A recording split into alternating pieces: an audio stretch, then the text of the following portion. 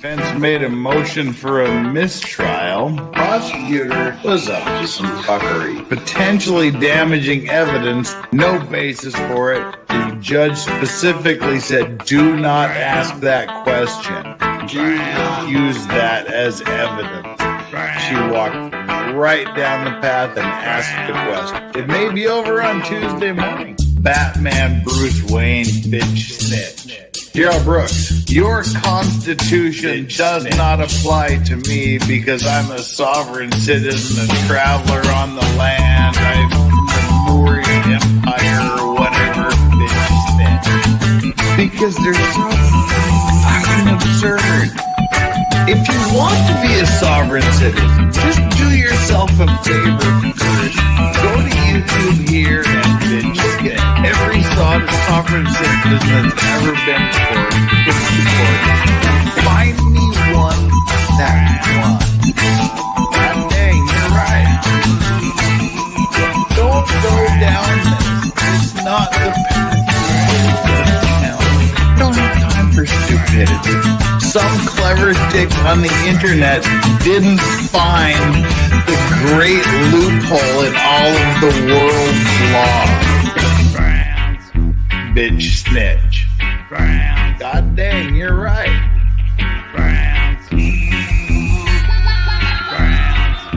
God dang, you're right.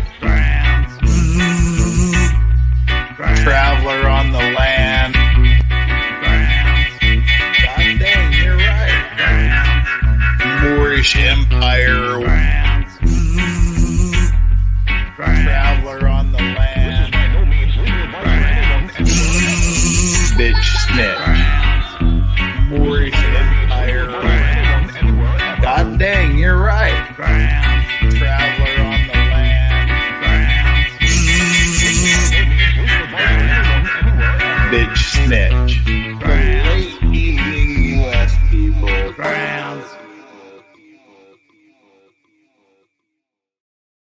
Good morning, good afternoon, good evening, all you travelers on the land, bitch snitch. What's up?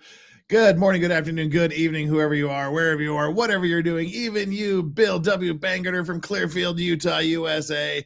I don't care who you're with, however many times you're doing. Wait, never mind, I got off track. Welcome. I'm just glad you're here on my little old channel I like to call Legal Vices, because that's what I called it.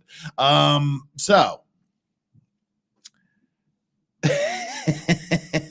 What's up? Let's just bring up our guest because we don't need to waste any more time. It's gonna be. How you doing, Megan Fox? I'm good. How are you? I don't have a lot of time, so we have to get into it because I'm supposed to be hanging with fam. Yeah, they'll be good. They just started some movie I don't really want to watch. All right. Well, good morning, gringos, and gingras. How are you doing? See, there we go. Megan Fox asked the question backstage, but Slinky picked up on it. This is Gringotts Bank from Harry Potter. We're talking about Gingras, so I thought Gringotts would be a great place to do it. Oh, that's funny. Gingrat. Let's call him Gingrits. That's hilarious. Yeah, so it's Gingrat the Gringo. Although I do like Douche Canoe. Yeah. I like John Douche Canoe, which I have been feverishly working on a Lego canoe. So this is my Lego basic canoe, right? Yeah, it's not great, but it's actually going to be a sign. I have like a little thing to connect it to a building because I'm working on Douche Canoe Esquire and Associates. So it's going to be part of the sign with like a little guy with an oar in it and possibly someone with a baby bump. I don't know. It'll be outside the building though. It's pretty cool. I like it. It's hard to make a canoe out of Legos, dude. It is. They're kind of basic. It's hard to make simple things. Like make a circle. You can't. How are you doing, Megan Fox? I can't get Tug's impersonation of Tramp Stamp Lawyer out of my head. Oh my God. I can't. I can't get it out of my head. And by the way, Tramp Stamp Lawyer is still trending on Twitter. Oh, yeah. Please keep it going. Oh yeah. Please keep it going. We're going to be taking a walk through his Twitter here at some point today. Wow. So for those of you that don't know, Laura Owens, who are now authorized to say her name because he told us we could and had to. Her new lawyer is like all about Mr. Open. He's Mr. Open. Say, I have been using her name from the beginning. Not in vain, though. We can use it to talk about it. Thou shalt not use the name of Laura Owens in vain. But I have. I've been using her name. You have from the beginning. But I just because I like I said, I didn't want to give her the time of day. Didn't want to make her name out there. Just keep the fame that she wanted away. And don't say she doesn't want fame. She's gone after TV stars, football players, and she wants to be seen. So. Did you hear that her new lawyer, John Dushkanu, did you hear that he's quitting Twitter and he's also quitting talking to the public? He says he's not going to talk about this case in public anymore. I have $1,000 that says actually I don't have $1,000. I have about $38 that says he will be back. He will be back. Well, he posted an hour ago. So what did he say an hour ago? I'm blocked. I can't see any of it. Thanks for the $1. Oh, well, yeah, we'll walk through. It says, thanks for the $1. When I go to the casino tonight, I'll put it on the roulette wheel and let fortune decide my fate. Also, I don't plan to make further public comments for now. This was the one. The process was helpful, but not very productive. Move on to other 10. It's not going well for him. No, it's not. We'll definitely talk about him. But let me see. Where did I put this thing? Yeah, this was one of the first. No, that was not one of the first. I'm looking for one of the first tweets he put out. Oh shit. No. We talk too much. I can't scroll back. Aha. No. Anyway, no. He gave permission basically to everybody. Aha. He said, and to be clear, my client is Laura Owens, and she does not need her name to be redacted from anything. She asked to seal this. The judge said no, and Laura accepted it. So names are not off limits because Clayton opposed sealing anything. So we will apply that rule to all. That's a pretty good tug doing tramp stamp lawyer. It was pretty good. Well, thank you.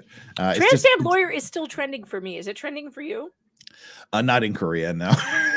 It's not trending. I'm trying. But in case we're wondering. How do you say tramp stamp lawyer in Korean? You just can't because Koreans aren't stupid enough to get tramp stamps.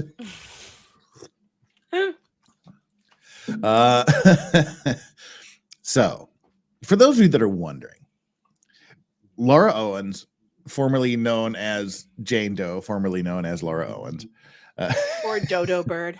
Yeah, she has now been confirmed to be telling the truth all along. She's been confirmed that everything she's been telling us about Clayton Echard and her situation is in fact true. 100% true. Because her lawyer told us so.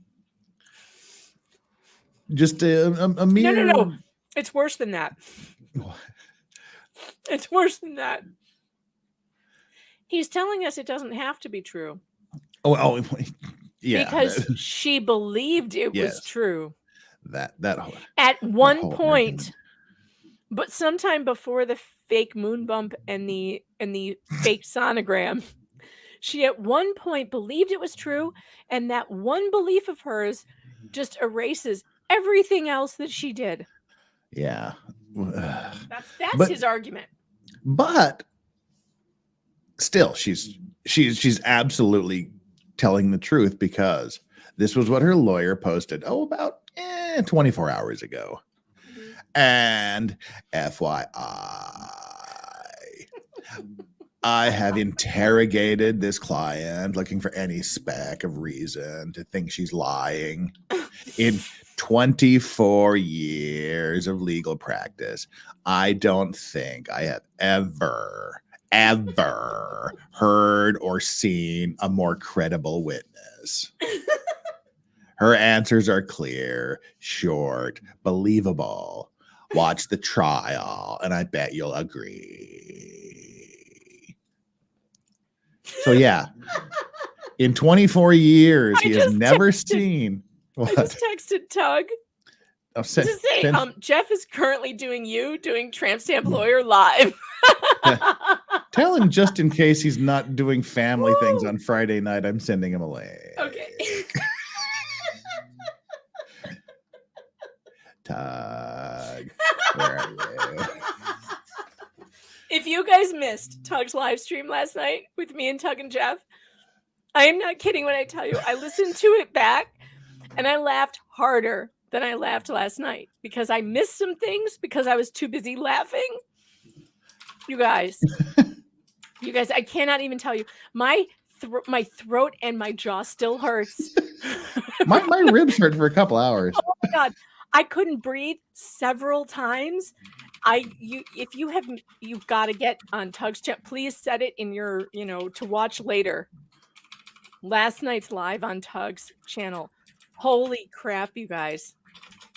I don't think I've ever laughed that hard in my life. Yes, it's still up. Tug is leaving his lives up on YouTube now. Yeah. Oh, great. Great. Okay, I sent him a text. Said, read in Gringus Fry voice. Tug, if you're not busy, get in here. So, all right. Well. Okay. Sorry. We'll see what happens. We'll see what becomes of that. I jump when someone 500,000 subscribers tells me to come.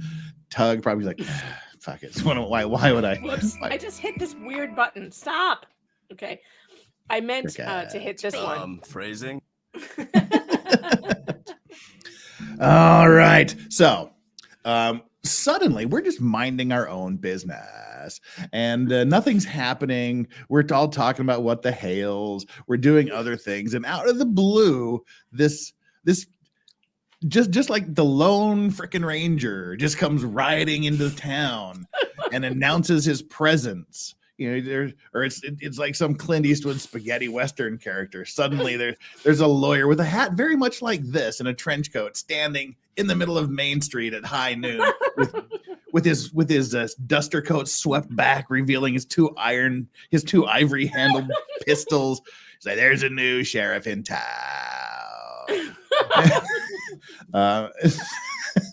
And there he is. He's announced his presence. And boy, he dropped a motion, which Megan is here. So the chances of us getting through it are about 40% to none. And if Tug comes, we'll just duck out. If one of my kids comes up here, I'm going to be like, I gotta go. Go and come and go and come. Keep coming back when they start to annoy extra you and large ignore and Um, you. extra hard. Exactly. Phrasing. Damn it, Jeff. So this come and go. That's what Laura did. No, that's what Clayton Echard did. That's what Clayton did. Yes, twice. He came and went. But yeah. So, all right. Maybe in the canoe, I do have a little Indiana Jones character with the hat and the whip. Maybe I should put him in the canoe. So it's like a gunfighter. Maybe I could get like a gunslinger. That might be funny. What I think you need to do is make it a little bigger than that, and then get like, I'm sure there's, I don't know, I'm not sure, I have no idea. I'm sure there's got to be like some sort of travel size douche container or something you can just put in the canoe. Make the canoe a little bigger and just get like I don't know if they have single serving douche things, but draw a little face on it. And put a tramp stamp on the yeah. That's what I think. Tramp stamp. Wendy Bono, the $5 super chat says, I was laughing so hard I had to put a diaper on. I don't doubt that. That's a true statement. I mean, it was epic, you guys. I'll tell you how bad it was. I wasn't drinking. I mean, I had one drink the entire night. I had one bourbon that was this much. I felt high and drunk the entire stream. I was only there for an hour and it was hilarious. I felt high and drunk the entire stream because It was so intense. The laughing was so intense that I think the endorphin rush was like several hits of cocaine. I'm not kidding. It was insane, you guys. It was insane. Do not miss it. And I'm by the setting way, a Jeff, goal. Yes. you did not help with this. I'm going to share my screen, and I need you to put this up on the screen. What have We I have done been now? accused, by the way, of the douche canoe lawyer of being cockroaches, looking for that cockroach cash. Yes. And we were trying to make AI make cockroaches wearing hot pants, and we couldn't do it. Hot pants. Jeff managed to make it happen. I can't stop laughing at this. This is Megan and Todd. Our cockroach cash and for breadstick money. The cash roaches. The cash roaches. And Tom's going, Megan, look what I found. I just under love the fridge. What I love is it suction cupped the umbrella to his head. Just like attached with a suction cup. This is going down as the funniest time of my entire life. Like, I've had so much fun with this new lawyer. I can't even. Tug's got the roach bulge. The roach bulge. Hot pants. We can thank Dave Neal for the hot pants. We were saying skinny jeans, and then somehow it morphed into hot pants. And short shorts. We were trying to make it do short shorts, but it just couldn't get it. And then hot pants. Oh God, you guys, you're missing it if you haven't. Yeah, Joe's apartment. Remember Joe's apartment? Oh my God. Burning Sensations goes OMG, Joe's apartment. Yes. Hey Joe. How was your day, Joe? Now I've got to go watch that again to see if there's like some clippable moments that are appropriate for this. Oh God. Last time I was like, I'm just a cockroach and I'm scurrying through this document. I'm scurrying. For those of you that say we do 17 minutes of bullshit, go fuck yourselves. This is funny. It is funny. It's funny. Come on, it's funny. Now, new lawyer guy, Mr. Gringuts. I got to take off this background. It's stupid as hell. I just wanted that on there because it was Gringuts. And my name. What you need now is Joe's apartment behind you. Yeah, we do. Oh, we'll work on that. Find Joe's apartment. God, I'm so glad you brought that up. That brings back such great memories. I laughed way harder than anyone should laugh because at the time that came out, I was living in a little roach apartment in Chicago, and I had a roach problem because my neighbors had roach problems, and if your neighbors have roach problems, so do you in a building. Yeah. And I will never forget waking up and leaving like something in the sink, like a dish or something, and the roaches scattered, and my fear of leaving anything out just burn it to the ground. And that skit, that Joe's apartment, it's epic. If you guys don't know what we're talking about, you've got to go watch it. Oh, that's a great movie. That is like what living in any major city is like if you're in an apartment building. Who's barking? Is your house being broken into? I've never heard Yoda so upset. Oh, Yoda does his 5-minute freak out twice a day. Is there a mailman or no? He just barks at the sky. Yoda, quit barking at the sky. Okay, we'll just call this picture Joe 1, and we'll call this picture Joe 2. God, Joe's apartment was the greatest thing ever. All right, we have choose your background, people. You're gonna decide what background that I use. Let's see. Got to upload them first. And while I'm doing that, you all should go take our like and subscribe poll today. We got 483 people here, probably wondering what the hell is going on. 232 likes. Less than half of you have done your job. Get down there and hit that like button. Hit the subscribe button if you have already subscribed. Just double check to make sure you're still subscribed because YouTube is asshole. Today's like and subscribe poll. What do we think about Laura's new lawyer? He will be fun while he lasts. He'll be the next victim. Hashtag me too. And yikes. Hashtag. And yikes. Yes. Oh my God. Yes. So those are your, who's winning so far? What's winning so far? Yikes. Yikes. Yikes is winning. Oh, Lord have mercy. I'll tell you what, we're gonna make a goal here. We're gonna make a super chat goal. At $200, at the $200 mark, I'm gonna do the rest of the show in vocal fry. I'll do the rest of the show in vocal fry mode if we get to the $200 excellent. Super chat. That's excellent. Echard. Okay, and here you will are our pay choices. for it tomorrow. You'll be like, why does my throat hurt so bad? And I gotta delete two things before I can. Okay, we can delete that anime picture of me that went wrong.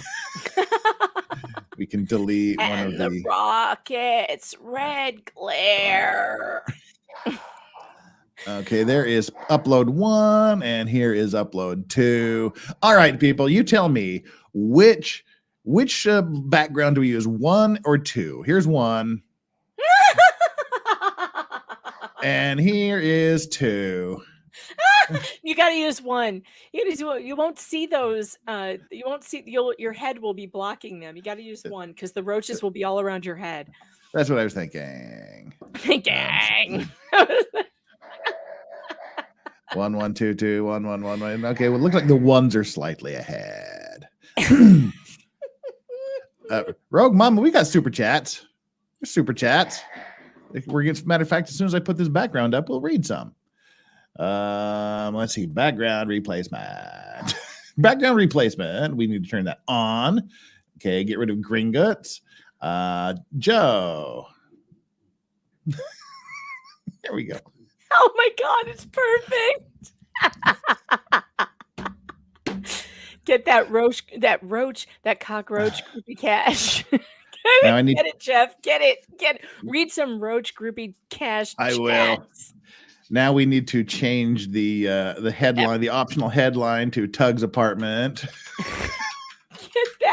Get that breadstick money. Yeah. Oh, all right. We're going to Olive Garden. We're getting the breadsticks.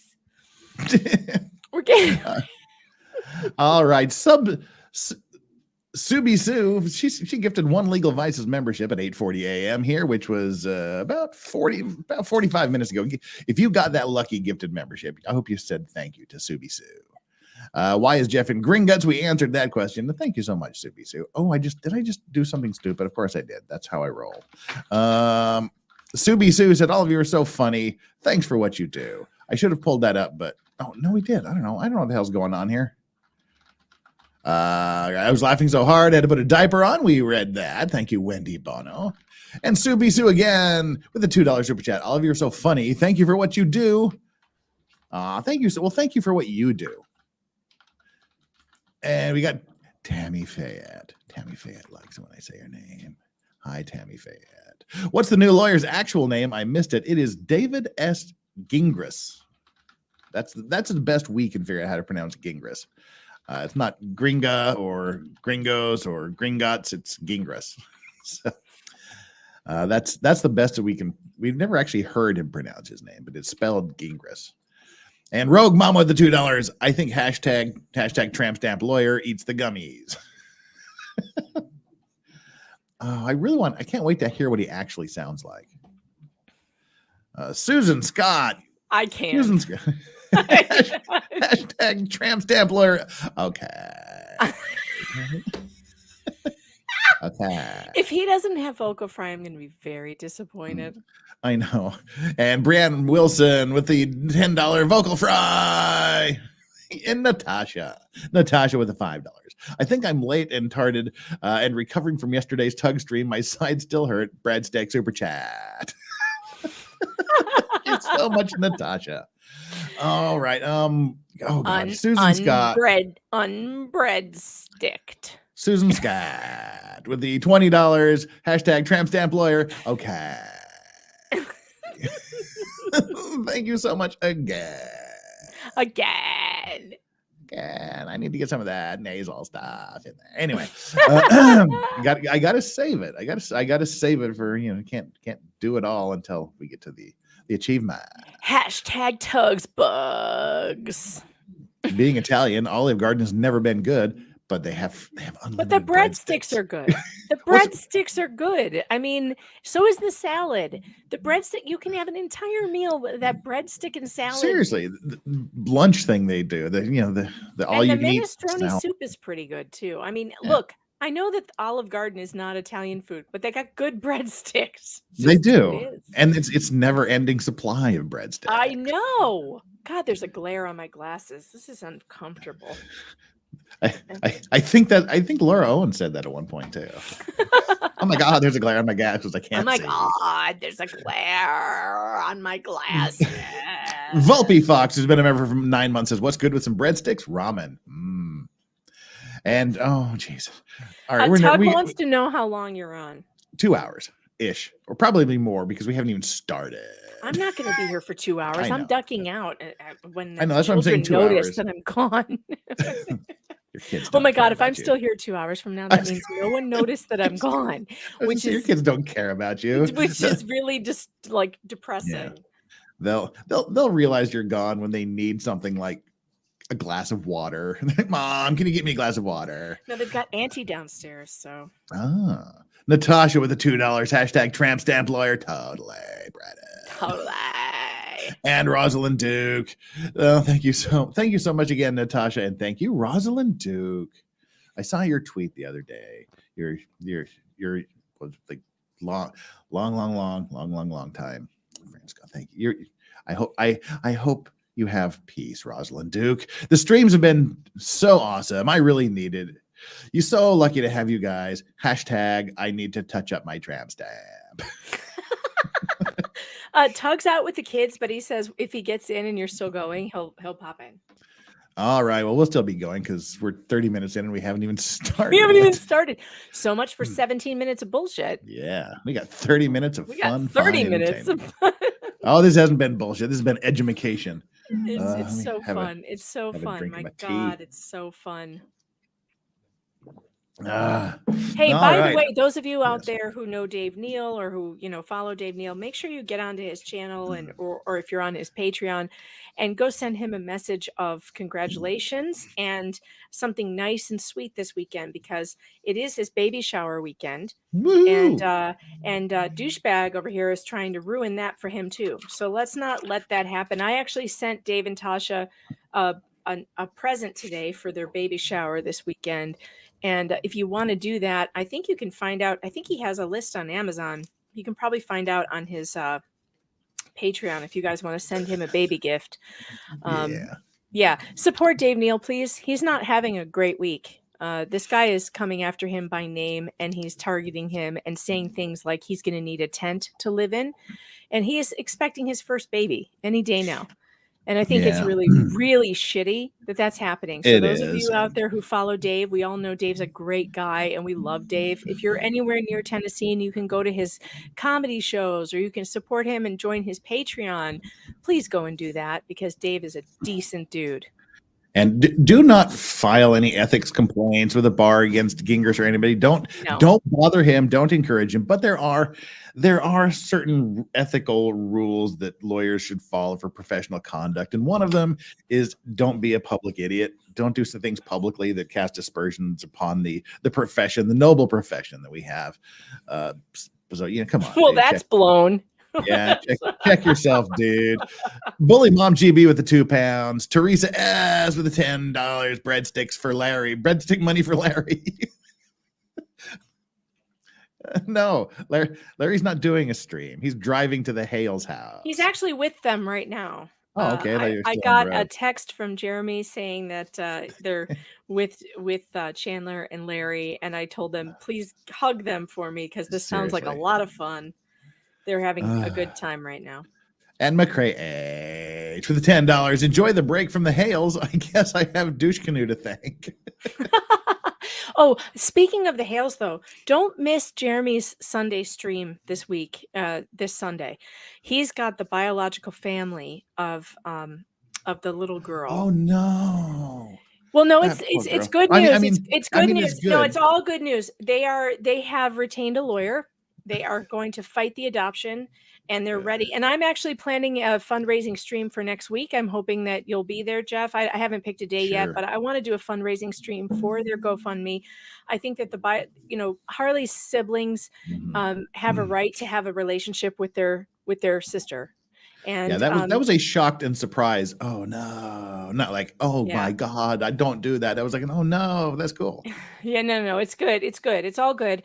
And they're ready to fight. They've retained an attorney, an adoption attorney, and they're going to go and question. They're going to bring that up in court. So next week, I think it's going to be really, I've never done a fundraising stream before ever, but I feel like this one really hits me in the feels right where it belongs. Yeah. And I just, look, this has been a very important story with all the bullshit going around. Like, let's keep the focus where it belongs. And there's a little girl out there whose biological family wants her back. And the two aunts, you get to meet them on Jeremy's channel.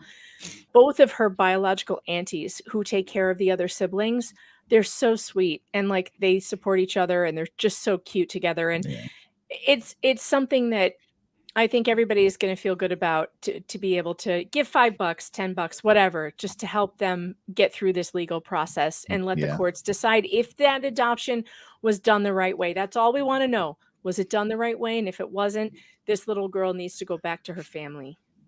All right. That sounds good. And that's going to be interesting to watch unfold.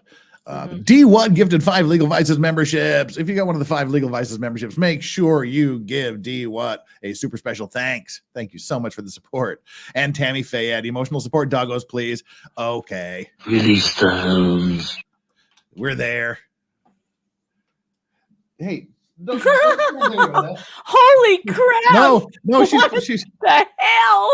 She was playing with her toy, but it certainly didn't look like it. Now she's licking her feet. Oral activities happening in the doghouse. She's licking her foot, in case anyone is wondering. That's not what it looked like. I know. Natasha, the $5. Can we get on with it? All right, I'm going to read the next 3 super chats, and then we'll have to go in stages. Otherwise, we'll never get here. I like that the judge is totally going to problem to have, Jeff. Yeah, that the lawyer with a stale breadstick straight to the ethics of the breadstick board. No, geez. And Shade Chaser seems Dave is too nice, and that's why they target him, not medium nice Megan or Jeff. And Bully Mom, oh my God, you're so funny. I forgot to put a massage in my previous super chat. She means message, I think. Massage. Yeah, but I think it's funny. I think it's funnier. Lol hashtags. All right, we gotta get going on this because we've been 35 I know. minutes. Open it up already. I need to get back to the activities. Can we start halfway through? Because I've read the first half, but not the second half. Did you guys hear that? She literally said, "Would you get on with it?" to me. Nobody cares. All righty then. Maricopa County Superior Court, State of Arizona. The Honorable Julie Mata. Motion for extension of time to respond to. Now, look, he's asking for more time. Well, he asked because I don't think he. All right, I fucking hate my brain sometimes. I had 13 different thoughts go into my head at exactly the same time. Okay, this is a motion for extension of time to respond to respondent's motion to compel. That is Clayton is trying to force them to give all their discovery and do all these things.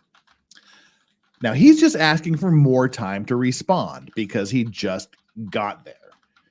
And that's really all he has to do. All he has to ask is very, very shortly, I just got here and I need some time to get up to speed on this case. Can I have an extra 10 days? This should be just a couple of pages. One page, maybe 2. This is 39 pages. It's absurd. Any judge looking at that doesn't even need to read it. She's like, TLDR, denied. Yeah, and she denied this so fast. I don't think I wasn't even halfway through reading it before she denied it. Yeah, that's how quick.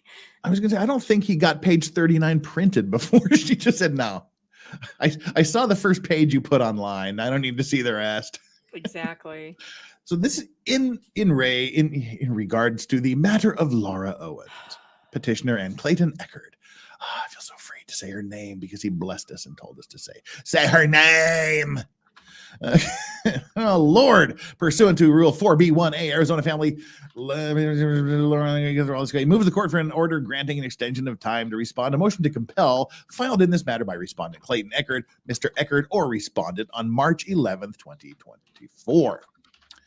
Good cause exists for this request for multiple reasons, like 39 pages worth of reasons, as discussed in full below. In addition, and for purposes of clarity, without an extension of time, petitioner's response to the motion is currently due today. So like the day he filed this, he's like, no, sorry, you got till the close of business to submit your response. For the reasons stated below, petitioner respectfully asks, I don't think there's much respectfulness about this motion personally, asks the court to extend her response date for 10 court days, meaning if this request is granted, the new response date would be Monday, April 15th. Well, thank you for My telling birthday. the judge. Yay! Happy birthday Thank to you. me. Thank you for law-splaining to the judge and telling her what day is 10 days from now, 10 working days from now. I'm sure she appreciates that. Why are you guys looking at each other's feet? It's weird. Baggy, get over here. I'm sorry to bother you, but you're the only one that listens when I call. I was going to try to call Yoda to stop licking your foot, but Yoda doesn't even know Yoda's own name because Yoda's dumb as hell. All right. You may resume your positions. Positions, by the way, is a word that this attorney likes to use a lot. He references Clayton's positions quite a bit. It's kind of disturbing. His client's position. Lots of positions and pricks. Lots of pricks. Yes, there's a lot of pricks. There is. We got through one paragraph. That was good. Well, 2 paragraphs, 3 paragraphs. We're doing good. Introduction. We're doing good. This is where we get all the light and knowledge about what happened in this case, or not.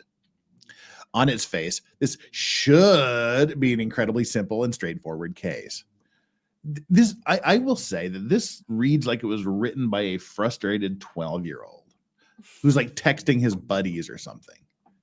This is not the words you use in a professional motion to a judge. He wrote it as if it was a Twitter thread.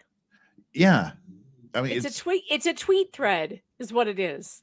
And it's not like he's like a new lawyer. He's not like he's a new young lawyer that just talks like this. He's just a couple of years younger than me. He's 3 years younger than me. And I could not imagine writing a motion like this. Jeff, he has done 69 plus 10 federal cases. Oh, yeah. Well, God, oh my Lord. Yes, I can't imagine writing a document like this and submitting it to a court and not expect her just to bitch slap me. Oh, I totally expect that's what she's going to do to him. I expect it. The Japanese Yakuza, we won gifted 10 Legal Vices memberships. Make sure you get down there. Make sure you get down there and smash that like button.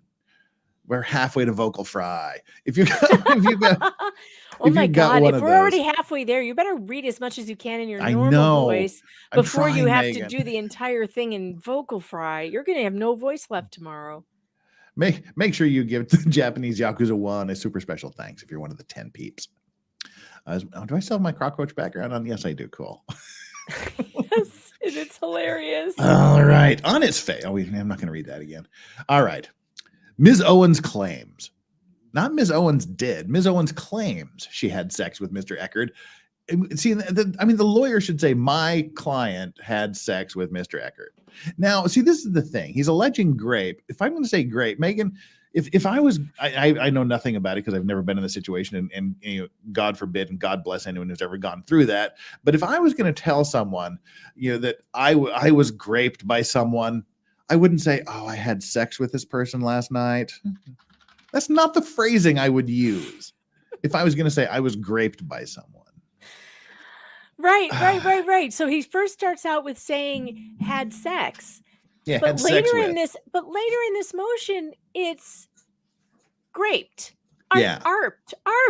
Yeah. I tell you, arped. That's my new favorite way to say it Arp. instead of is arped. Arped. Because Okay, it it's also arped. it's arped because it also sounds like you might be having a hiccup or something. Yeah.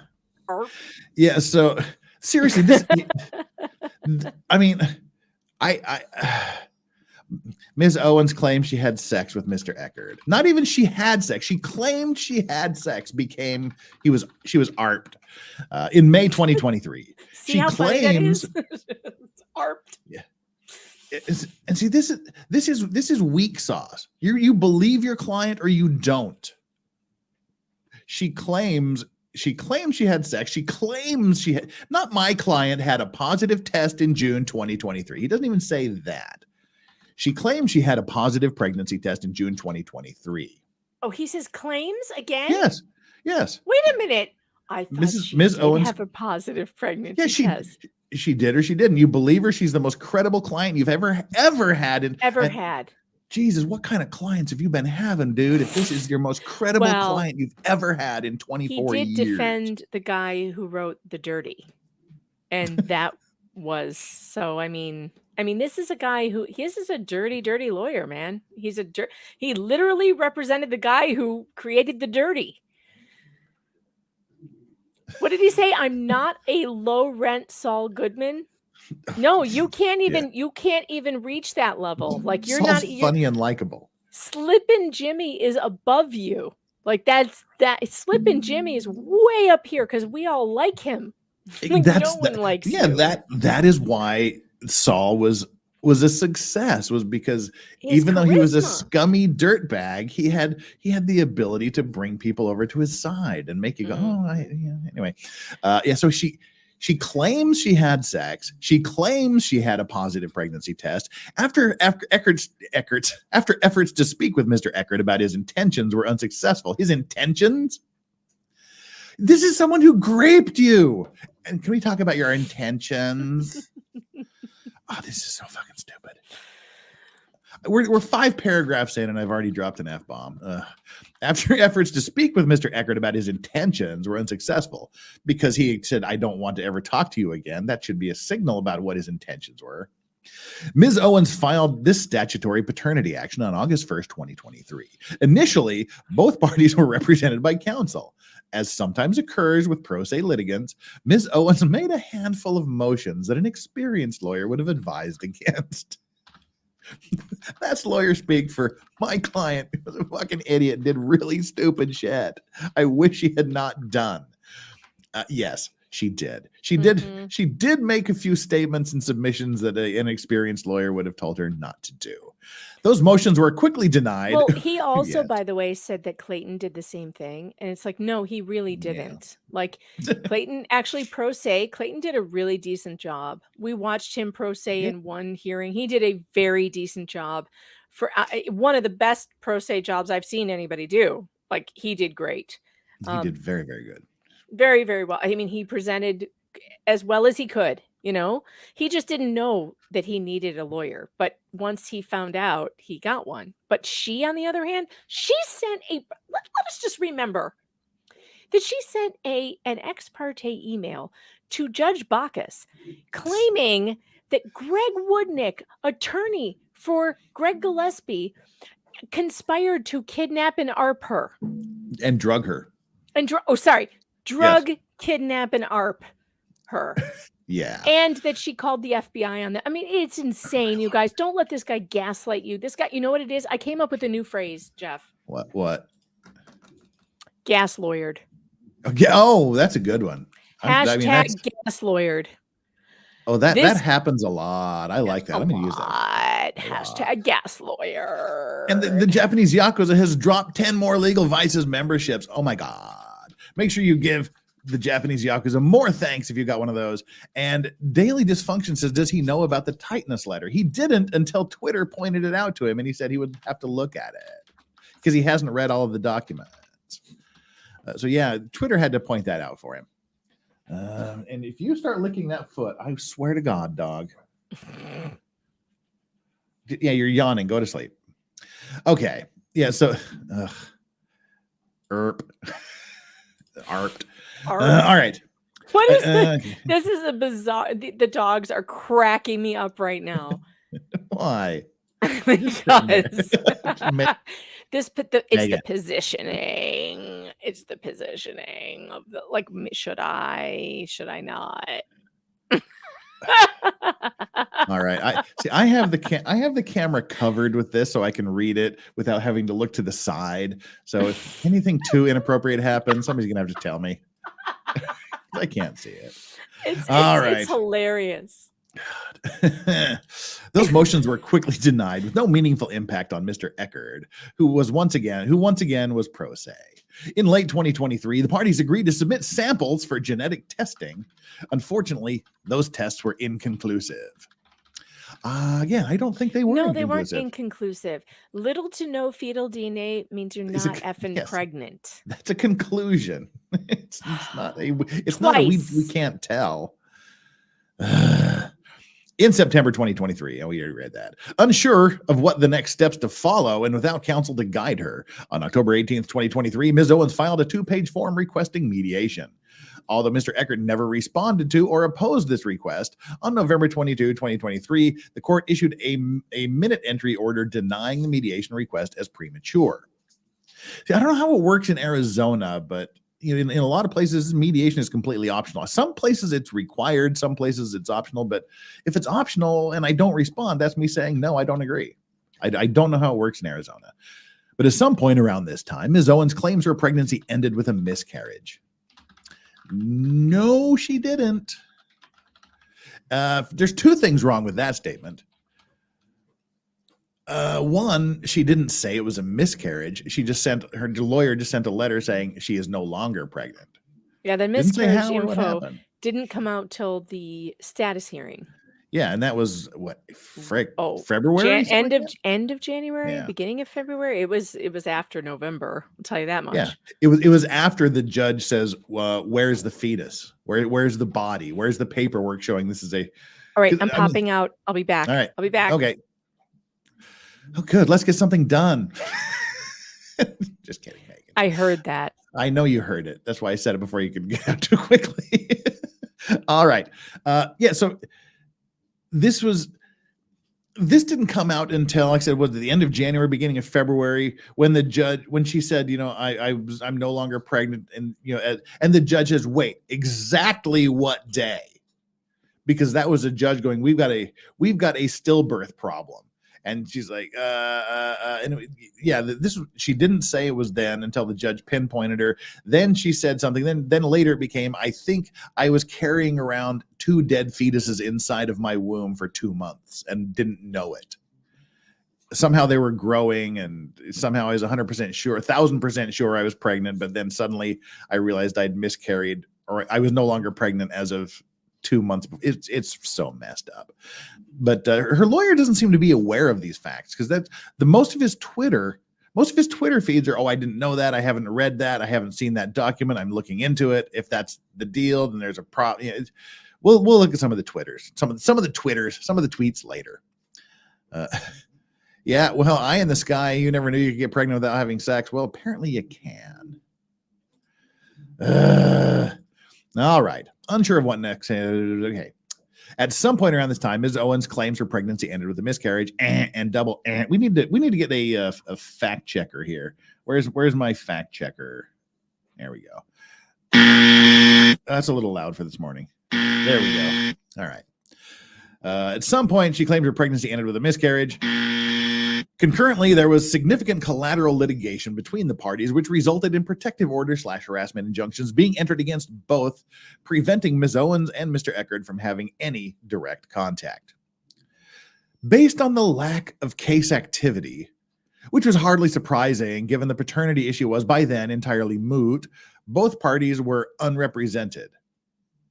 It was not entirely moot on December 4th. Nobody knew, except for like the smart people, that she wasn't pregnant, but nobody knew that if she was pregnant, she was no longer pregnant on December 4th. There was no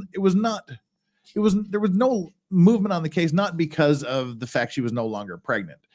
This is so stupid.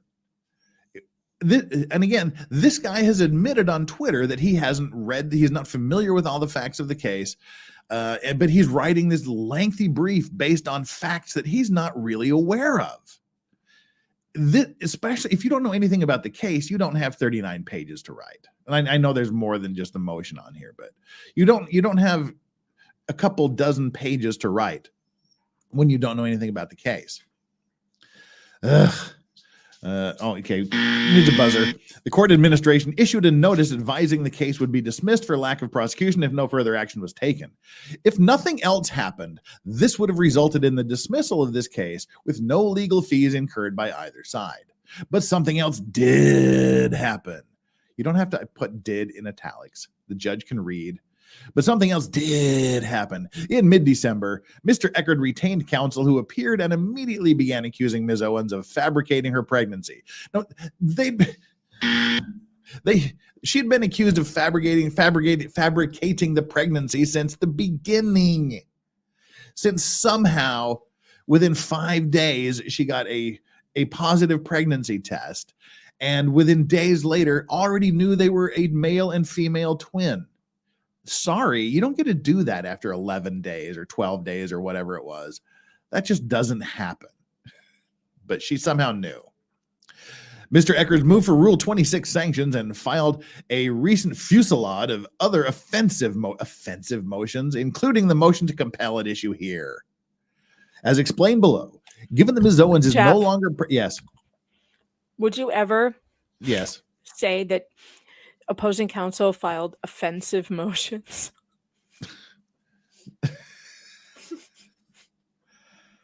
Offensive motions. I'm offended by the motion. Triggered. Hashtag. Ms. Jackson from North Carolina, $5. Listen, Megan, you already made my stomach hurt and my face hurt last night. You got to stop. No, don't stop. I love it. Don't stop. Oh, keep stopping. Oh, stop some more. Just keep stopping. All right. Gotta save the voice. We're $94 away from permafry. Oh my God. Everyone be quiet. I don't want to be found out. I want to stay on the stream. As explained below, given that Ms. Owens is no longer pregnant and there is no other immediate exigency, urgent need. She had urgent needs. That's what I mean. That's why we should call the documentary Fetal Attraction, Urgent Needs. Good cause exists to grant a short extension of time for Ms. Owens, though through newly retained counsel, undersigned, to, you're obviously her new lawyer because you... Why does he put that there? we clearly know that you're newly retained counsel because she's never heard of you and you signed the document. You don't have to say, it's me. To respond to the motion to compel, before those reasons are explained, it is important for the court to understand the broader context of the case as it bears directly on the substance of the dispute. Oh, I'm sure the judge knows all about the case because unlike you, she's read all the filings and she's seen all of the evidence that's been submitted. Okay, stop earthquake cam, dogs. Stop Taiwan quake cam. There we go. All right. Oop, there we go. Good. Sorry, Straubs. Do we have... No, there's no more dogs. When the dogs move back into camera range, we'll put the doggo cam back on. No, they're gone. I'm like, what are you talking about? The dogs are gone. No, she was under the desk licking my foot. All right. Yeah, the court knows. Unlike him, he hasn't read everything. The court has. The court has read everything. She knows all about this. At least the parts that she's been told. Somebody's client may not have given any discovery to the judge about any valid and legitimate and oh my God. All right, we know. He doesn't, we do. We can move on. Grr. The actions arises under circumstances that when viewed in full may start to sound eerily, oh my Lord, here we go, sound eerily familiar to another legal matter that also recently made headlines. The case brought against former, is your soundboard ready, Megan? Yes. Are you there? Okay, good. This action arises under circumstances that when viewed in full may start to sound eerily familiar to another legal matter that also recently made headlines. The case brought against former President Donald Trump. You are fake news. Quiet, quiet, quiet. Like columnist E. Jean Carroll, indeed, excluding only the alleged pregnancy of Ms. Owens, a fact not present in Carroll. Both cases are closely analogous. No, they're not. No, they're not. So this is Trump's. You are fake news. Nobody cares. Nobody cares. This is a lawyer with Trump derangement syndrome. Oh yeah. And as we go through this, we're 1/10 of the way through now. Great. Did you look at his? Did you look at his Twitter account before all of this? Yeah, his political leanings tend to be a little left. Tend to be. He's out of his mind. Like you guys know. I'm like, I know I used to be like a super Republican, but I'm black-pilled now. I just hate everybody. Everybody sucks. That's where I fall politically. Everybody sucks. And, now here's the problem. This judge appears to not be a left-leaning judge. No, she was appointed by. Okay, do your goddamn research. Okay. I know. Isn't this is? Go ahead. Educate the people. He is so much like. Oh, I'm the best lawyer. Look at me in my federal cases. I have 69 plus 10 cases in the federal courts. And I'm gonna get the judge all triggered by mentioning Trump because everybody hates Trump. So I'm gonna throw Trump in here so she hates my client. Go ahead. As far as I know, Judge Mata was appointed by a Republican. She's literally probably a conservative judge. Yeah. She's a mama. She's from Arizona, which is a largely red state. Like, let's be honest. I mean, it's purple now, but Maricopa County is quite conservative. Oh, Maricopa County is quite conservative. Okay, remember Sheriff Joe? That's Mormon. I don't think it's a majority Mormon, but it's sort of like Salt Lake City South. Yeah. Oh, remember Sheriff Joe? I mean, yeah. Sheriff Joe Arpaio was like, dude, that dude was hardcore. Megan was not telling me to do my research. She was telling she was telling Laura's lawyer to do his research. No, Jeff already knows. Like, you really should. Okay, so one of the first things that lawyers do, correct me if I'm wrong, Jeff, but if you get assigned to a new case or whatever, you research the judge. Oh yeah, and if he's in Maricopa County, he should be very familiar with her anyway because that's where she is. Yeah, but he's not. He doesn't practice in her court. He doesn't practice in family court. He says that he did, but that was years ago. Nobody who practiced it. Okay, I have sources in Maricopa County Court. Mm-hmm. Yes. My family is in Scottsdale. I know people in Maricopa County. Oh, that Scottsdale is Salt Lake South. Yeah, and so my mom and dad have been living there for many years. My sister too. So like I've got sources there. I've got that. So anyway. Nobody in Maricopa County Court has heard of this guy. They do not know him. So whatever it is he's saying about like where he practices and whatnot, like as he described himself, is the Conor McGregor of litigation, is what he said. Oh, I'm sorry. That was his first tweet. Conor McGregor of litigators. Yes, that was one of his first tweets about this guy. I am the Conor McGregor of litigation. All right, so a simple Google search. And like Dave Neal says, I'm a goddamn moron, okay? I'm a dropout from a state school, from Arizona State, actually. Arizona State. I dropped out of Arizona State. I'm a moron. But with a simple Google search, it took me 2 seconds. This is what I found out about Judge Julie Mata. Judge Julie Mata is a judge for the Maricopa County Superior Court. She was appointed to the bench by Governor Doug Ducey in 2020. Well, Doug Ducey is a Republican. During her judicial tenure, she's had assignments in the juvenile, probate, and criminal courts. Before that, she was an administrative law judge for the Arizona Department of Transportation. My sister did that for a while. She not in Arizona, but in Maryland, she was an administrative law judge. She traveled around as an administrative law judge. As such, she presided over cases involving suspensions, denials, and revocations of driver's licenses. That's a shit job, by the way. Like, she put in her time. Mm-hmm. She also had a private practice before that. She got a BA in public administration and political science at Northern Arizona University in 96. So, I don't know. Like, appointed by Doug Ducey, has a BA in political science, I don't think it's a coincidence. That's all I'm saying. Maybe, perhaps, brother, you should be concerned about trying to use Trump as a weapon against a judge who might have voted for him. Look, I'm going to show something here real quick, and then we are going to continue and hopefully get to page 4 before midnight here. This is why I'm still not in the second part of this fucking motion. It's so crazy. You're not going to be able to get through it because it's so crazy. This is Saturday morning here. I got nothing but time. I have to bring this up here. David Gingras. I want to. Sorry, I'm still eating. That's why I have my camera off. No, you go right ahead. You just make me jealous for pizza. It's pizza night in the Fox house, which means it's coming hot out of the oven. I'm not missing out on that. Delish. All right, here's a thing. This is a thing.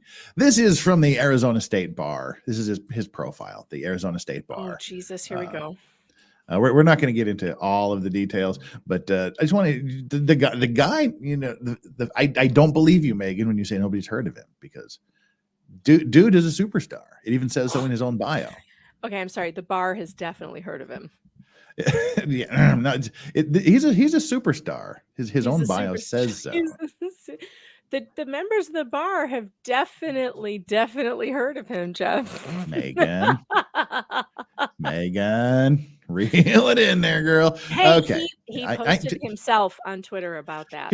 Here is his picture. I know you can't see this, but his biography.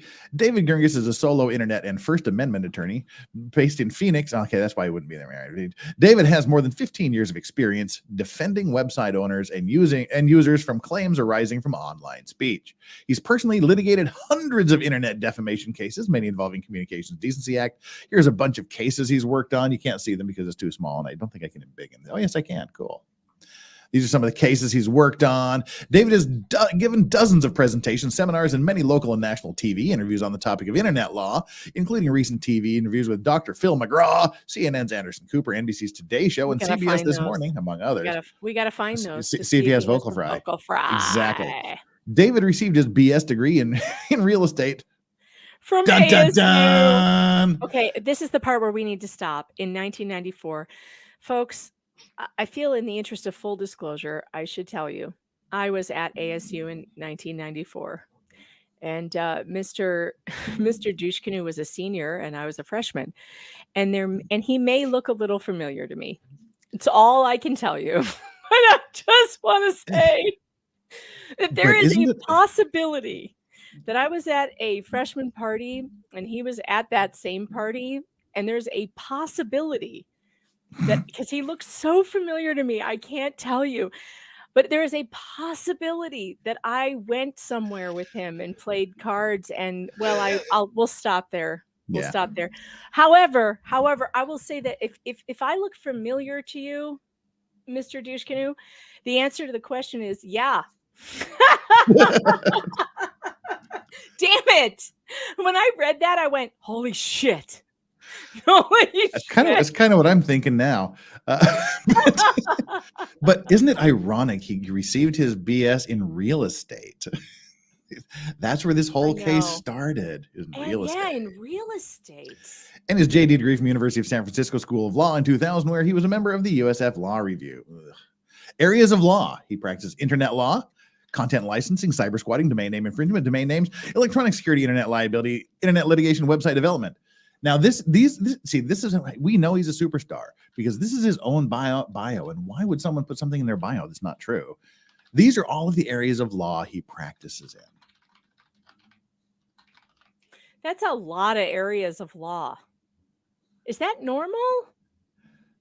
Tobacco litigation, welding products liability.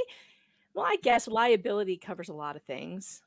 U.S. Supreme Court litigation. There's not a lot of lawyers that are licensed to practice in front of the U.S. Supreme Court. I know that he said he had a case almost go to the U.S. Supreme Court. I don't think he's ever had a case go there. So I don't know if that's like a. I don't know. Is he licensed to be? I don't know. I don't know. I don't care either. Flammable fabrics. Is that like an actual area of practice? Flammable foodborne diseases, breast implant litigation, bicycle product liability. This is a lot of areas he practices in. Good for you, bud. I got like 4. I mean, is that usual? To pad the shit out of your bio, yeah. But I'm not saying he's padding his bio. I'm saying that's a lot of areas to practice in. I'll just say that. Okay. All right. That's a lot of areas. To be fair, though, he has been in practice for like 24 years, so that's a long time. Yeah, well, I've been in practice for 28 years, and I've got like 4 areas of specialization. I mean, I could break them down into, this type of contract, that type of contract, the other type of contract, but it's all contract. It's all contract. Yeah. All right, back onto our little thing we're doing here. Let's continue with page 3. By the way, those of you in the chat who want to know, at ASU, I majored in sun tanning. I was very good at it. I was the best sun tanner in the entire state of Arizona. I lasted for about I majored in it, and I was great in it for about 1 year, and then it was a perhaps a forced dropout situation. But yeah, ASU is not exactly the place that you go when you're very into education, shall we say. No, always like Playboy. I don't know if they still do, but back in the day, Playboy would always do like an annual top party schools, and it was always Utah State. It was always ASU or Utah State University. We're always like vying for top slots. Like serious students do not go to ASU. Yeah. Okay. They don't. Never met one. Never met one serious student at ASU. It was a fun place, though. Very fun. Had a lot of fun there. The pool area and the swim team, and especially good to look at. Fantastic gym, fantastic pool. Does not get better than that.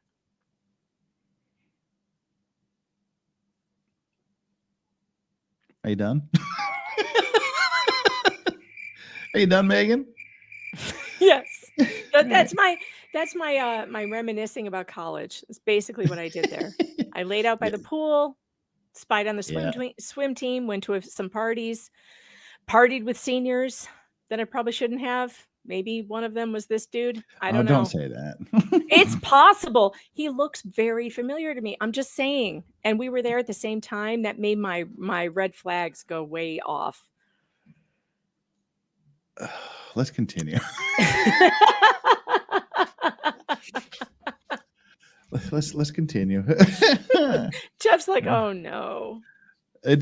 Julie O says, if it's been 18 months, does that make me twins? Thank you, Julie O. And Natasha with the $5. This lawyer like totally has breadstick size issues. He's like, hey, look at my breadstick. It's so fresh and hot. I'm the best breadstick lawyer ever.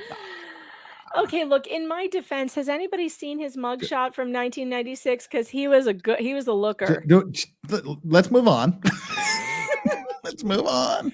I'm just saying it's out there. It's on Twitter if you want to find it. This action arises. Sorry, I didn't even finish. We've only read 2 pages, Jesus. And the first half of the first page is all the names of the parties and shit. Okay, as explained below, given that Ms. Owens is no longer pregnant and there is no other immediate exigency, good cause exists to grant a short extension of time for Ms. Owens through a newly retained counsel undersigned to respond to the motion to compel. Before the reasons are explained, it's important for the court to understand the broader context of this case, as it bears directly on the substance of this dispute. This action arises, like Clayton Echard arose, under circumstances that, when viewed in full, may start to sound... we did this. Thank God I'm not going to read President Trump is now a major part of this brief from here on out. Ms. Carroll's story is, like the instant matter, very simple. Ms. Carroll... This Trump Carroll thing has nothing to do with this case.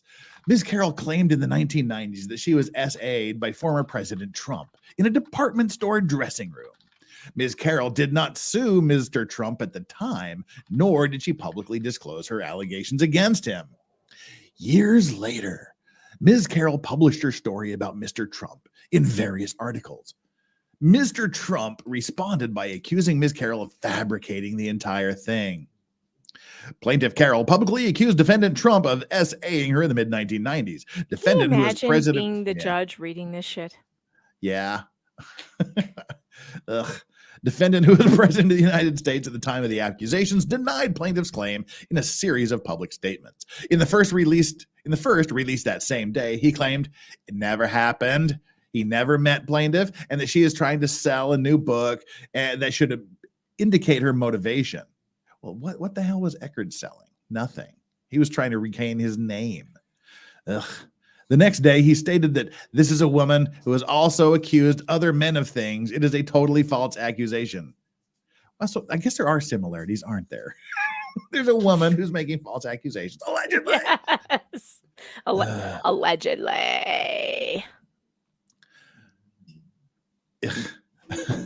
Oh, no. No. I think the lawyer's threatening client can bring our allegations later, saying it makes private clear. No, he already later in this brief, they make that accusation. Later in this motion, that very accusation is made. After Trump accused Ms. Carroll of lying about SA, Carroll sued Trump for defamation. Notably, due to the amount of time that passed, no physical evidence existed to support Ms. Carroll's assault claims. There was no DNA, no rape kit, no medical records. In short, the only evidence Ms. Carroll had to support the alleged assault was her own testimony, corroborated by a few friends she told at the time. Bullshit. Based on You are fake news. Sorry. no problem. I couldn't help myself. I know. It's hard. It's difficult. It's amazing to me that someone can say, and there was no evidence and nothing but her word against his word, and bingo, guilty verdict. What country am I in? China. Yeah. China. Thanks, Megan. But see, unlike that, there was DNA in this case. There was no ERP kit because there was no ARP alleged at the time. No medical records. Well, there were, but they were fake. I'm sure there might be some real records out there. So submit them. That's all you got to do. Submit those real medical records. Based on that testimonial evidence, limited as it was, a jury found Mr. Trump did, in fact, SA Ms. Carroll, and that he defamed her by accusing her of lying about what happened. This resulted in an award of damages to Ms. Carroll for nearly $90 million. See, judge approves Trump's $92 million bond to cover. Why would she click on this link and read this stupid fucking article that has less than nothing to do with the case? Remember, this is just a motion to get more time to file a response. And he's already gone off here to Trump and linking articles about jury awarding Trump verdicts in an SA case in dude has gone off the rails. Imagine this man is asking for more time. He doesn't have time. He doesn't have time to understand his case, but he has the time, to write this absurd bullshit that goes on for pages and pages. And if I'm the judge, I'm like, oh. Go fuck yourself. But go fuck yourself. See, and again, this is exactly what I would have. I was thinking the same thing, Megan. If I was the judge and I got to this point, I'd be going, well, you could have spent these hours researching the case. You could have had a 38-page response. Yeah, you could respond. You spent 39 pages telling me about Donald fucking Trump. I don't care about Kate the cat Donald mom. Trump. No, he did not just graduate. He's 3 years younger than me. 24 years of lawyering. This is 24 years of lawyering, folks, in federal fucking court. This is the guy who's like, I try cases in federal court because that's where the high profile cases go. And Julio with the $10. I majored in finding alcohol on Sundays in Tri-County while also skipping every class before noon. Oh, you were from my graduating class. That's me. The WIU drunk bus added a stop at my house on weekends because we had so many parties. Oh my God. We could have been roommates.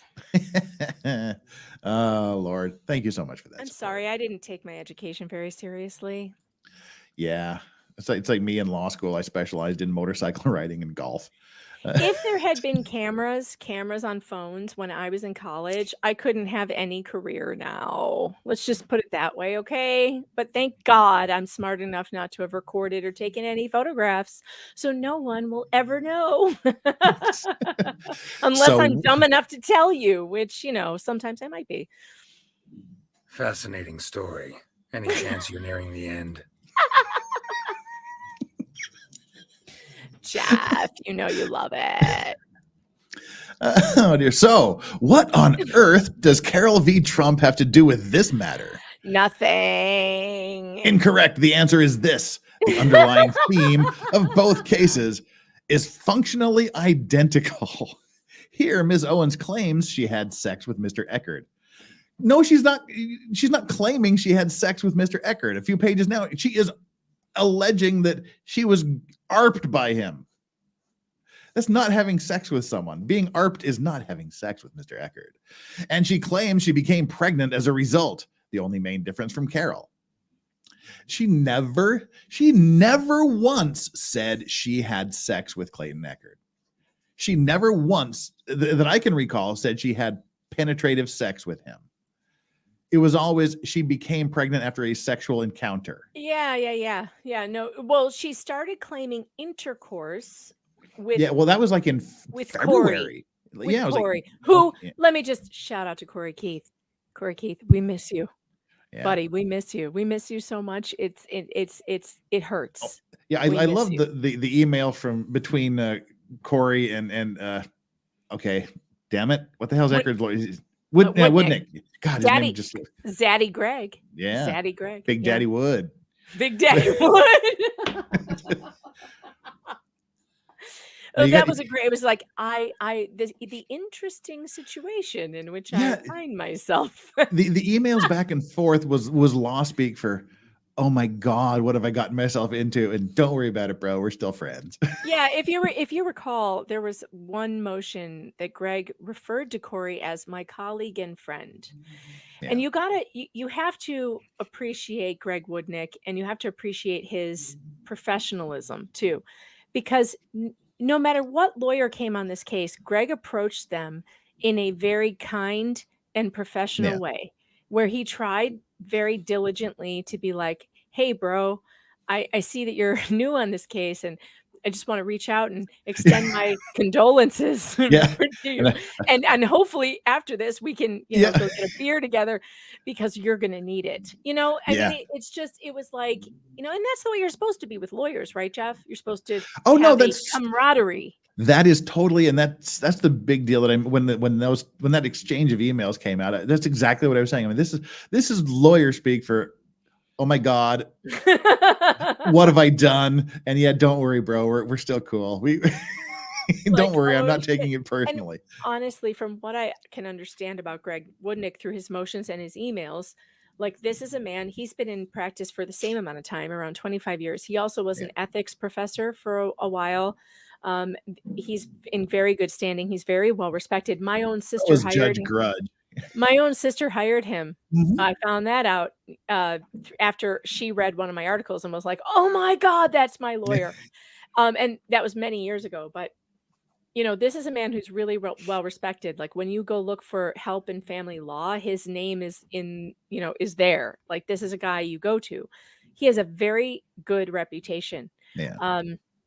So this going after him the way that this lawyer has done by calling him offensive and I don't think he knows I don't think I have a button for that. Here it is. Where is it? Here it is. Inconceivable. I don't think that means what you think it means. I don't think it means what you think it means. Well, having babies from getting a blowjob is inconceivable. How did we not think of that until this moment? Oh my God. All this time. I know. I just thought that. And I never hit that button before. And it oh my God, I can't believe it. She lied. Listen Tale says, why use a case where Trump wasn't found liable of ARP to argue his client was ARPed. Well, here they're just arguing that he was essayed. Wait a minute. Yeah. I thought they did find him liable for that. Well, they Am I did. It wrong? cost him $90 million. Yeah. They well, did they find found him him liable. Yeah. It's Which but was not absurd. guilty. Absurd. Yeah. And Dina with the $5. You two are better than a comedy movie. High from Seoul. High up in Seoul. Hope you're doing well. It's a nice, partly cloudy day down here in the south of the South. And Malcolm Wilhelm. Wait, what have I missed in this case? Laura Owens now claims she was GERPed or she was ARPed. Yeah, we'll get to it maybe. It's down here. If we ever get that far. It's coming very soon. Just like Clayton Echard. That's what she said.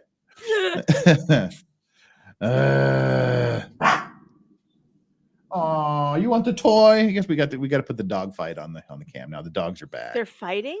The dogs are back. No, there's Look one like fighting. there's one Megan. My dogs are so stupid. They're so funny. What's up, Straubs? One is standing over the other one, like Yeah, and they're fighting over the toy that's in front of them. There's like there's 10,000 toys scattered around the house, but it's Which got to be one's about the on one. top? Who is Yoda. that? That's Oh, Yoda. it's Yoda. He's got his nutsack on Strawberry. It's Well, he doesn't have if he had a nutsack, it would be on top of his sister, Megan. Oh, they're brother and sister. Yes, Why they did I are. not know this? Because your mind is a filthy, filthy place. Well, but it's funny. That's exactly something a brother or sister would do. Like, I'm sitting on your head. You make me stop. Get off my head.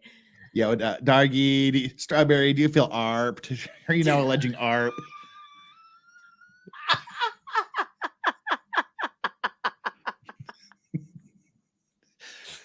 Oh my God. Please don't teabag your sister on camera. No! The hell? This is I can't take you to exactly anywhere. the kind of internet lawyering that I do. Have you All been this- ARPed and teabagged? All this Call sex now, talk. douchebag, Esquire and Associates. All this sex talk is making the dogs randy. All right. Have you been incested? By monetization.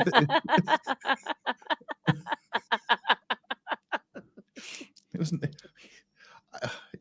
nice. Call now.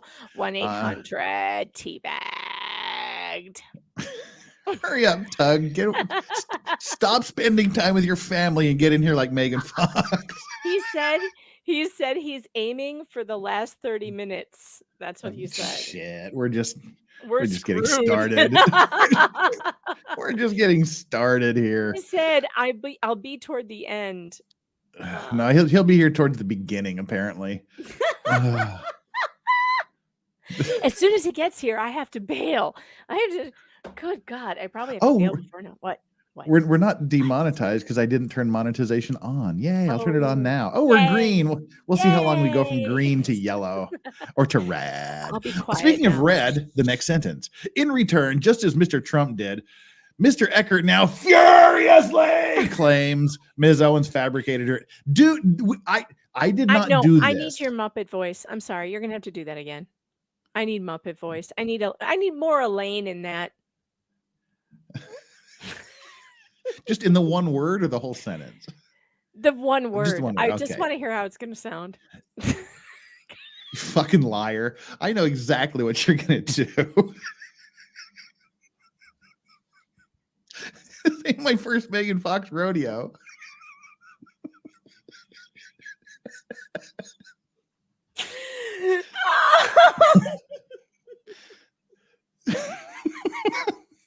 Just do it already. Damn it. You know.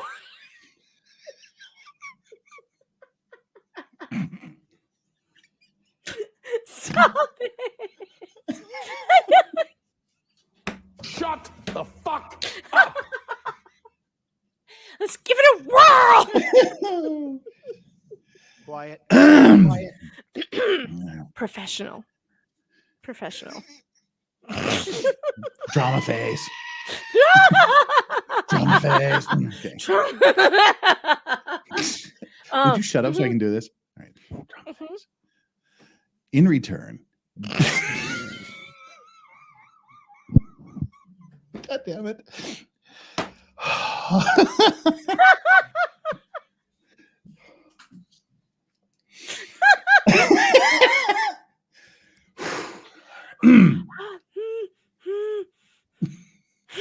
What are you doing over there, Meg? All right.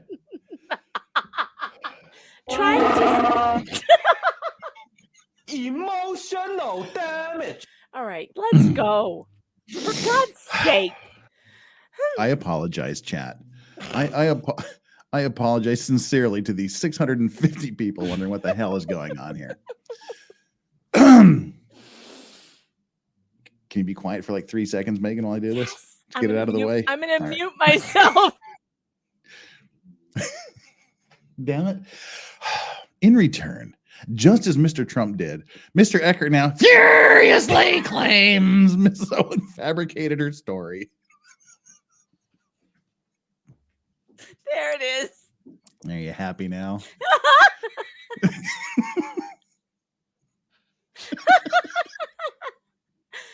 Whew. Oh, God dang it. Nobody Nathan does C. drunk Muppets like Jeff. Can somebody please send a $100 super chat so he can start drinking? Because we need more Muppets. This stream needs more Muppet. And Jeff only does Muppets when he's drunk. Nathan C. Stepbrother dog situations on legal vices. Debbie Stickney says you're going to be on the same sentence when Tug returns. I know. It's not funny. It's true. Jerry Reed, member for 5 months, says, I love you guys. Thanks for the laughs. Love you too. Oh my God. I think I broke a blood vessel. Do you smell toast? No, but the left side of the back of my throat. Maybe it's the Tonsil Twins. Next on Megan Fox. I had fun on your live stream yesterday. I do Sabine sometimes Simone. feel in the last couple of days that I'm going to have an aneurysm from the pressure that has built up in my brain.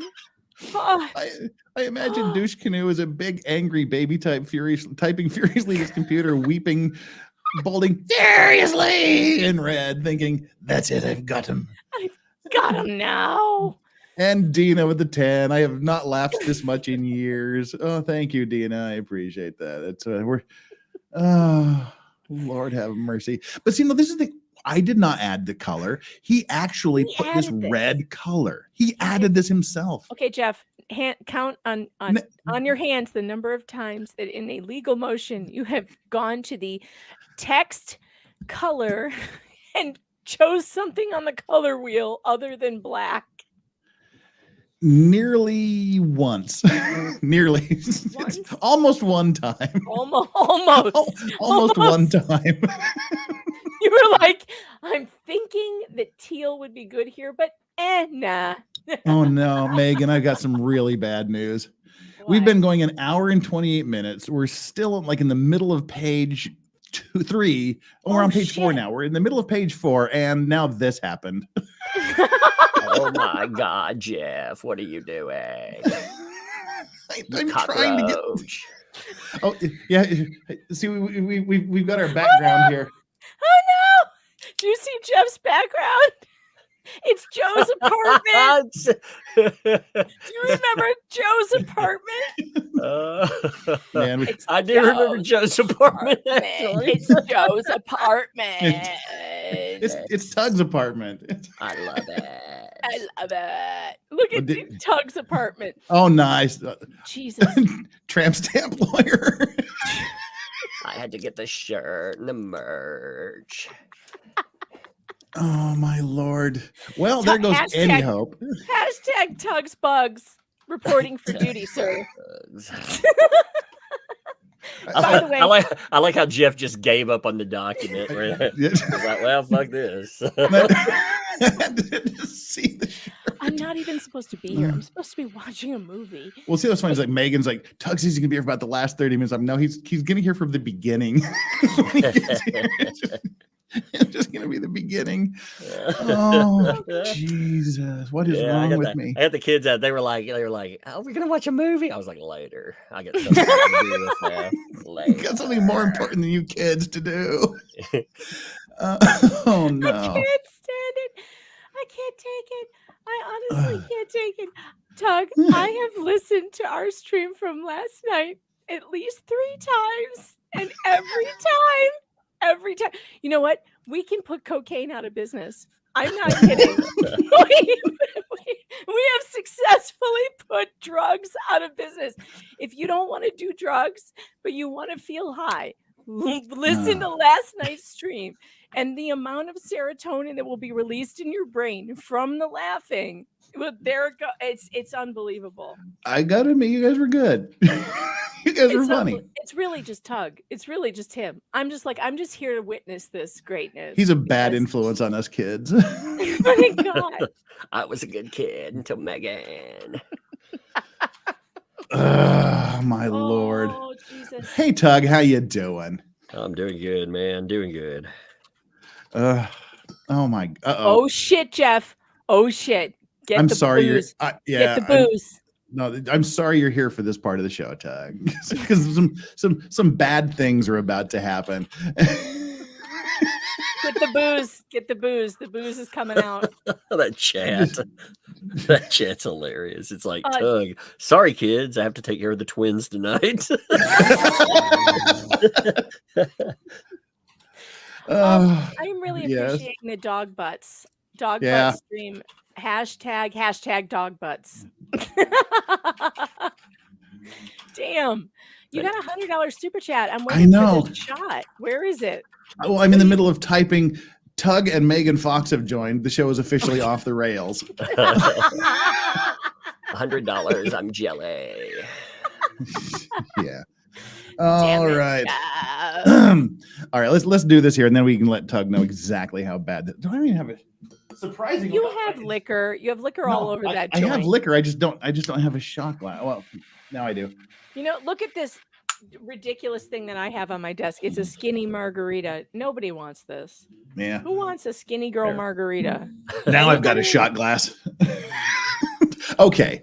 There's 2 things that are going to happen here. 3 things. 1, Mike Sullivan. Thank you very much for the Julie. I thought ectoplasm pregnancy. Ectoplasm. Pregnant by ghosts. Ghost She got an ectopic pregnancy. Ghost twins. Ectopic pregnancy, Megan. Oh God. Oh, it's 10:30 and I'm having 45% alcohol. Great. Perfect. We need more Muppets. More Muppets, God, Jeff. I need a cigar after this. I'm feeling randy. K Matt Red Queen to pay for general Tuggernaut consultation. You know where we're going to get to in this document? Exactly where Tug and I left off. That's what's going to happen. That's why I said start halfway through. We've already done the first half. And Wendy Bono with the 5 says, OMG, every muscle in my body already hurts. And here comes Tug. Hashtag cockroach cat. Cockroach. Now this is where I have to apologize to Tug. First of all, Julie O, the $100 super chat from her iPhone. I can tell because it's $99.99. This was the only way I could get the color red.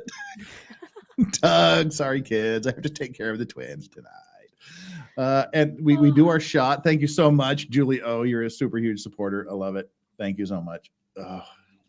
Pre-breakfast. And also, I hate to break it to you, but you have now reached the level of vocal fry for the rest of the stream.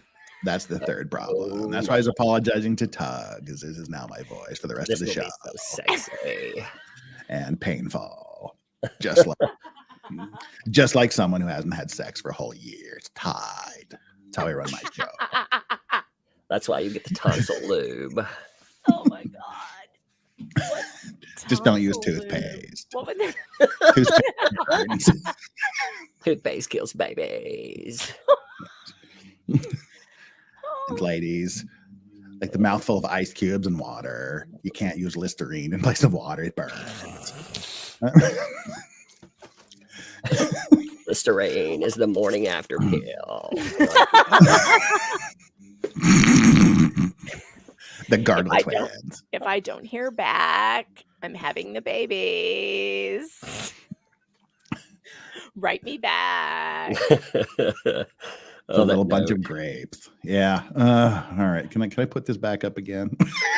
Can Yes. we please Let's pretend go. we're Let's reading go. something? I'm gonna be quiet. I'm gonna even mute myself while you read.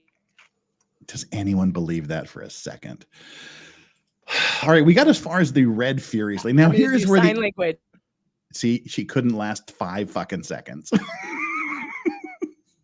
Like, hey, look, it's Megan Fox. She did the sign language interpretation for Nelson Mandela's funeral.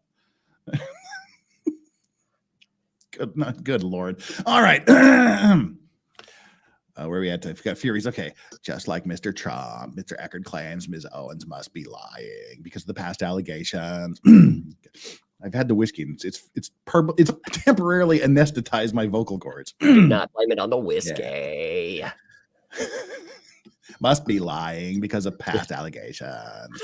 Ms. Owens made against other man. A gambit also.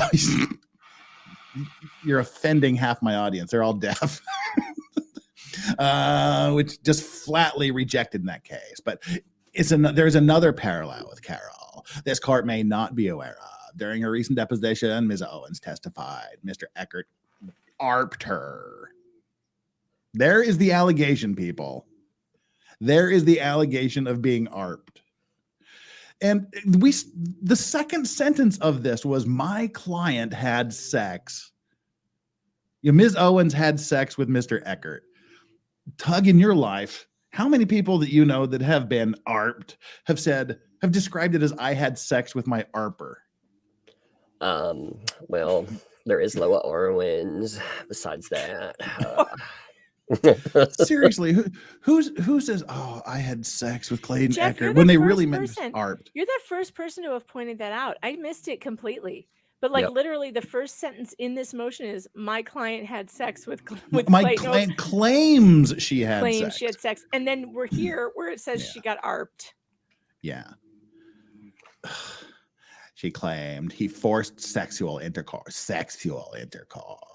with her against her will and without her consent. See, Tug, you made me do this voice. It's your fault. It's not my fault. You know what upsets me is I could have monetized this even better. Copyright, vocal fraud. Right. Hashtag me too. Tug fry.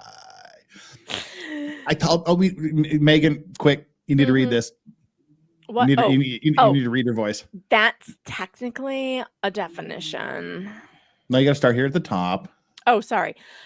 I told my sister that Clayton had, I guess, stuck his penis in when I told him not to. Penis. His penny. His penny. His penis. His Was his penis. penne? Was his penne Penne. al dente, or was it?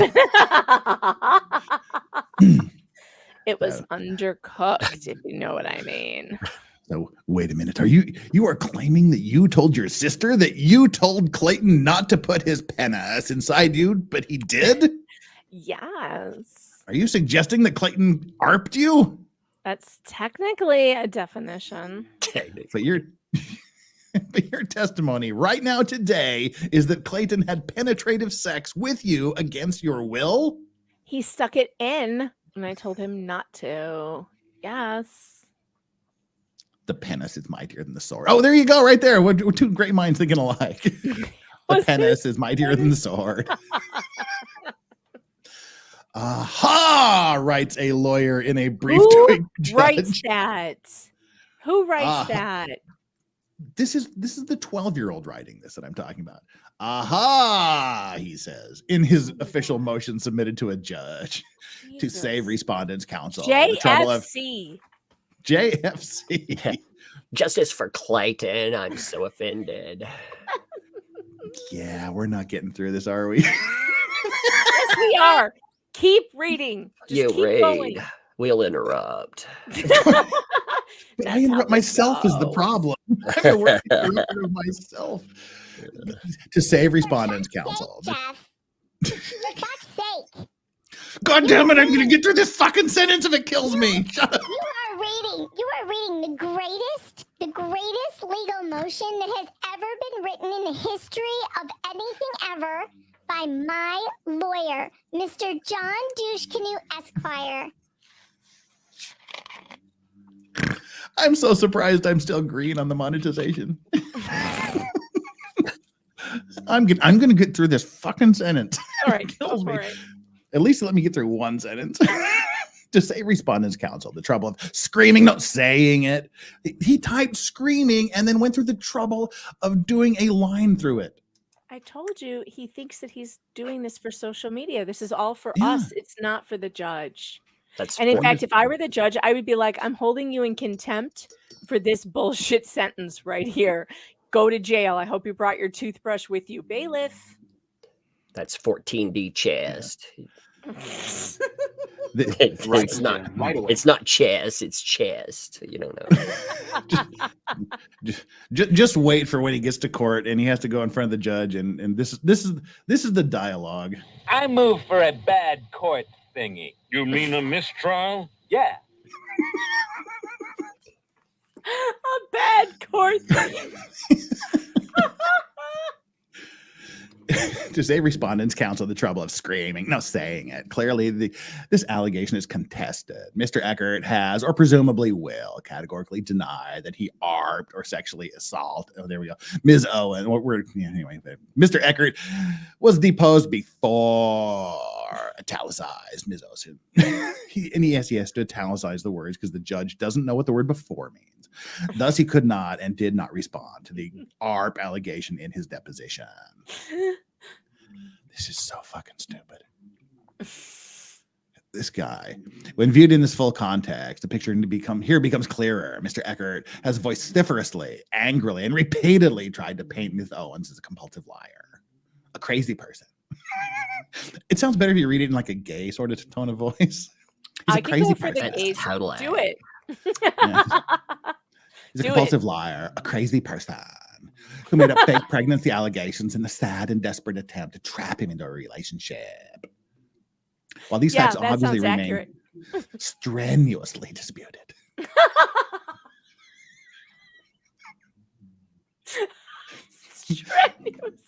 Strenuously disputed. There was a Furiously. lot of straining. There was It was strenuously, furiously, and ferociously and fabulously disputed. Ferocious, rower. you rower. found it, Jeff. You found the voice. That's it. That's it. Quick, monetize it before Tug does. Copyright it. Copyright it right now. Oh my God. I'm gonna hire David. He will defend my right to speak this way. He's a First Amendment lawyer. It says He so. might defend your right too, even though you're wrong. 1,000%. I may be wrong, but I'm fabulous.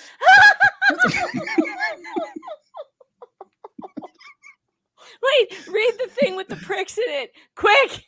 Get those pricks in there. Everybody wants the pricks in them. Jesus. More pricks. Pricks for you, pricks for me, pricks for everybody. It's a prick party. Let's see. Oh, Jesus. Prick party. I know. It's a prickle pickle party with Tug here. You like Tug, the has prickle your pickle. pickle ever had a prick party?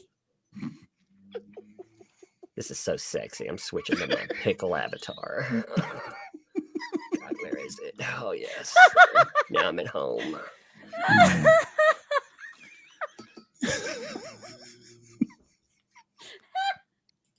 Okay, wait.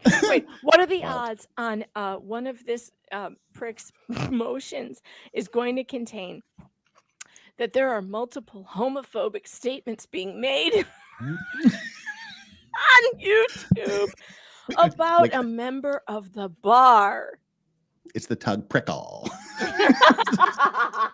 It's the prickle. at this umbrella god. How dare he? He's so offensive. Oh, see, He's now I need talking to about change. pricks. I need to change mine from Elaine. It was that was my first foray into image swapping with AI. I Now I have need to- one too. I have well, one if he's- too. Wait. If he's going with the Oh, pickle, yeah. then I need to I need to change mine to the. Oh, that's not me. Where am I? Oh yeah. I need the cockroaches. Hold on. I have to get my cockroaches. Get your There it is. cockroach out. Get your roach on. There we go. I have to change Oh mine my to the. god! Oh my god! Did you see that, Tug? Tug, look what I found under the fridge. Oh my god. Let me get in there. Oh. I had to get my Gorilla Grip pussy breadsticks. pal out there. These pants breathe really well. Strawberry's like, why the fuck do I have to be on camera with all this going on? The All hot right. pants to force the rage. He's like from with all my this prick lower talk, I'm not sure. extremities. He's like, with all this prick talk, I'm not showing my butt anymore. She's like, hey, Yoda's got a prick too. I can see it right there. Oh my god! Oh my god! Remember that one time when we were reading Emotion?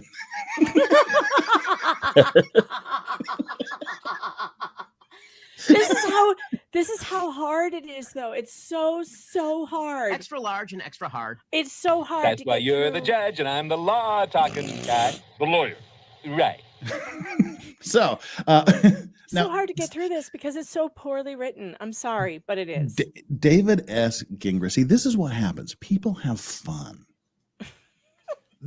People smile and laugh and joke and have a good time. It's fun. Fucking lax already, Jeebus. He's already threatened to sue us or sue somebody. Yeah. No, And he said he hopes that we have tents because we're gonna need them. To Yeah, you live better own a in. tent and a sleeping bag. I'm like, yeah. I'm like, are you having a prick party or something? Are you inviting me over, or are you threatening to bankrupt me? Yeah. He's Oh, threatening man, to bankrupt you. We need some ZZ Top slip inside my sleeping bag. If only he knew that my net worth is about $38. Like I keep telling him, like do you need my 2014 mom minivan? Because that's the only thing I own. It's like literally the only thing I own. And by the way, it has over 100,000 miles on it. You probably won't be able to resell it for anything. People are like, oh, you're so red. I'm not red because of it. It's just like the sun is coming up, and now I need to change my lighting here. I need to change my mood lighting. Sure. Bump up the brightness. There we go. Bump up the brightness. Speaking of brightness, let's get back to this bright little festive motion. Damn it! This is your fault that we can't get through this. I know. You're blaming me, but you're I the had one. so much fun on Tug Stream yesterday. I was only there for an hour, and that was just damn fun. That was internet legend yesterday. I know. Tug, what is that stream up to? Has it hit epic proportions yet? Because it should have. For this trial, it's about I think it's about 20,000 hits, which is pretty good for this, to be honest. That's pretty good. That's like pretty good. That's like 3 times the norm, so that's pretty good. That's pretty good. While these facts obviously remain strenuously disputed, according to Ms. Owens, what is happening here is something entirely different. Mr. Echard is taking a page directly from the Donald Trump handbook on how famous men should respond to great claims.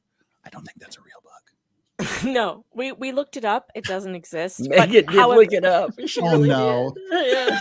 Let me see. But ChatGPT did write a quick version of it. Oh, Jesus. Oh, yeah. I wonder. And let me guess, you have it ready to pull up right now. No, I don't. But I'm gonna someone see if sent Grok it to me. will and it write was me. So fun. Write one. Tell Grok to write it. Grok might actually do it. Did you guys? Hey, get this. Get this. I have breaking news. I am a verified Twitter user, and I didn't pay for it. That's what This she happened. said. This happened like yesterday. Twitter sent me a notice that I have been gifted a premium membership. I don't know what the hell is happening, but if you're wondering why I have a blue check like a douchebag, I didn't pay for it. Okay, I didn't. They just gave it to me. I don't know why, but I can edit my tweets now, and it's very exciting. Yeah. Oh, it is. It's very, very good. That was worth $8 a month for me because I have to pay for it like a common But it's peasant. weird. Why did they just give it to me? I don't understand. I'm nobody. Because you're Megan fucking Fox. I guess. I'm seeing if ChatGPT will actually write a story. Grok will write it. I had to Let's- take let's- out. Wait, is this the part of the show where we play with AI? No, That's it's my- not. It's the part of the show where responsible adults play with. Wait. I'm gonna play with You. AI. Hey, What are we Grok doing? will write it. Grok, you have to take out the ARP word. You have to say like Yeah. women's claims, but it will write it. Okay. Well, we'll have an AI off here. Let's see whose AI writes the best. It wrote it. It was like the art of the deal with women's claims. The art of denial. That's chapter 1. The art of denial. Yeah. Okay, here's the chat GPT. How long is this going to be? Oh, okay, it's still going. Oh, Jesus. Okay, it's not too long. IT Goatee Brad just sent me an article that said X gives free blue ticks to its most popular users. That's I can't you. be a most popular user. You're the popular girl. I only have 38,000 Damn. subscribers or followers on Twitter. That's not a whole lot, is Yeah, it? it is compared to me. How many do you have Like 10,000. on Twitter? Yeah. Oh my God, people, we have to fix that. Everybody Get on go my to level. the Legal Vices and Yeah. why Yeah, are you not- not following him? Don't just do legal vices because No, it's that's a the- BBW porn stripper shop out of Las Vegas. Oh my God, are you serious? Yeah. That's probably why you don't have the amount of followers you should have. You're giving them followers. They're like, Jeff really is salty and spicy. Everyone is following Legal Vices and they're like, why is Jeff posting so many sex toys? We don't understand. They specialize in BBW strippers. Oh, that's funny. I think it's because I use Twitter so often. I think that's why. I don't think I am one of its most prolific users. Yeah, All right, this sorry, is Jeff. no, many you're not. followers do you have, Megan? I am. How many? What, Tug? How many followers on there do you have? 38,000, I think. 39,000, something like that. Yeah, this is them. Legal Vices Entertainment. 31. Sorry, 31,000. 31 and a half. Explicit lyrics and videos for 21 plus only. Strippers, BBW, SS, BBW, free promos, DM video /photo. Las Vegas, Nevada. Oh my God, that is not Legal Vices. You want to go Yeah, I'm to the other one. the Legal Vices, the Legal Vices. Okay, if anybody's wondering what the contents are of the Donald Trump handbook on how famous men should respond to ARP claims, ChatGPT says the title, the Donald Trump Handbook. In the heart of Manhattan, amidst the skyscrapers and bustling streets, there was a dimly lit office tucked away on the 15th floor of a nondescript building. This office belonged to none other than Donald Trump, a man known for his peculiar expertise in handling controversies that befell famous men. Donald Trump was a man of many mysteries, with a knack for navigating the treacherous waters of public opinion. He had seen it all: scandals, accusations, and smear campaigns against some of the most illustrious names in the world. But through his guidance, they emerged unscathed, their reputations intact. One day, as the sun dipped below the horizon, casting an amber glow across the city, a frantic knock echoed through the Donald Trump's office. He looked up from his desk to see a disheveled man standing in the doorway, clutching a bundle of papers. "Mr. Trump, I need your help," the man pleaded, his voice trembling with desperation. Donald Trump motioned for the man to take a seat and listened intently as he poured out his troubles. It seemed that yet another famous man had found himself embroiled in scandal. This time, it was accusations of misconduct involving grapes. Grapes. As the man recounted the sordid details, Donald Trump leaned back in his chair, stroking his chin thoughtfully. Then, with a glint of determination in his eyes, he reached for a worn, leather-bound book resting on his desk, the Donald Trump Handbook on how famous men should respond to grape claims. Flipping through the pages, Donald Trump outlined a strategy tailored to the specifics of the situation. He advised his client to remain calm and composed. Quiet, To- quiet. To neither confirm nor deny the allegations until a thorough investigation had been conducted. Furthermore, he recommended reaching out to reputable journalists like Megan Fox to tell their side of the story, painting a picture of innocence and integrity. And above all, he emphasized the importance of maintaining a united front with those closest to him, standing strong in the face of adversity. Armed with Because a you are Donald, a corrupt person. You're the most corrupt. Armed with Donald Trump's sage advice, the man left his office with newfound confidence, ready to weather the storm that lay ahead. And true to form, in the weeks that followed, the accusations against him gradually fizzled out, replaced by whispers of doubt and uncertainty. As for Donald Trump, he returned to his desk, his work far from over. For in a world where fame and fortune hung in the balance, there would always be another scandal waiting just around the corner, and another famous man in need of his expertise. Billions and billions and billions and billions and billions and billions and. That was Of men. fantastic. No, Jeff did not just mute Megan. She No, just I'm chose not to remain muted. silent for a few I seconds. was quiet. I was listening to that incredible story. But Yes. all right, I would just like Yes. to announce that. Yeah, put that back up on the screen, Jeff. Oh, God damn it. All right, hang on. Yes. So I don't know if any of you saw this, but John Douche Canoe Esquire had posted, "Never been alone in a room with her, but we plan to meet in 48 hours in a public place with cameras and people. No big deal." And who is the ugly moose questioning my ethics? I don't know what that means. He's talking about me. God, I'm being called a moose knuckle again. But can I just he deleted this, by the way. He deleted this. He for an internet lawyer, he has a very poor Not very grasp smart. on the concept that the internet is forever. The internet's forever, John. And John ever David. and ever and ever. It's forever, Mr. Gringa. It's forever. But see, I think it's hilarious that in this, he's like, who's questioning my ethics, my ethical behavior, my ethical. Who is the ugly moose that's questioning my ethics? Oh my God, this AI. So I told AI to write it from Donald Trump's point of view. Oh my Right. God. It's This like, must be listen to this, hilarious. listen to this. It's, ladies and gentlemen, welcome to the most incredible chapter of a book you'll ever read. I'm Donald J. Trump, and I've got more experience dealing with women's claims than any other man in the history of the universe. In this chapter, I'll be sharing my secrets on how to handle those pesky accusations that can sometimes come your way. First, let's talk about the golden rule. Always, always, always deny everything. I don't care if you're caught on camera doing a tango with a llama in the middle of Times Square, just deny it. Trust me, people will believe you. I once denied being a Russian spy. Now I'm the president of the United States. Wait, did I just say I was a Russian spy? Of course not. I'm just saying that if you deny something hard enough, people will forget about it. Now let's talk about the art of the counter accusation. This is where you take the heat off yourself by accusing your accuser of something even worse. For example, if a woman claims you sexually harassed her, just accuse her of being an alien from Mars sent to destroy your reputation. It's a foolproof plan, and it works every time. Finally, let's talk about the power of distraction. If all else fails, just create a mass distraction to take the attention away from your accusations. This could be anything from starting a war with a small country to tweeting about how your hands are actually the perfect size for a man of your stature.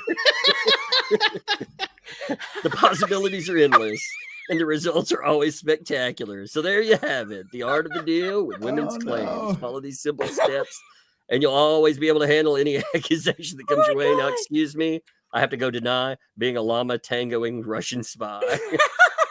That's chapter 1. Oh my God, publish that. Print it, Oh, publish it that's to Amazon right now. It will be a bestseller, Tug. Oh my God. I'm like, great. Oh my Now write chapter 2. Yeah. Great. Write chapter 2. I'm sorry, but Tug, your oh my God is in my head 24/7 now. Oh my God. Chat I can't get it out of my GPT. head. Chat GPT has refused to write a story describing oral sex from the sperm's point of view.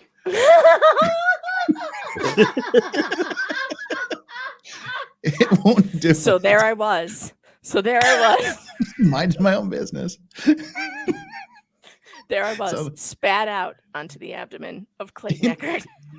Into the cave of tentacles. When a large furry cave rubbed up against me.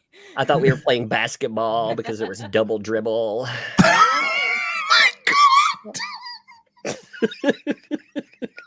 How's that monetization doing, Jeff? Holy shit. How's it doing? How's it going? Mm. I need Tug, give me an oh my God, because I'm gonna clip it for my soundboard. Ready? Give me a good one. Oh my God. Well, can't be any worse than when we were over on Larry's stream, and which Tug decided to join during the closing credits. right at the end. I mean, I quite was literally. denied. I mean, I signed in, and I was sitting back there, and he was like, I've been sitting there for like a minute and a half. I was like, I wonder if he's going to join. He's like, yeah, I think it's about time to close. I was like, you bastard, you did it on purpose. I admit it's a little bit of vaingloriousness, but I was proud of the statement that What did you say is veiny and glorious? Vainglorious. It's all one word and there's no why. I don't believe you. I always ask why when I get vainglorious. Glorious veins. That was when the stream broke last night. He said something was heavy and veiny.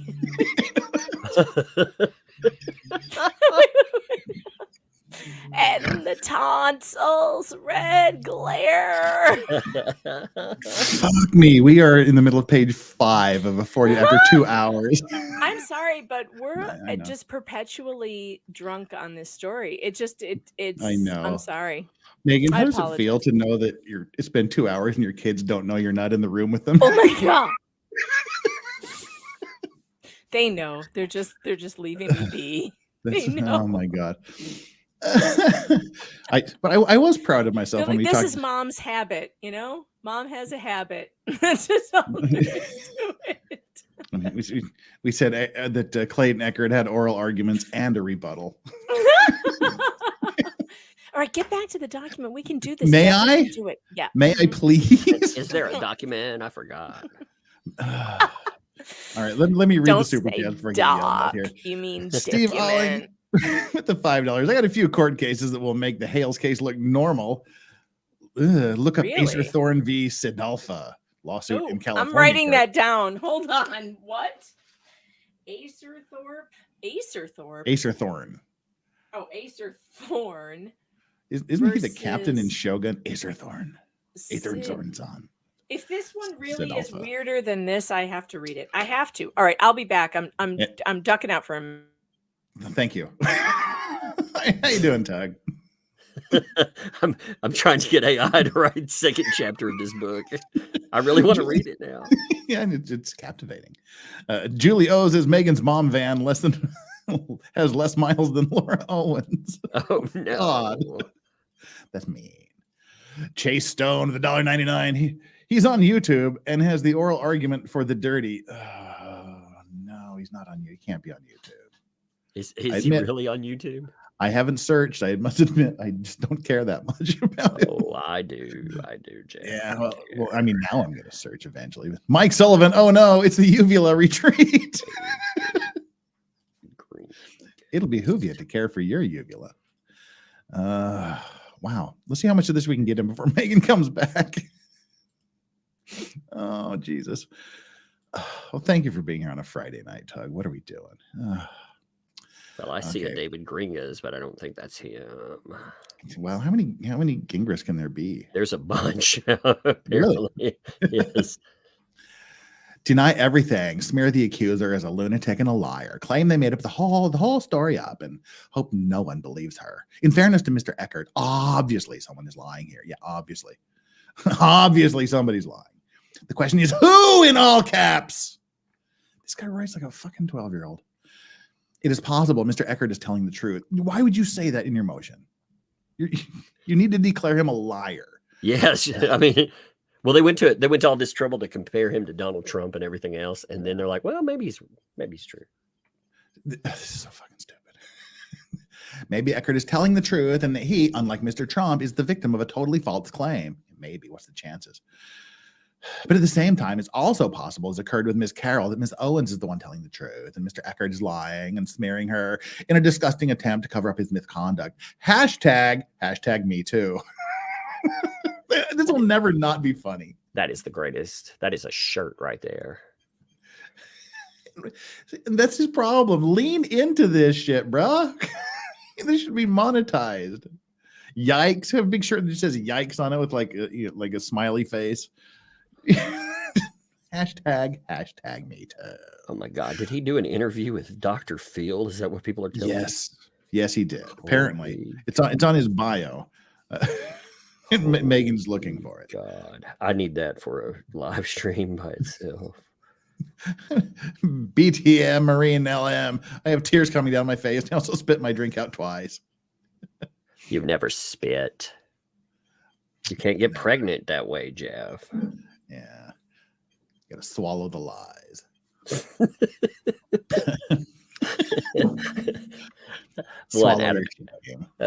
That's the morning after pill.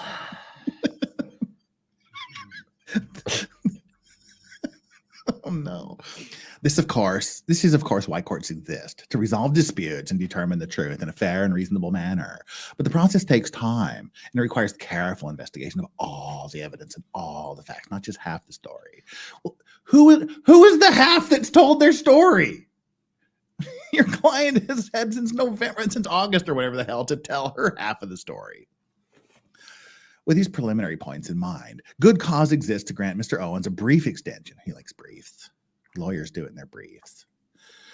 An extension of time to respond to Mr. Echard's motion to compel. It's like legal ARP. You compelled me. Legal ARP. The compulsion. That'll be my. Steve Gosney has his death penalty desires. That'll be mine. Motion to compel. This guy is so funny. I'm listening to that. I'm listening to the document. I don't think I've gotten this far.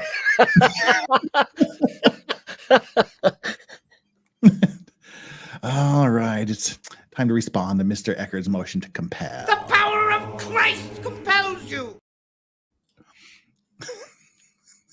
Motion to compel. Accordingly, this motion should be granted. Discussion. Let's discuss amongst ourselves, Tog. Discuss. A good cause exists due to a change of counsel. Filed concurrently herewith is a declaration from undersigned counsel explaining a few key points. First, the undersigned was first retained by Ms. Owens on Monday, March 25th, 2024, 1 week ago. 1 week. 1 week he starts blowing this up. That's amazing. 1 week. He doesn't even get to know the case. He just starts filing stupid shit.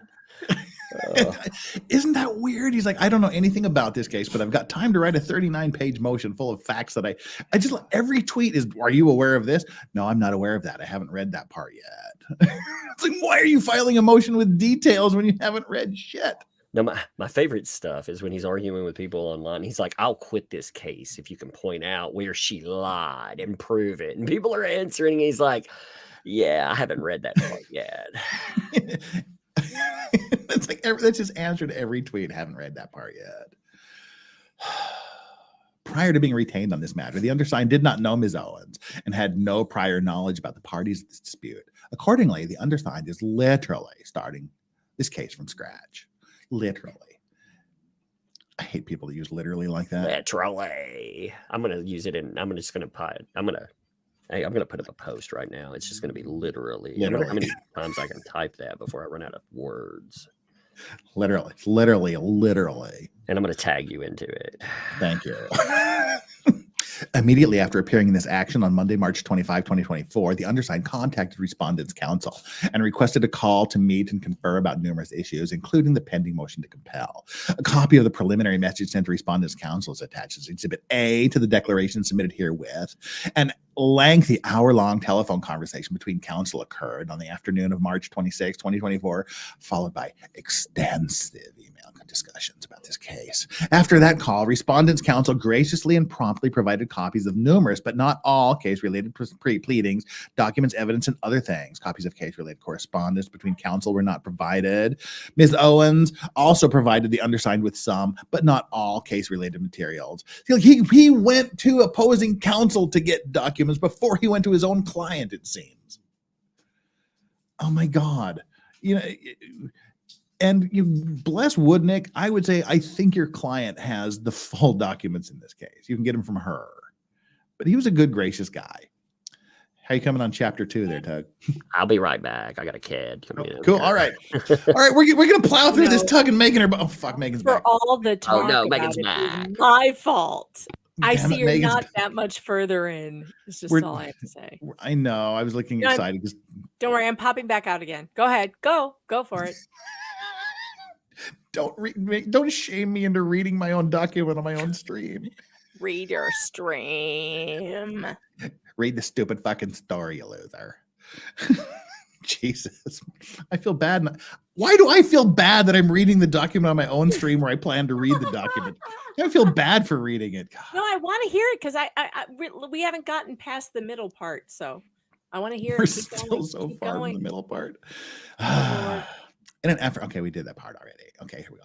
In an effort to gather a complete file on March 27, 2024, the undersigned contacted both of Ms. Owens' former attorneys who appeared in this case. The first was Alex Lindvall, who appeared on December 22nd, 2023, and moved to withdraw just days later on January 2nd after taking a new job in Texas. He had to go to Texas to get away from her. Sorry, not in your jurisdiction anymore. The second was Corey Keith, who appeared in this case on January 11th and withdrew on March 12th, 2024. Oh, poor Alexis, she made the right decision. And God bless Corey Keith for putting up with this for 2 months. Unfortunately, neither Ms. Lindvall nor Mr. Keith responded to the initial request for a copy of Ms. Owens' file. Because they said, fuck this shit, I'm out. I don't represent her anymore. I don't have the files. I've washed my hands of her. Not my problem. Talk to somebody else. I have breaking news. What's breaking news? I have the douche canoe on Dr. Phil. Do you want to see it? Should we hear? Is it going to ruin it if we hear his voice and it's not what we imagine? No, I think we should wait for Tug to come back. Okay, good call. We'll wait for Tug to come back, then we'll do it. Natasha says Lorax. Corey. Where do we go here? Later as a result, a follow-up email was sent the next day. Later that same day, a different attorney from Ms. Lindvall's office responded to say that Ms. Lindvall left the firm to take a job in Texas. This person stated they believed Ms. Lindvall had provided Ms. Owens with a copy of the file before leaving, but Ms. Owens disputes it. She can't even agree with her own fucking lawyer. Let the lawyer lie about that. I don't know. That's just one thing you do. You have to keep your own records for a certain number of years, but you also go, okay, here, client, here's your case file. Go find another lawyer. That's what you do. Why would she lie about that? And for that matter, why would Laura lie about that? One of them's lying, and why would either of them lie about getting a copy of the file?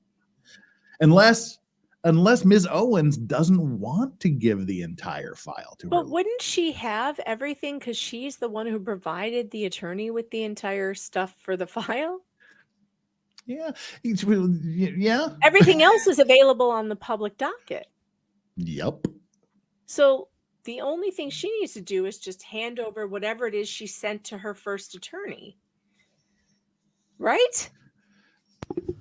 Stop being reasonable, Megan. I'm sorry. I apologize. Stop making sense. I forgot what I was talking about. Fortunately, the undersigned was later able to reach Mr. Keith by phone on the afternoon of March 28, 2024. Mr. Keith confirmed that he had not yet provided Ms. Owens with a copy of her file, but he promised to do so later that day, March 29th. As for the filing of this motion, nothing further has been received from Mr. Keith, at least not that she's told you about. Standing alone, the fact that Ms. Owens recently had to change counsel once though through no fault of her own as a result of her prior counsel, Ms. Lindvall, leaving to the state for a new job. She provided good cause for a brief extension of time to respond to the pending discovery motion arising from matters before current counsel appeared, without a complete story of Ms. Owens' files, which has Beam diligently sought. Beam. He spends so much time bolding and making things in red and italicizing that he can't spell check. And researching Donald Trump's case. Yeah. Which is Beam diligently sought but is not yet obtained. It is not possible to respond to the merits of Mr. Echard's pleading. All other issues, Mr. Echard's pleading. I have news for him. I have bad news for him. He thinks that she's only had 3 attorneys. Mm-hmm. Just put a 1 in front of that. We have bad news for you, sir. But you know what? I feel like we shouldn't tell him anything else. Like, let the man cook. Let the man cook. Yeah, stop helping him, Twitter people. Yeah, stop saying, did you know this? Did you know this? Did you know this? Yeah, please stop helping him. Don't reveal all of the weapon. Tug's back. It's Dr. Phil time. He's got Dr. bigger Phil. dozen. Yeah, let's see it. Man, I'm going to spend a whole live stream going through this one. I have a feeling. I didn't know that this is a thing, but this is a thing. And it appears that Dr. Phil does not like him. And if Dr. Phil doesn't like you, you're a real douchebag. All right, here now it's time to shatter the vocal fry or the It doesn't matter. metrosexual vocal It doesn't fry. matter. We're keeping it. We're keeping it anyway because that's the way we hear him in our heads now. It's too late. First of all, let's back up 1 second. And I think we can all agree there's a difference between sometimes. It's not too far off the mark. It's not that far off.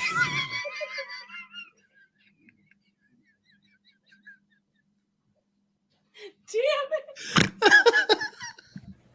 Doug, did It's you Nick's pass attorney. Nick's attorney. Is he about to stab the body? Oh no, I have a kid coming back. Oh no. Did she just say I have to stab the body? She said I'm going I thought that was a soundboard. I thought someone hit a button. It was like, I have to stab the body. Oh no. Oh. Okay, I'm going to listen to his voice carefully. The chat wants to know if I recognize his voice. But like I told you, if it's the dude I remember from 1994, there wasn't much talking. Is and what's right. Okay. Oh, yeah. I think we can all agree that this young lady didn't deserve some of the comments against her, and I'd like to apologize to you because I think you deserve that, and I'm sorry for that. Okay. He's not buying it. She doesn't look thrilled. It's working. Look at her. She's breaking the ice. I must say, I'm shocked that he would say something offensive to a person in public that he has to apologize for. You ugly moose. By the way, for some background on this would be the guy from The Dirty. So he defended the guy from The Dirty. And if you don't know what The Dirty is, it was a website that was built specifically for people to post rumors, unsubstantiated rumors and defamation about their neighbors, friends, exes. And there was nothing anyone could do about it. And this guy, this dude from Arizona State University, who majored in real estate. Yes, he majored in real estate. He took up the cause of the defamer, and he calls himself a defamation attorney.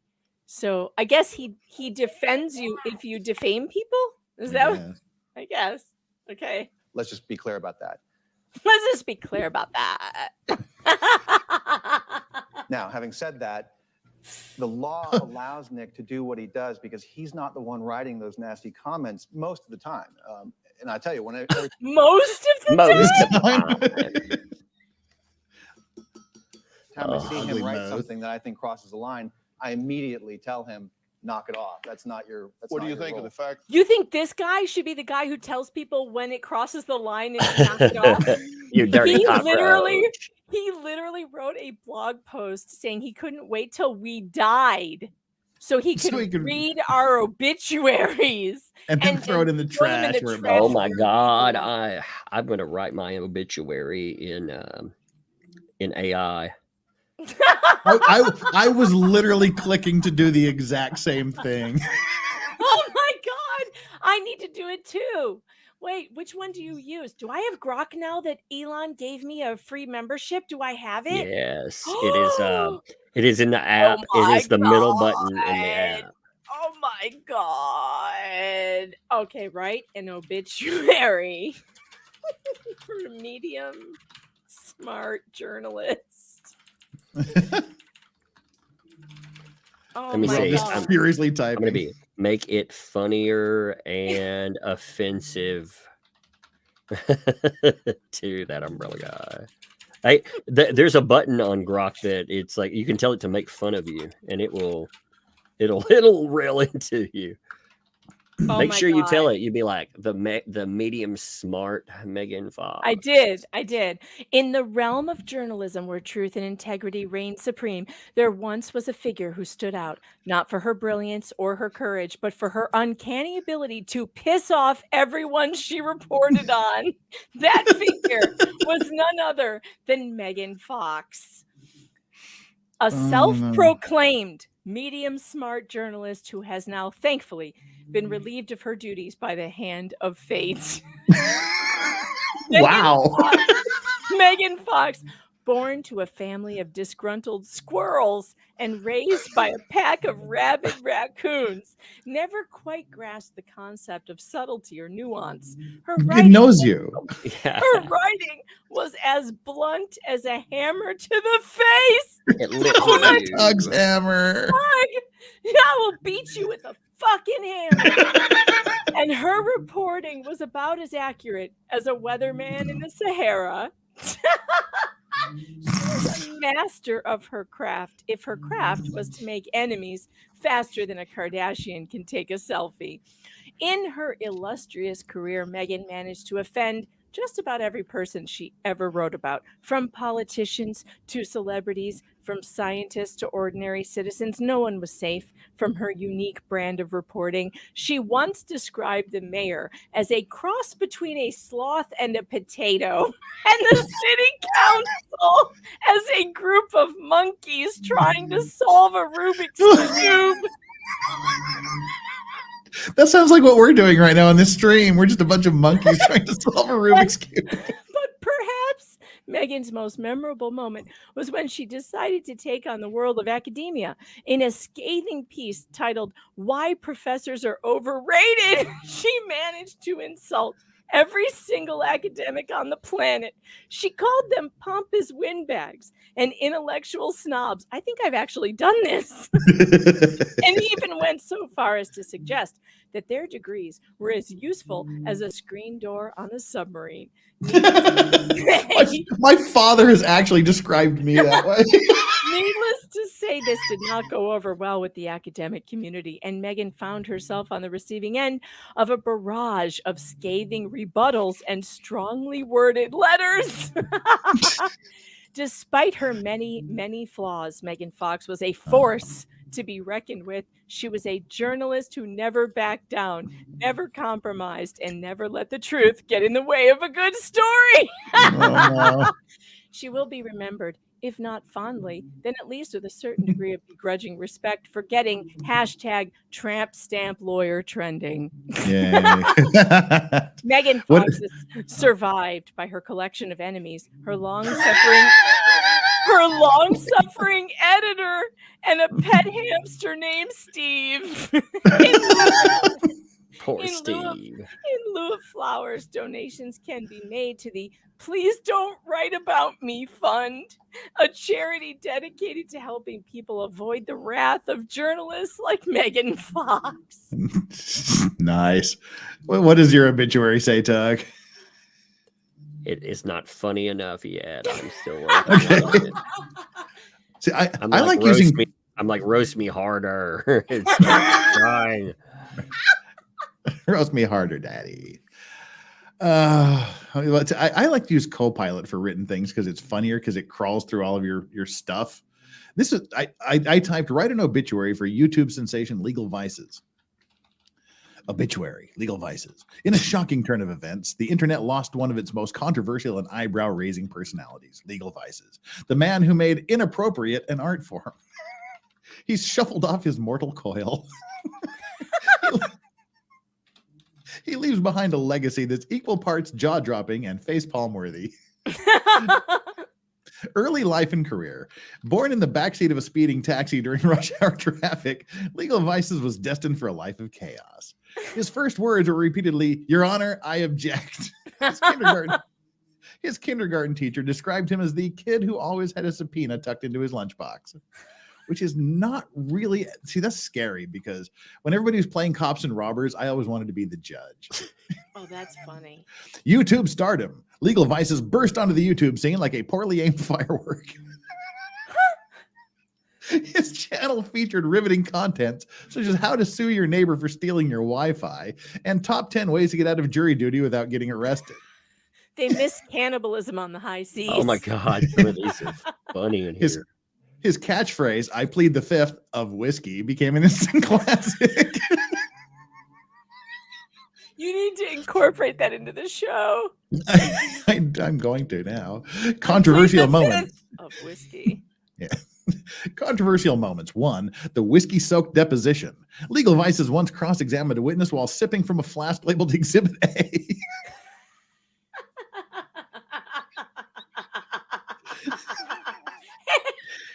I am so fucking I'm putting I am putting an exhibit A on one of my flasks immediately. Immediately. Like to the point I want to like just tell you guys to take this for a few minutes while I go and do it. The judge didn't appreciate the aroma of bourbon wafting through the courtroom. Oh my God. How does it know this about you? I don't know. This is like that great Simpsons episode with where the Lionel Hutz was in bourbon, brownest of the brown liquors. Oh my God. 2, the legalize it dance. During a live stream, he moonwalked across the courthouse steps chanting, "Legalize it," and by it, I mean my questionable dance moves. The infamous legal briefs calendar. All right, now that has to happen too. I want this obituary to be completely true. We're going to use this when you shuffle off your mortal coil. I'm going to read it. Legal Vices released a calendar featuring himself in provocative poses, clad only in strategically placed legal documents. What?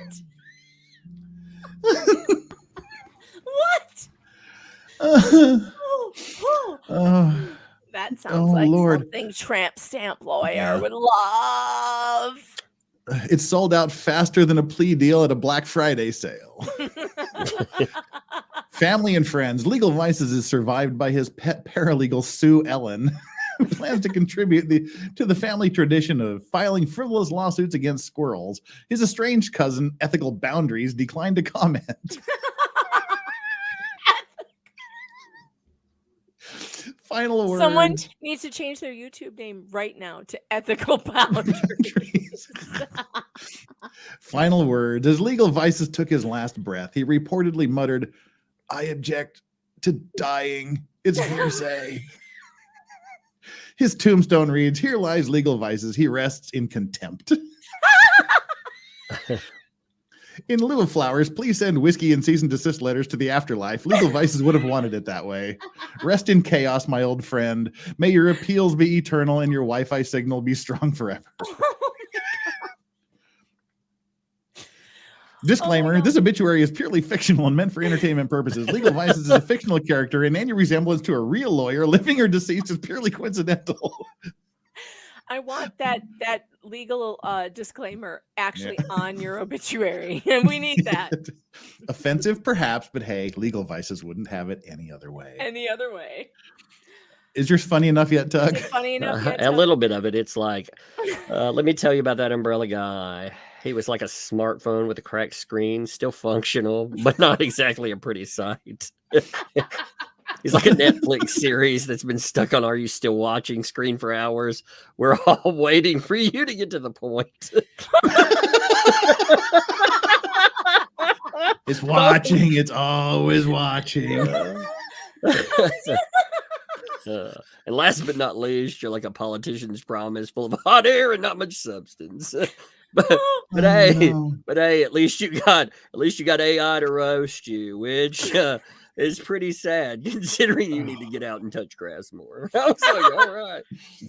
We've got 737 people wondering what the hell is going on here.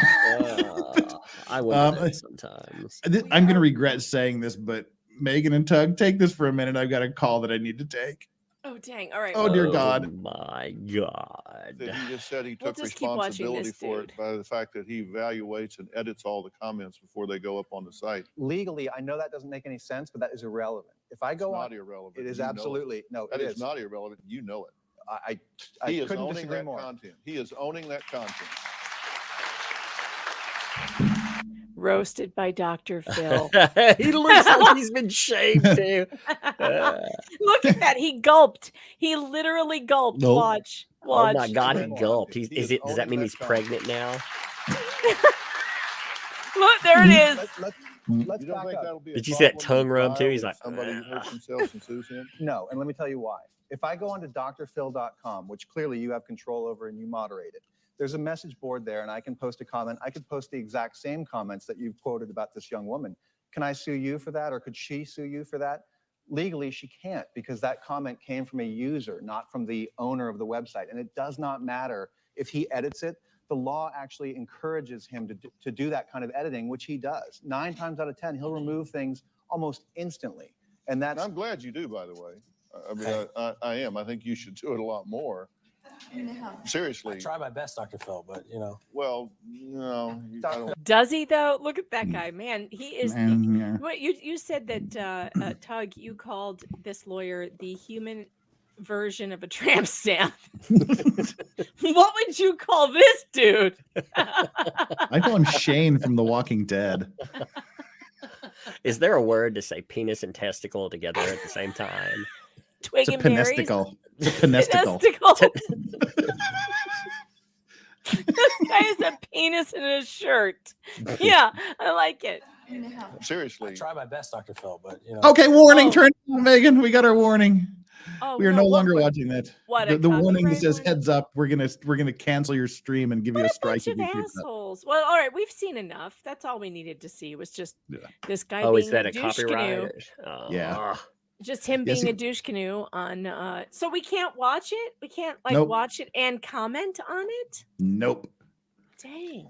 Yeah, 'cause, like, if you look in the studio and you do things, people, this is a little bit of behind the scenes. YouTube sends you a big bright yellow warning that says, heads up, we've detected video in your stream belonging to someone else. Your stream may be temporarily blocked. If you plan to continue, please ensure that the content owner has added your channel to their allow list. And then they give you a copyright strike if you keep doing it. So, Really? Even it's fair use though. not really. Not They according don't to care. them. Yeah, they don't care. Oh, damn it. Sorry, folks. That just means we have to go back to this thing, whatever this is. I say let's do it. Page 7. We're not even 20% through. This is awesome. This is awesome. Good cause exists because respondent failed to comply with Rule 9C. We'll find out what Rule 9C is here in a paragraph. A second and even simpler reason exists to grant the present motion. The motion with the lotion. Because Mr. Echard's motion to compel fails to show a good faith or any effort at all to resolve the issue in a manner required by Rule 9C. The language of that rule is clear. When these rules require a good faith consultation certificate, the certificate must demonstrate that a party has made a good faith attempt to resolve the issue. The consultation or attempted consultation required by this rule must be in person or by telephone and not merely by letter or email. Here, the certificate attached to Mr. Echard's motion makes a vague reference to claiming his counsel spoke to Mr. Keith regarding petitioner's outstanding disclosure on 2 dates, February 2nd and February 21st, 2024.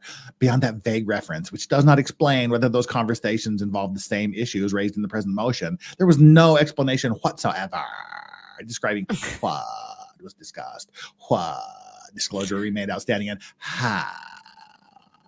If at all that information was later provided, such as Ms. Owens' subsequent deposition of March 1st, 2024. Let us know when your obituary is ready, Tug. I gave Tug up takes- on it. What do you Oh, think okay. about? I thought we were doing something else. I'm just trying to. Oh, I'm pesticles, Rosalind. That's funny. Pesticles. Pesticles. Hashtag pesticles. That's keeping up with the Cockroach theme. They're like pesticles. Roach cash and pesticles. Roach strips. Write me a story about roach cash. Write me a story about cockroaches searching for money. Under the fridge. One is named Megan, and the other make it funny. They also don't respect the law, and a lawyer is pissed at them. There we go. Well, that's generating. Let's get through another paragraph. Oh my god, we have discovered a new form of streaming. It's just let's play with AI. Let's ask AI to do ridiculous things. Sorry, Jeff. Continue. No. Oh that's no. okay. The certificate also refers to one email sent to Mr. Keith on March 4th. Respondents to motion test exhibit 5, blah, blah, blah. The email raises some points about discovery, containing mostly argument. Of course, a single argumentative email is per se not sufficient to comply with Rule 9C's requirements for direct lawyer-to-lawyer discussion in person or by telephone. Whoa. He wants direct lawyer-on-lawyer discussion. Lawyer-on-lawyer contact. covered only by strategically placed legal documents, not merely by letter or email. Oh, this is a magical. I'm going to read it in my best David voice. We've lost Megan. Megan's chair has broken. She's actually looking. She's crawling for the cockroach cache. Shit's falling off the wall. Oh no! What is it? The swamp of despair fell off the wall. You better find some super chats under there. Oh look, I found some breadsticks. Oh no! It fell in. Oh my god, the Legos, they're all over the place now. Oh shit. Just waiting for your little bear toes. Look, I broke the finger. Oh no. Megan, here's a story AI wrote about you. Once upon a time, in a land of discarded pizza boxes and forgotten dreams. She was literally eating pizza before the stream started. Two rogue cockroaches named Megan and Tug, short for that unlawful groveler because of the monies, embarked on a quest for riches beyond their wildest dreams. Word of their newfound wealth spread like wildfire, eventually reaching the ears of a lawyer known for impeccable sense of justice and a penchant for stomping out small insects.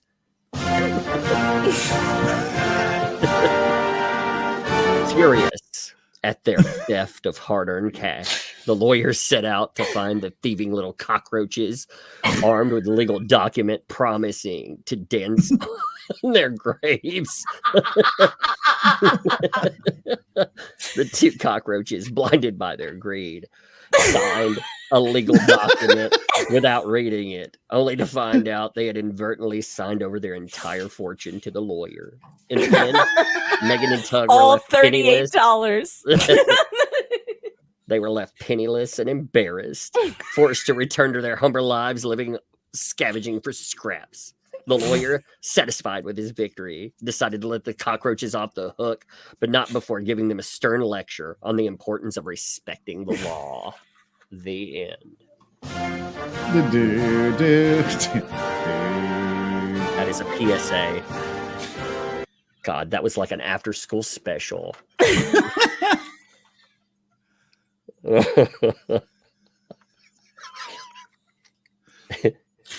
Let's see. You made me break Turtle Purgatory. Let's see. Turtle Purgatory has fallen. Can you continue? It has fallen. Rest in pieces, Lego. I'll never put it back together again the right way. It fell. It shattered. It shattered. My dreams are shattered. Dreams of Turtle Purgatory. Oh, you guys are too much. Oh my God, AI is still making his story. What the hell? It's still doing It's still going. Really? Wow. Yeah, I'm like, whoa. We've got our graphic for when it's ready to go. Oh, Lord. Okay, let's see if we can get through another paragraph. Okay. We're still on page 7. We've been going for 2.5 hours and we're on page 7. I disgust myself sometimes. Rather than bringing a discovery motion one day prior to withdrawal, Mr. Keith, prior to the withdrawal, that's when the magic happens. Oh, God. Who presumably... Withdrawal? That's the whole problem with this story.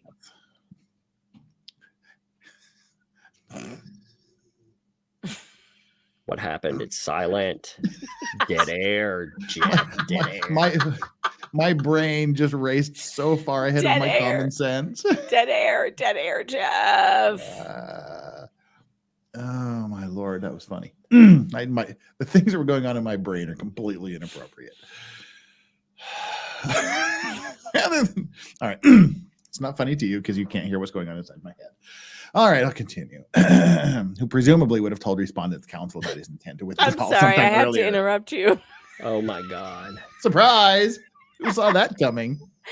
I'm sorry, but my AI has written a story. Okay, let me at least finish the sentence. No, I will not allow it. Denied. Overruled. Whose stream do you think this is? Hers, obviously. Every stream she's on is hers. Once upon a time in the bustling city of Roachtown, there lived a group of humanized roaches named Tug and Megan.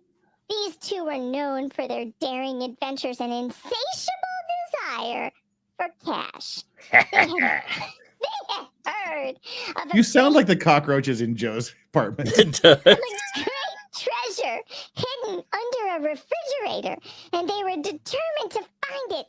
The refrigerator in question was named the Beast, and it was rumored to be guarded by an internet lawyer with an insatiable thirst for revenge. The internet lawyer had been wronged by Tug and Megan in the past, and he was determined to make them pay for their insolence. Tug and Megan knew the risks, but they were undeterred. They had faced many dangers in their quest for cash, and they were not about to back down now. So they gathered their courage and set out for their mission. The journey to the Beast was treacherous. They had to navigate through a maze of pipes and wires, dodging rat traps and avoiding the sticky webs of the spiders. But they were determined and they pressed on.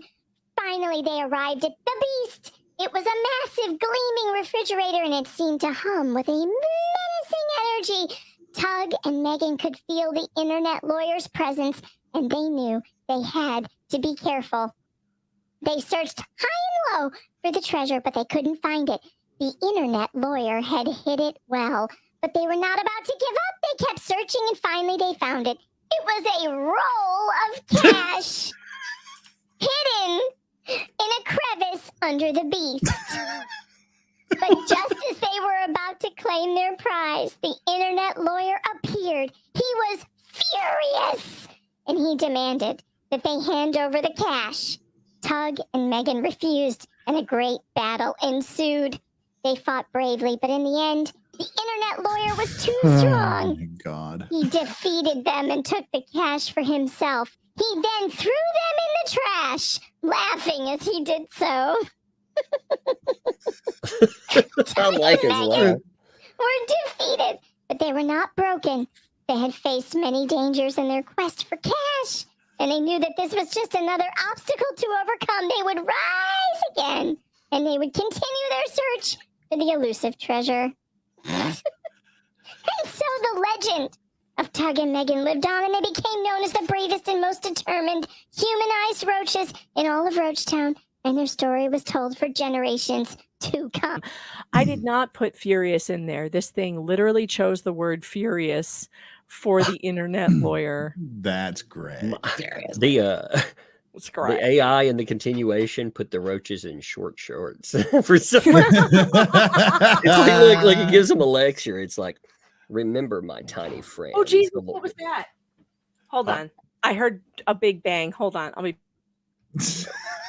I can't leave on that note. I do have a couple of super chats here that I've been neglecting.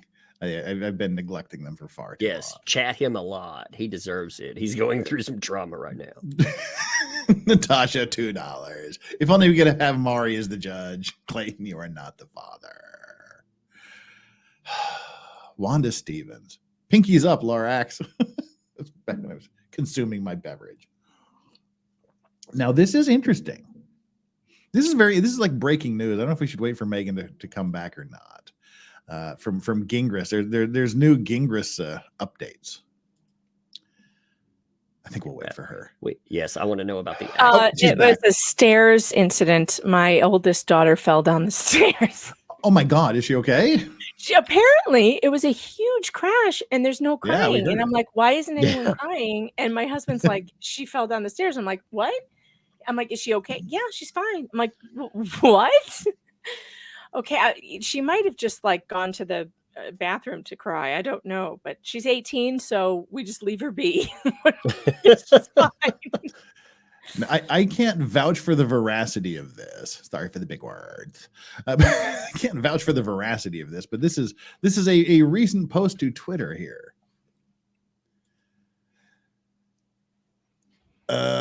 In 2016, I was hired by none other than fucking Johnny Depp as part of his breakup with Amber Heard. I wasn't Why involved. fucking Johnny Depp? Is he fucking Johnny Depp? I don't understand. I wasn't involved directly in the divorce, and I did not represent Johnny. Instead, Amber Heard sued Johnny Depp's best friend here in Arizona over this article slamming Amber. Notice how that article is still online yet? Because I kicked the shit out of Amber's lawyer in court.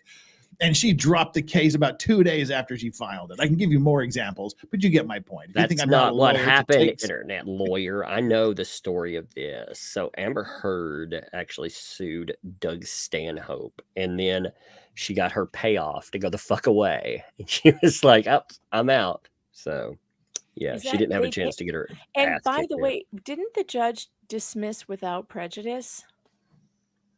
I seem to.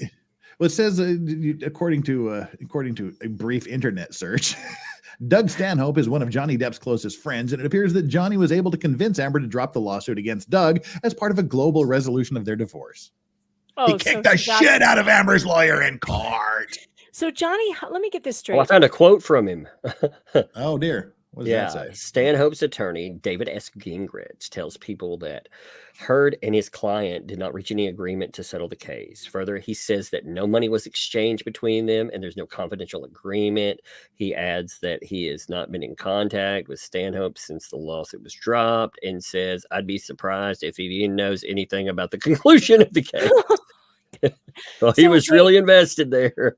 Kick the shit out of him. Let me understand something. He's claiming that Johnny Depp hired him.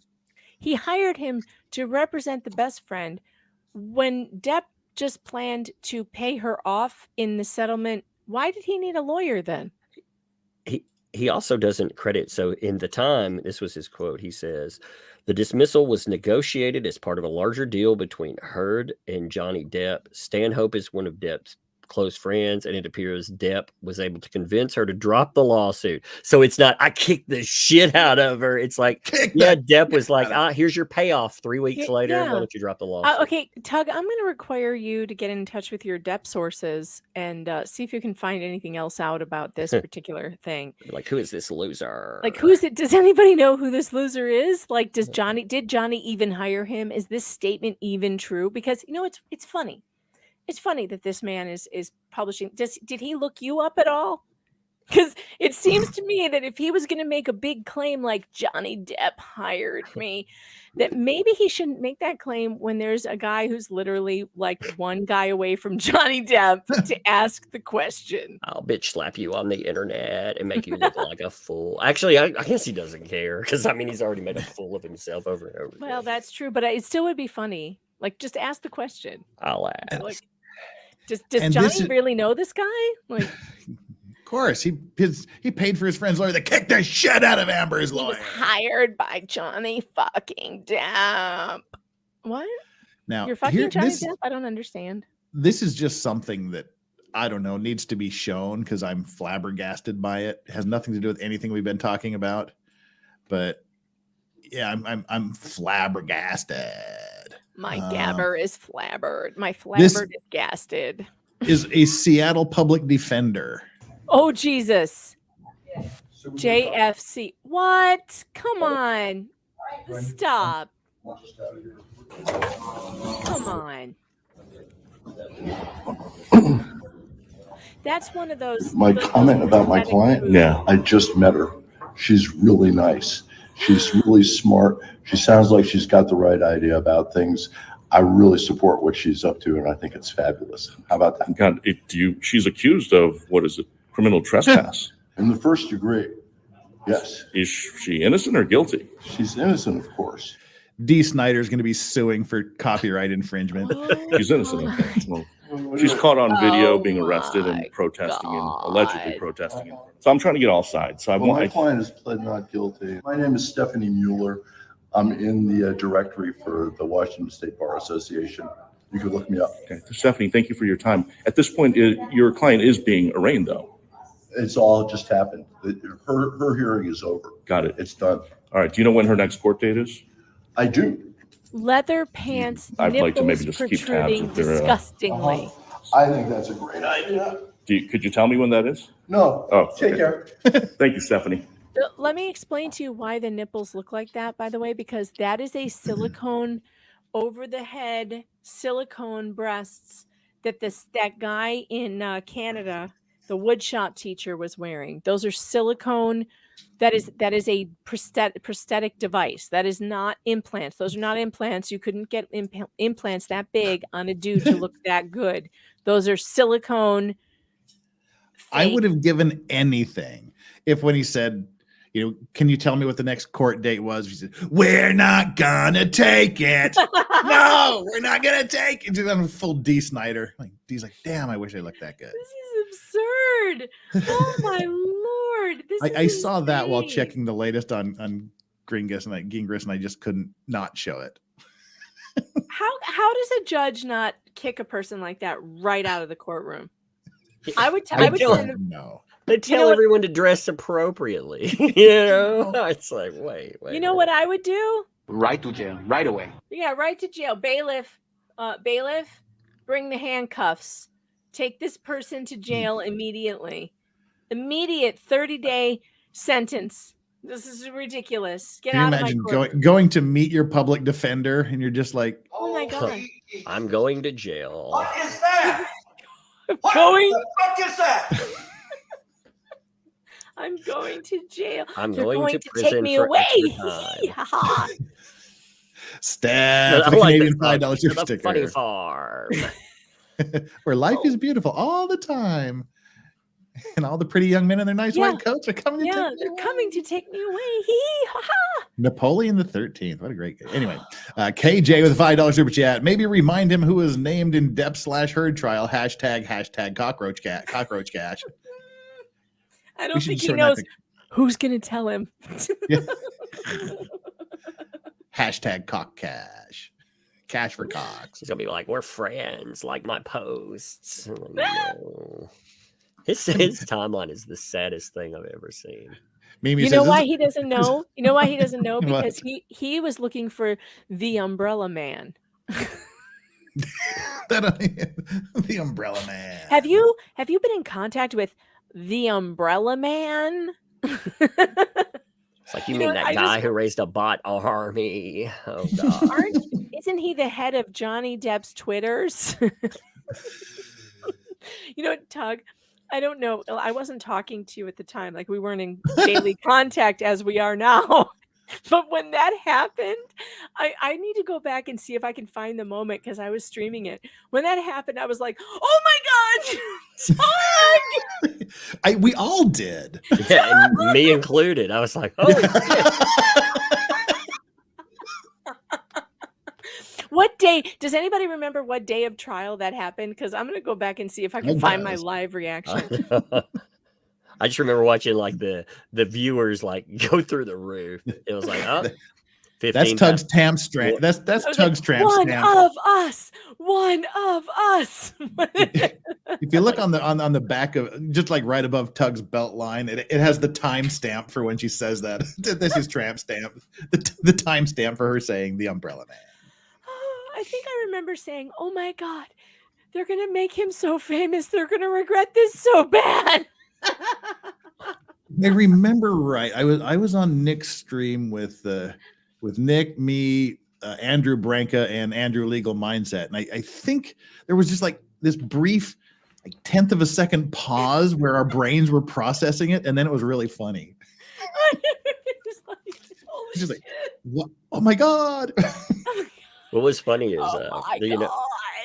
for about a year, they did everything they could to be like, this guy knows nothing. He's just making shit up. He's not talking to anybody. And then in their own court, they're like, hey, by the way, he's talking to people. I was like, thank you. He's the mastermind behind all of this. And I think that was when Waldman was on the stand. And then his answer was like, yes. It's like, yes. You can just see him on the top of was it Hitomi Towers or those going, I am Tug. I will release the documents at the count of 3. There will be no 4. And just go with it, Tug. You controlled the world. You were the mastermind behind the whole thing. Apparently, that's what that new documentary says. It says Adam Waldman, myself, and 2 other people raised a bot army. And we manipulated the world into believing, not your eyes. No, the bots told you. Cue Darth Vader entrance music. I was proud. I'm proud of my bot army. That's why Gingrich is trying to talk to me. He wants to rent my bot army. So speaking of Gingrich, let's get back to that document, shall we? We've made it to page 8. I'm gonna have to go. The kids are asking for food. All right. God. Maybe one day I'll actually get to read this document. Me too. I'm live stream and ban you all so I can't get through the document on my own.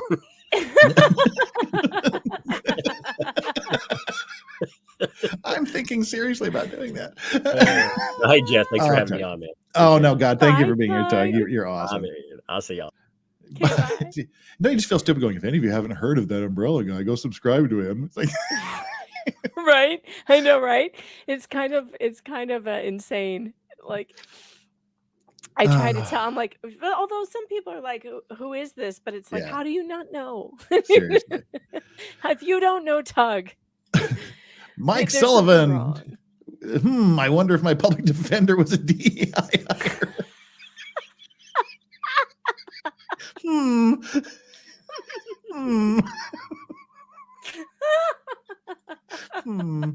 Don't get it twisted. It's the Umbrella Man. With Tug's departure, we've solved 1/3 of the problem. Fine. I noticed I didn't say half of the problem. I said 1/3 of the problem. This is also true. Credit where credit is due. I have what we call in the legal field contributory negligence. Rather than bringing a discovery, now I don't feel so bad about doing the vocal fry with the original vocal fryist gone. I felt a little bit like a fraud and a cheat. Oh, Tug doesn't care. He's so funny. It's just love Tug so much. Honest to God, when he came up with that voice, I about died. And then last night he couldn't find it. He couldn't find the voice for a little bit. Remember, we were like, maybe you need to smoke a cigar. What happened to your voice? And when he found it, he was like, I found it. Guys, I can't stop thinking about last night's stream. There was a moment where I started playing the national anthem because this guy was going on about the First Amendment, and Tug goes, and I reached down into a puddle that used to be my best friend, whose life was lost by either a cannonball or scurvy or an STD or malaria. It doesn't really matter, but I fought for your rights. In that moment, like I have not been able to stop thinking about how good he is at ad-libbing shit. He also came up with rhyming new lyrics to the national anthem about the Tonsil Twins case. I mean, it's like he's a genius. He's a freaking genius, and this man makes me laugh. The best I could come up with, Clayton Echard exploding in air. Oh God, that was so funny. He goes, and the tonsils, red glare, and Jeff pops in, and Clayton bursting in air. You guys, if you have not seen it, if you've not heard it, I'm telling you, you will not be disappointed. Aussie Just Jen says, I've watched it 3 times. Me too. hashtag me too. Saint Dodo says, what's the story behind Tug's? I used to know what the story behind Tug's name is, but I can't remember it anymore. That umbrella guy? Yeah. Oh, he did just tell me this recently. We were talking about it on his stream. God, now I've forgotten too. It's part of the lore. And ask it while he was here for 2 hours, for God's sake. Jesus, how did I forget this? He did tell me this. And Ellie Fan, hey, how you doing, Ellie Fan? It's been a minute. Hashtag cockroach bot army.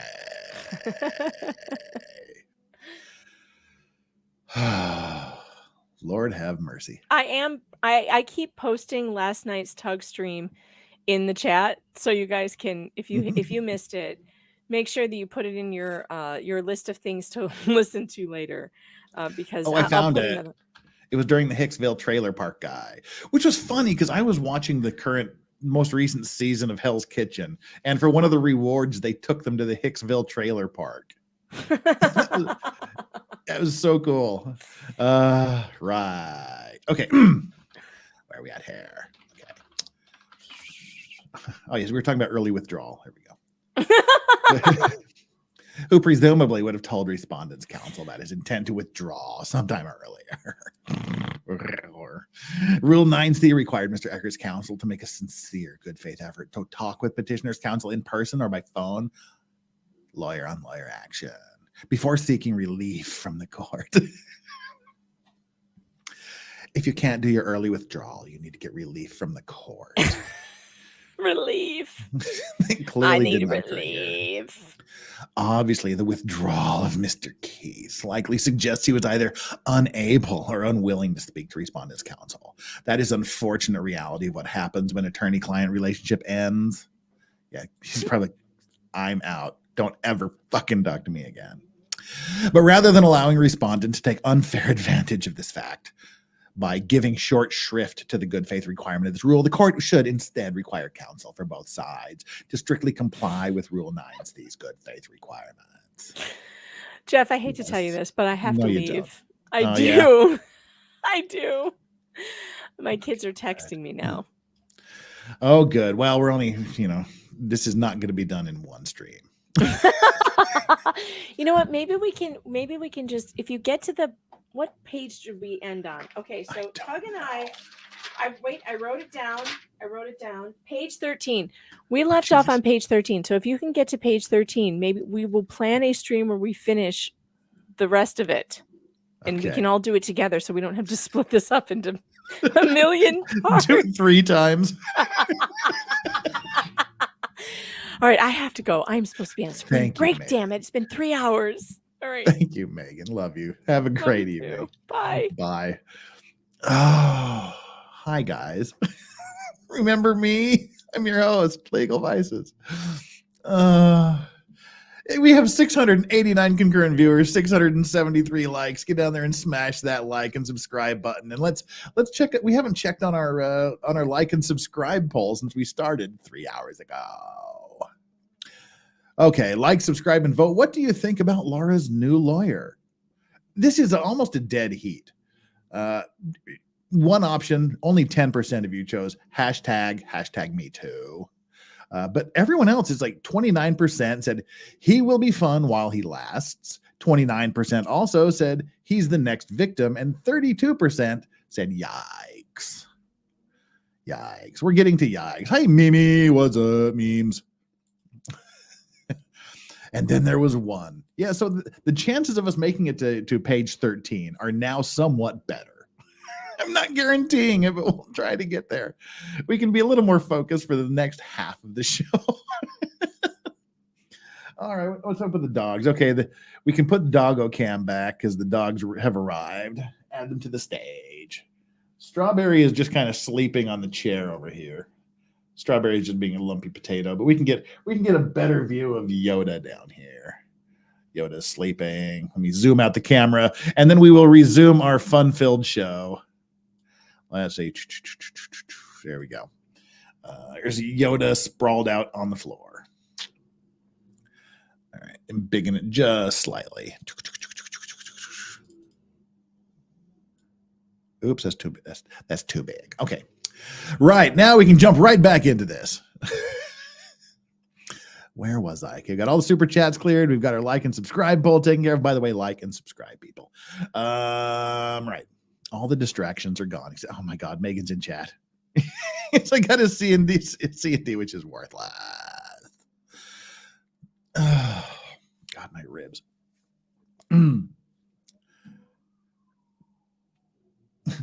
The emergency vehicles are coming to take me away.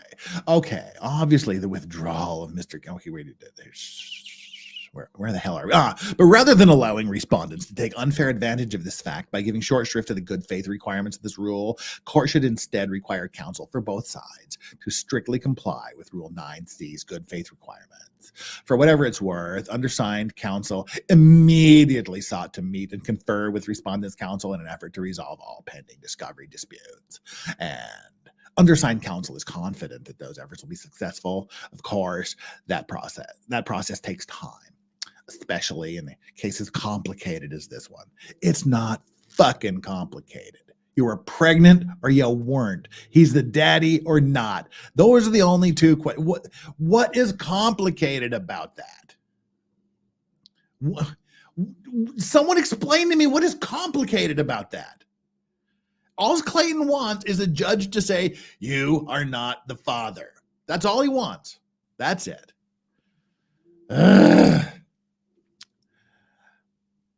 This is not a difficult case. Lisp it up. Okay. God. Thus, good cause exists to grant an extension of time or to summarily deny the motion. Don't deny the motion, baby. Go with it. Go with the motion. Because respondents filed the current motion without first making a good faith effort to resolve the discovery issues with opposing counsel as Rule 9 requires. Ellie Fan says, getting pregnant through oral sex is super complicated, Jeff. Don't you know it? Oh, Lord. Bad vibes of the $5. This is a notice from the fun police. You're having too much fun and owe $450 for jocularity management.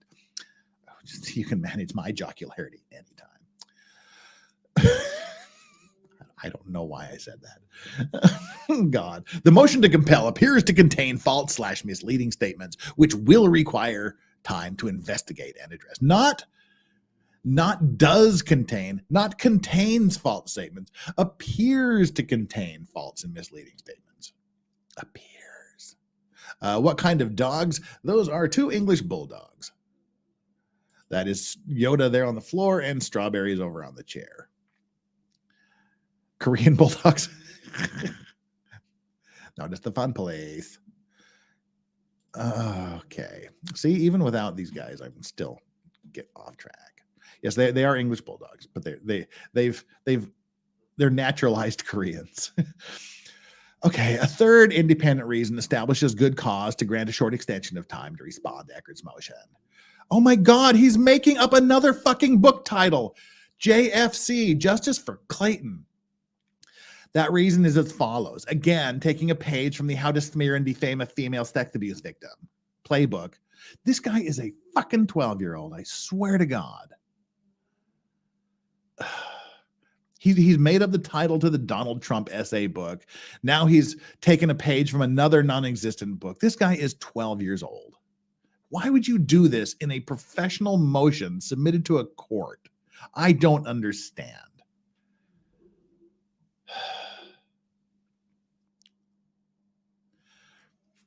Mr. Echard's motion contains numerous specific allegations claiming Ms. Owens lied about the facts of the case, and even worse, that she's done so in a manner which shows not just accidental mistakes. Look, buddy, I don't want to be the grammar police here, and Megan Fox Ryder can do this much better than me, but accidental and mistake are redundant. You can't have an intentional mistake. What other kind of mistake is there? That's why it's called a mistake. It's by definition an accident. You can't have an intentional mistake. Then it becomes an intentional act. And you can't have an accidental intentional act. Dude, come on. Stop trying to be a clever dick and just deal with the words on the page. And even worse, that she has done so in a manner which shows not just accidental mistakes, but calculated intentional fraud. Intention is an element of fraud. You don't need to say intent. You can't have accidental fraud. Dude, come on. Dude, of course, I know he's not going to listen to all 3 hours of this, but if you're listening to this, intentional fraud, really? Can you have accidental or unintentional fraud? No, you can't. Let's be specific. Let's be specific. Let's be pacific. After starting with a gratuitously insulting rhetorical statement that compulsive lying is not a defense to disclosure production. Oh, so dramatic. Oh, wouldn't you know? You know it, boy. You know it, big boy. Compulsive lying is not a defense to disclosure production. Oh, so dramatic. This guy, oh, so dramatic, is the one that's like, how to smear and defame a female sex abuse victim. Yikes. And oh no, and aha. And you're complaining that he's dramatic? Bitch, please. Mr. Echard makes a very specific statement that appears to suggest he discovered proof Ms. Owens lied about every aspect of her pregnancy, and that such lies have been confirmed by third-party medical providers who verified Ms. Owens was never treated by any of them. Quote, and I do quote, my quotes are very long. Notably, of the litany, 14 plus provider names given through petitioner's testimony prior to her deposition, multiple providers have denied providing care or ever seeing/communicating with petitioner. He doesn't say all, he says multiple. He says there's 14 plus and multiple providers. He does not say all. So for you to say that he appears to suggest that everybody lied about it, come on, dude. Okay, I may have been reading a little bit into that myself, but that's the impression I got. Let's be blunt. At first blush, this allegation sounds really bad for Ms. Owens. Yes, it does. It sounds very, very bad for Ms. Owens because it is. Mr. Echard seems to say at some point during this litigation, Ms. Owens was asked to provide the names of every doctor/medical provider she saw, and after giving those names, Mr. Echard's counsel contacted each one of them to ask if she was, in fact, a patient at that facility. Mr. Echard then states multiple providers, implying all providers, confirmed Ms. Owens lied about her patient. Yikes! Dude, all caps and exclamation marked, yikes.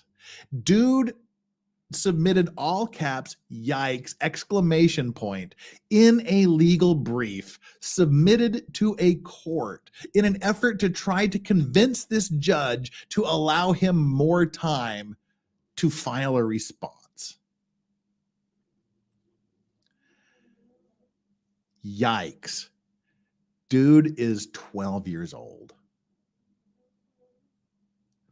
And Mr. Echard then states multiple providers, implying all providers. No, it doesn't.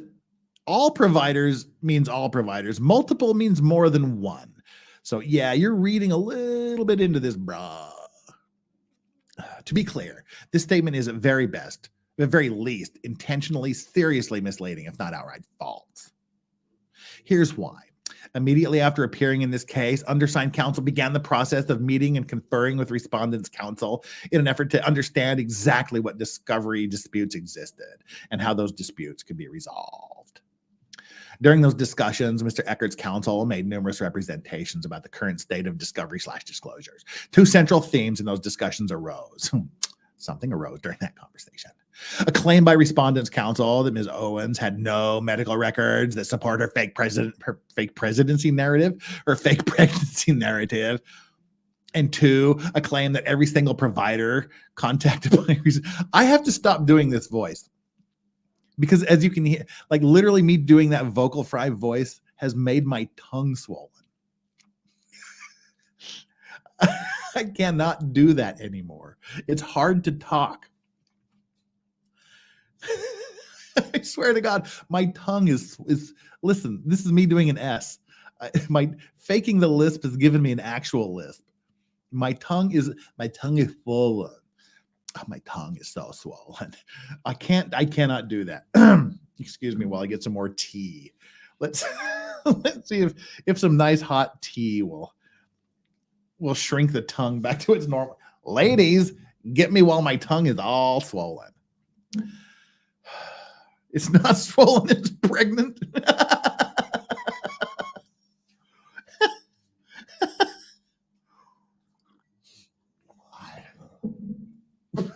What was that, doggo? Wow. Lisp and vocal fry are two entirely different things. One is gay, one is Valley Girl. Unless you're a gay Valley girl, then you got them both. Wow. I can do the vocal fry, but without that would shred my vocal cords. But my tongue is literally swollen. Wow. All right. You heard it, ladies. Ladies, you heard it. Jeff is swole. Just my tongue. Hey, ladies, take a number while you can, while the tongue is swollen. All right, let's let's get back to this. I promised to do this, but I didn't know we were going to be going 4 fucking hours when I made the promise to do the vocal fry for the entire time. And the lisp just sort of took on a life of its own. That just sort of developed naturally as we went along. All right, we'll put Yoda has pieced out to go to the sofa, so we'll put it back here on Strawberry. Oh, my ribs hurt. Right. Okay. Literally my tongue. My tongue is swollen. I have no idea how to counteract this. Hot tea isn't working. All right, we'll do our best. Okay. Number 1, a claim by Respondents' Counsel that Ms. Owens has no medical records that support her fake presidency. I did it again. Fake pregnancy narrative. He stole the election. And 2, a claim that every single provider contacted by Respondents' Counsel confirmed they have no recordings relating to Ms. Owens. This is you in the middle of accusing Woodnick of making a misrepresentation. He is literally misrepresenting a misrepresentation. An alleged misrepresentation. Oh, my Lord. Which, if true, would strongly suggest Ms. Owens fabricated her entire story. But are those points true? Ruh-roh, let's find out. Naturally, such specific and serious allegations raise immediate concern. If true, if in a hypothetical bizarro world, if true, they would appear to prove Ms. Owens lied about the facts of the case. If true, this would require the immediate withdrawal of undersigned counsel. TikTok, motherfucker. Yeah, it may. If she note here, if she has lied about the facts of the case, he is required to immediately withdraw from the case. You cannot knowingly allow your client to make false statements. You just can't. If you know your client has lied to the court, you have an obligation to notify the court and make what is called a loud withdrawal or a noisy withdrawal, where you have to say, I am leaving because of this. Whew. All right, so let's see how long it takes him to find out. KH, come on. Naturally, all right. Despite only being involved in this matter for a handful of days, the undersigned immediately discussed these allegations with Ms. Owen. He said, wait, he said, I believe, didn't he? He said that he has not met with her yet. Okay, maybe he spoke to her on the phone. I don't know. But yeah, okay. I guess he spoke to her on the phone. He said he hasn't met her yet. He was going to do that within 48 hours in a public place with cameras. The undersigned immediately discussed these allegations with Ms. Owens to see what her response was. And that response was equally disturbing. It appears both statements by Mr. Echard's counsel are materially, knowingly, and provably false. Regarding the claim that Ms. Owens has no medical records that support her fake pregnancy narrative, this statement is categorically, blatantly false. Immediately upon seeing this claim, Ms. Owens provided undersigned's counsel with the login and password for her Banner Health account. One of the medical providers, which Mr. Echard suggests has verified that it has no records relating to Ms. Owens. Using that login information, undersigned counsel personally accessed Ms. Owens' account and located a lab test result dated June 1, 2023, which stated HCG-QI-POC positive. This is a form of pregnancy test. It's also a form of HCG test. Just in case he wasn't aware of that, it's right there in the title of the test. Absent some other explanation, such as anything what can give false HGC results? What can give false HCG positive tests. What can cause a false a recent pregnancy, some rare ovarian cysts, certain medical medications containing HCG hormone, like some fertility treatments. All right. Let's see. Oh, come on. I don't want to. I reject all cookies. However, there are cases where you may get a positive result and find out later you are no longer pregnant. Okay, there's some of that. What is molar pregnant? I don't know. I don't even want to read what molar pregnant. Oh my God. What molar pregnancy? What is a molar pregnancy? I think we have a molar pregnancy. We have two molar. We have. I don't know what a molar pregnancy is, but I'm calling this a molar pregnancy now. What is a molar pregnancy? You may test positive if you have a molar pregnancy. A molar pregnancy is a very rare complication that occurs during the very early stages of fertilization that causes the fetus to develop abnormally. Oh, that's not funny. In a full molar pregnancy, when all the genetic material from the mother is lost during fertilization, there is no baby. Instead, a mole, a cluster of abnormal cells that grows into cysts, form. You can read about molar pregnancy in more detail here. A molar pregnancy will also show up as a positive result since your body is producing HCG. It is not a false positive result. Novarel, Pregnil, and Ovidrel and Profaci can give false positives. All right, that's interesting. I just like the term molar pregnancy in this. Yeah, where is the blood test? Dun dun dun. There's the rub, so to speak. Right. Okay. Okay, the positive result. This is a form of pregnancy test. Absent some other explanation, this conclusively refutes Mr. Echard's claim that no medical records exist to prove Ms. Owens was ever pregnant. Banner Health lab results history positive. Now, this is just a piss test, isn't it? I believe this is just a pee test. Right? Am I? If I'm wrong and this is not a pee test, someone tell me what it is. Yes. Okay. Good. Yeah. This is a pee test. Again, it's. I wouldn't consider this a medical record. I mean, technically, yes, it's a medical record because it's a record from some medical center. What is Banner Health? Someone help me out here. What is Banner Health? I have a sneaky suspicion.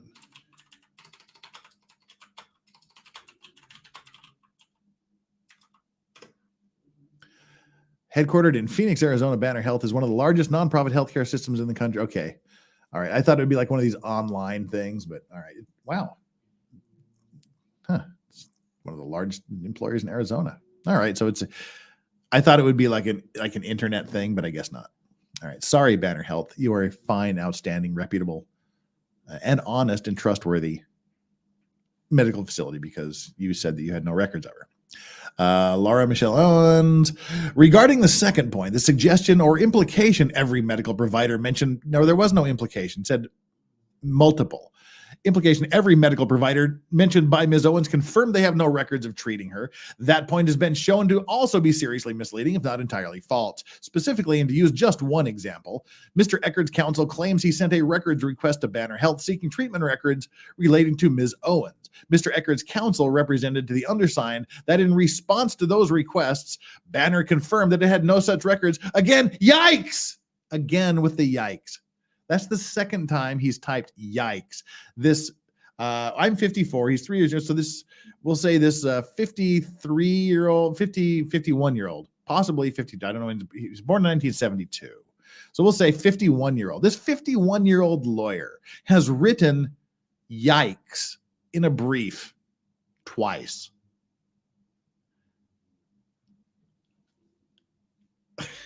Yoink. I want the... If there's not a yoink in here, I'm gonna be sad. There, hashtag yoink. That's what we need. We just need damn it. There better be Mr. Gringus. Mr. Gingras, if you have not included the word yoink in this, I want you to go back and file an amended motion where you include the word yoink. There needs to be a yoink. You got two yikes. We need a yoink. Two yikes and a yoink. No, it's not true. As before, that serious allegation was immediately discussed with Ms. Owens, who quickly provided an explanation. Yes, Banner did send a letter to Respondents Council stating that it had no records responsive to this request, but not because no such records existed, but rather Banner's response was based on the fact Mr. Echard asked Banner for records from the wrong location.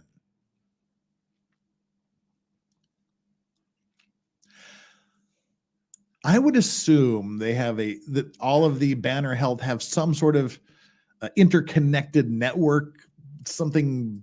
If I were to give it a name, I'd call it like an internet or something like that, where you can cross-check records. Lamau, I took a nap at page 5, woke up refreshed and rested, and they're on page 7. Hey, we're on page, what are we on page now? We're on page 11 now, so we're almost there. We're almost done.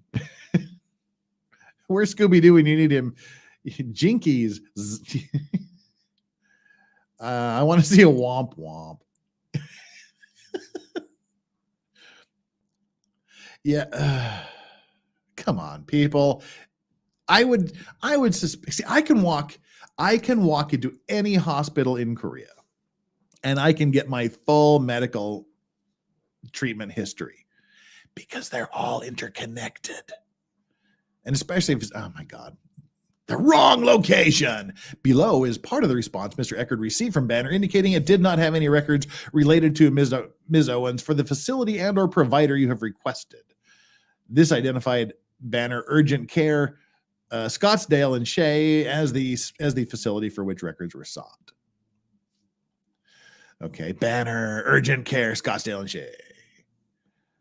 There are no dates of treatment for the facility and or provider you've requested.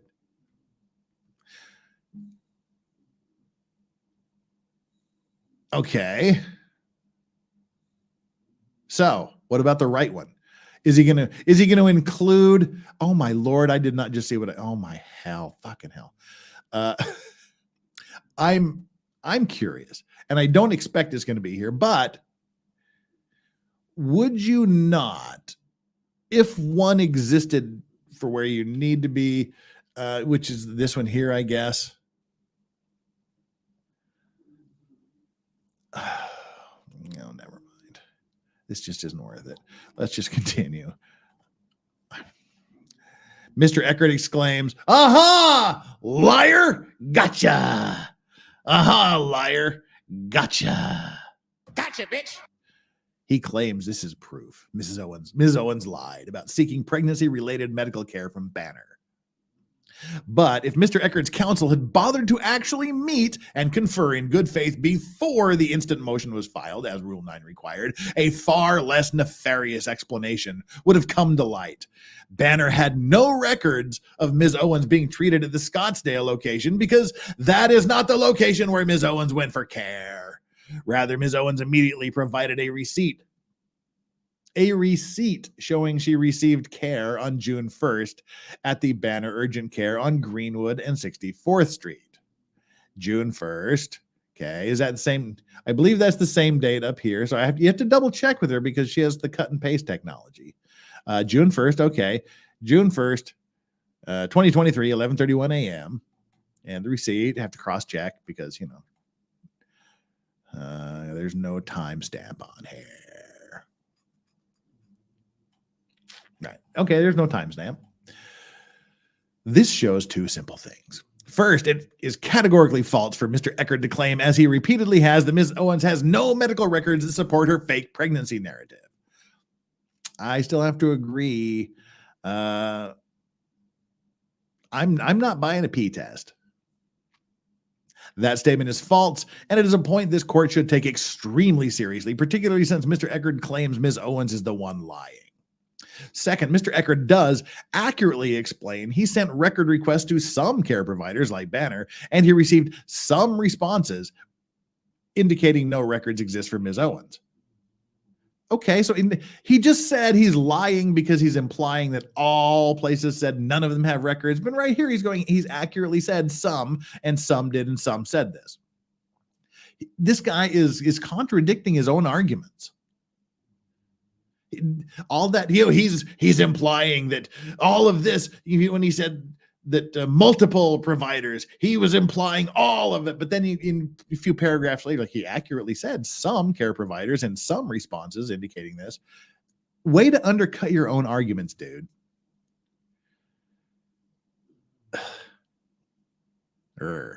But and received some responses indicating no records exist for Ms. Owens. In the example above, the explanation is incredibly non-controversial. You're the one making a controversy out of it, dude. Mr. Echard simply asked for records from the wrong location. But Mr. Echard's no records found theme is also misleading for another reason. One of which he conveniently fails to mention. During her recent deposition on March 1, 2024, Ms. Owens was asked numerous questions about the names of doctors/facilities where she sought care, some of which are the same places that later said they had no records relating to Ms. Owens.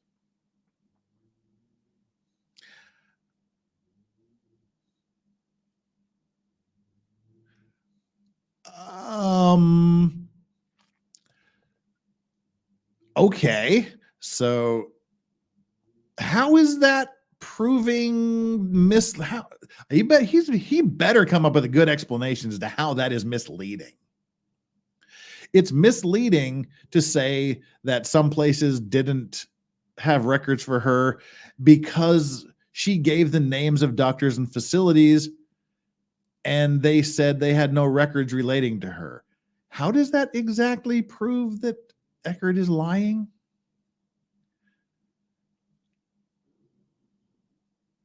There better be a good explanation for this one, because I can't really wrap my mind around that. In her deposition, Ms. Owens gave a clear, cogent explanation. Okay, let's see if this is clear and cogent. For this discrepancy, she made appointments with several doctors, but then canceled the appointments for utterly innocuous reasons, e.g. she had COVID.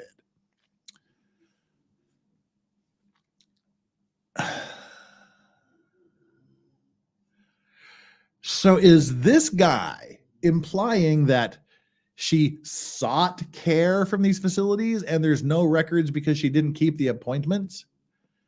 When someone says sought care at a medical facility, that to me says they actually were there and were treated.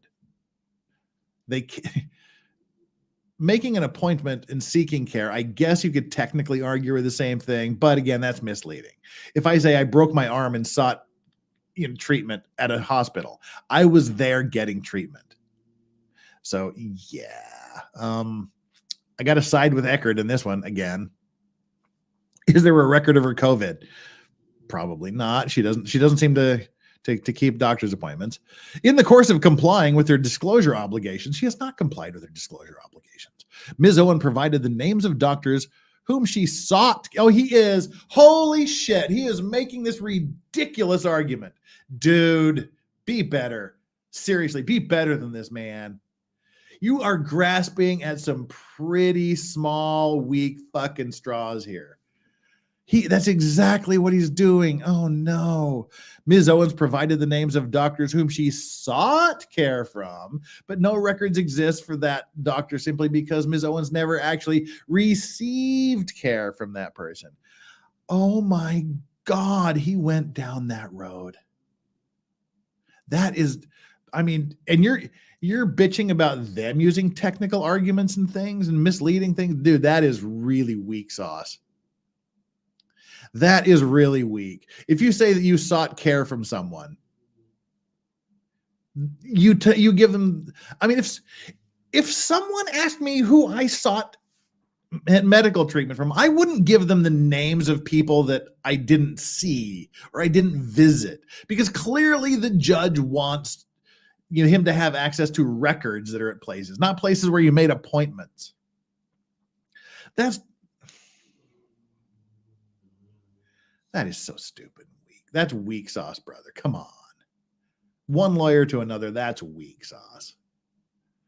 She sought care from these people, but she never actually received care. Do you think the judge and do you think Echard wanted a list of people you were never visited in an effort to prove you visited some medical people? In what world does that make sense? Oh my God. That dude went down that argument. Oh Lord. This evidence proves nothing meaningful beyond the fact that, like many people, Ms. Owens has anxiety and trepidation about seeking medical care, particularly for an unintended pregnancy. And due to illness, she was unable to keep every medical appointment she made.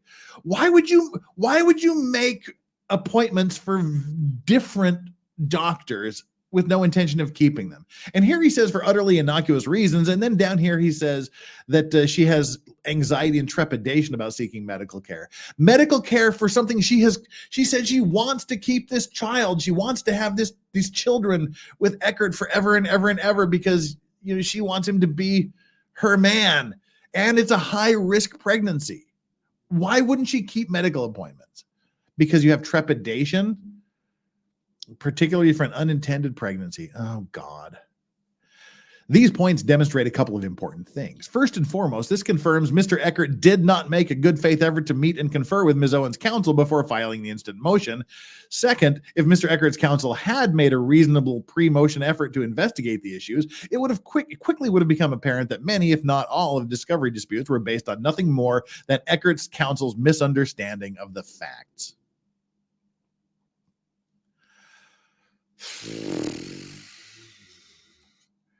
So the guy who openly admits on Twitter that he has not read very much of in this point had almost nothing. He'd only been in a week. So he's had an additional amount of time to read the files. And just yesterday or the day before, he admitted he hasn't read a great deal of the files. He's the one accusing Echard's counsel of having a misunderstanding of the facts. When if you go back and look through the Twitter feed, it's a bunch of you people saying, hey, what about this? What about this contradiction? What about this contradiction? And he says, well, I don't know. I haven't seen that part yet.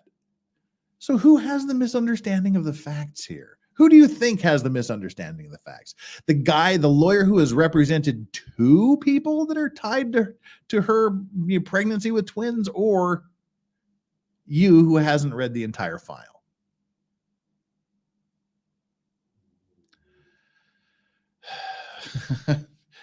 Junior lawyer is educated beyond his intelligence. Yes.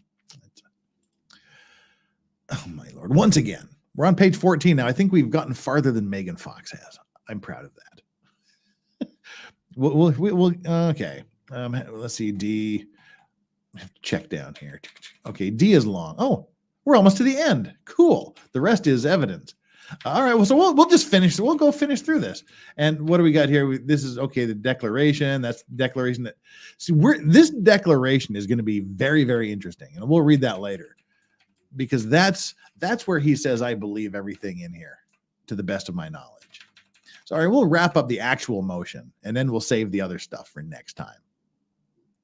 Heidi Bruce says, my medical brain is screaming. My non-medical brain is screaming. I can't imagine what a medical brain feels like right now. The exhibits are the best parts. Yeah, I'm not going to skip them. We've been going 3.5 hours. It's already 1 p.m. here. So we'll shut it down here at the end of this motion, and then we'll do all the exhibits the next time. Once again, because the undersigned has only been involved in this case for a handful of days, and because he has not yet received a complete copy of Ms. Owens' files from both of her previous lawyers and your client, blame your client as well, it is simply impossible to respond intelligently. Yeah, we noticed the lack of an intelligent response to not only the motion, but the lack of an intelligent motion to get more time. It's impossible to respond intelligently. Yeah, we know that. Oh, Lord. And comprehensively to each and every point raised in the motion to compel. However, to the extent the undersigned has tried to has tried, to the extent he has tried, not because he's investigated or, oh my God. The results have quickly shown that Mr. Echard is either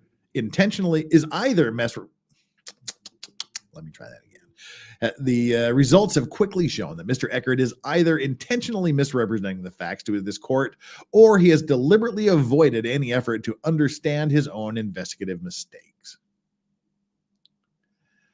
Either way, there is no good reason for the court to rule on the merits of Mr. Echard's discovery motion without, at a minimum, allowing sufficient time for newly retained counsel to investigate issues so he can provide the court with an informed response explanation of Ms. Owens' position. Furthermore, because Mr. Echard did not make a reasonable effort to resolve these disputes before moving to compel, assuming the court does not summarily deny the motion on that basis, a short extension of time will allow counsel to complete the meet and confer process in the hopes all discovery disputes can be resolved without the court's intervention.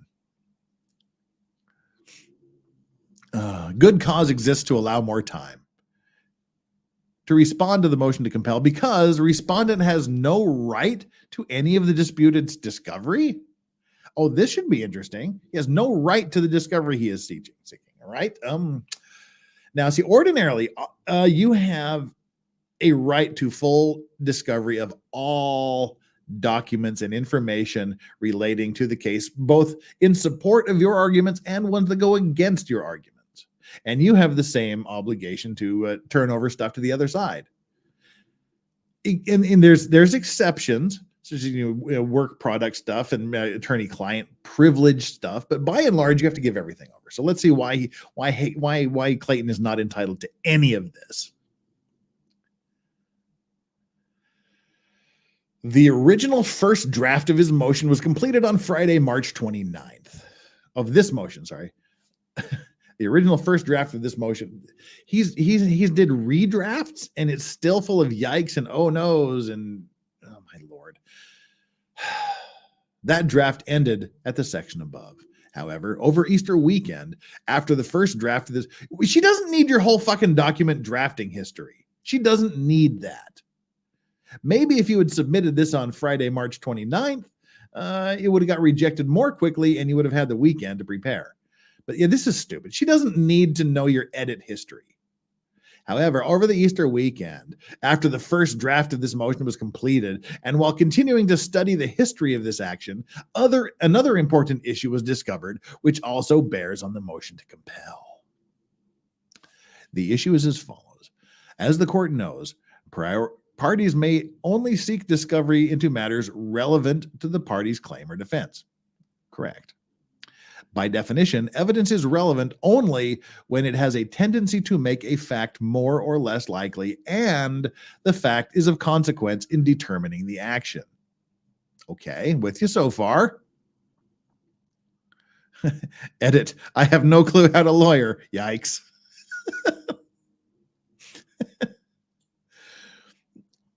Okay, so why does it matter? Why are you typing okay, you douche canoe? I'm so glad Megan's taken up that phrase. It's such a descriptive term. So why does that matter? Okay, so like, why does that matter? Okay, I'm not gonna go down that path again. It matters because, as explained above and in other pleadings, Ms. Owens claims her pregnancy ended with a miscarriage in the fall of last year. Okay. Anyway, obviously, because there is no child, the question of paternity and related things like custody and child support are all now moot. The question of paternity is not moot. I completely disagree with that. If she was pregnant with his child or children, it's very relevant. If you know, still, did he impregnate that woman is a valid question. That's the question he wants answered. He wants the judge to say, no, you did not impregnate that woman, and to restore his name, his honor, his reputation. So yeah, I disagree that it's a moot issue. But of course, I mean, now they were just, he's not going to get that because that part of the case is done. But there was still this sanctions issue, and now they've taken the sanctions off the table, but they still want the discovery to go through. Let's let's continue here. The only current remaining issue in this case is Mr. Echard's motion for Rule 26 sanctions, filed on January 3rd, 2024, which is presently set for evidentiary hearing on June 10th. The pending motion to compel seeks evidence which is only and could only be relevant to the issue of sanctions, because there are no other pleading issues for this court to address. Thus, the only fact of consequence necessary to determine this matter is the question of whether Ms. Owens lied about ever being pregnant in the first place. I would still argue that whether she was pregnant in the first place and whether he was the father is still a consequential fact. I disagree with him here. Yeah. As will be explained in a separate filed pleading. Oh, please, sweet Jesus, get that in. Expected to be filed the next few days. Oh, we have to go search for that. Mr. Echard has no right to this discovery or indeed to any discovery because none of the discovery is relevant to the remaining issues of consequence in this case. The reason for this is slightly technical, but extremely clear. Mr. Echard's Rule 26 sanctions motion was filed with, okay, I think the motion he's talking about is the motion against sanctions or something, and then it was Woodnick withdrew it just because he didn't want to delay this anymore. The reason for this slightly technical but extremely clear 26 sanctions motion was filed without providing Ms. Owens the mandatory pre-filing notice and 10-day safe harbor period required by Rule 26 CB2B. In short, Mr. Echard used exactly the ready, fire, aim approach forbidden by Rule 26. He rushed to bring a motion for sanctions without first giving Ms. Owens the mandatory written warning and 10-day safe harbor option to withdraw her petition. That single fact is fully fatal to Mr. Echard's motion for sanctions. And because the motion to compel seeks only discovery in support of a request for sanctions, it too is terminally flawed. Because Mr. Echard not comply with rule. Because Mr. Echard did not comply with the rule, this court cannot, as a matter of law, award sanctions under Rule 26, even assuming Ms. Owens lied about ever being pregnant. So this is the mantra he's taken up on Twitter. It doesn't matter if she lied. That's what he's saying on Twitter. It doesn't matter if she lied. Because we're talking about sanctions and that has nothing to do with it. It's a weird rationale that makes very little sense. Even if she fabricated her entire story, which she obviously denies, the failure of Mr. Echard's counsel to follow the strictly enforced safe harbor requirement is completely and fully disruptive. So even if he lied, they have to, this motion has to be, I hate this guy. I hate him. Okay, hate's a strong word. I strongly dislike him. So he was talking about getting mad at Clayton Echard for using a technicality. And now he is seeking, and I guess it was withdrawn, the motion for sanctions. He's seeking to have that dismissed on a technicality. So yeah, bad if you use technicality, but I get to use technicality. Subsection 2 of Rule 11, the so-called safe harbor provision, is intended to give the offending party the opportunity to withdraw the offending pleading, and thereby escape sanctions. A party is not entitled to seek or obtain Rule 11 sanctions if it fails to comply with the safe harbor requirements. Failure to comply with the safe harbor provisions precludes the award of Rule 11 sanctions. We must reverse the award of sanctions when the challenging party failed to comply with the safe harbor provisions, even when the underlying filing is frivolous. Moreover, the safe harbor provisions of Rule 11 are construed strictly. Lots of case law here to support that. To restate the problem, Rule 26 required Mr. Echard to give Ms. Owens a written notice that he intended to seek sanctions. Rule 26 required that notice to inform Ms. Owens she had the absolute right to withdraw her petition. Finally, in addition to notifying Ms. Owens of these rights, Mr. Echard was required to actually give her 10 days within which to withdraw her petition. And if she invoked that option, the rule forbids the imposition of sanctions. Section 2 of the so-called safe harbor provision is intended to give the offending party the opportunity to withdraw the offending pleading and thereby escape sanctions. Gallagher, Super at 5.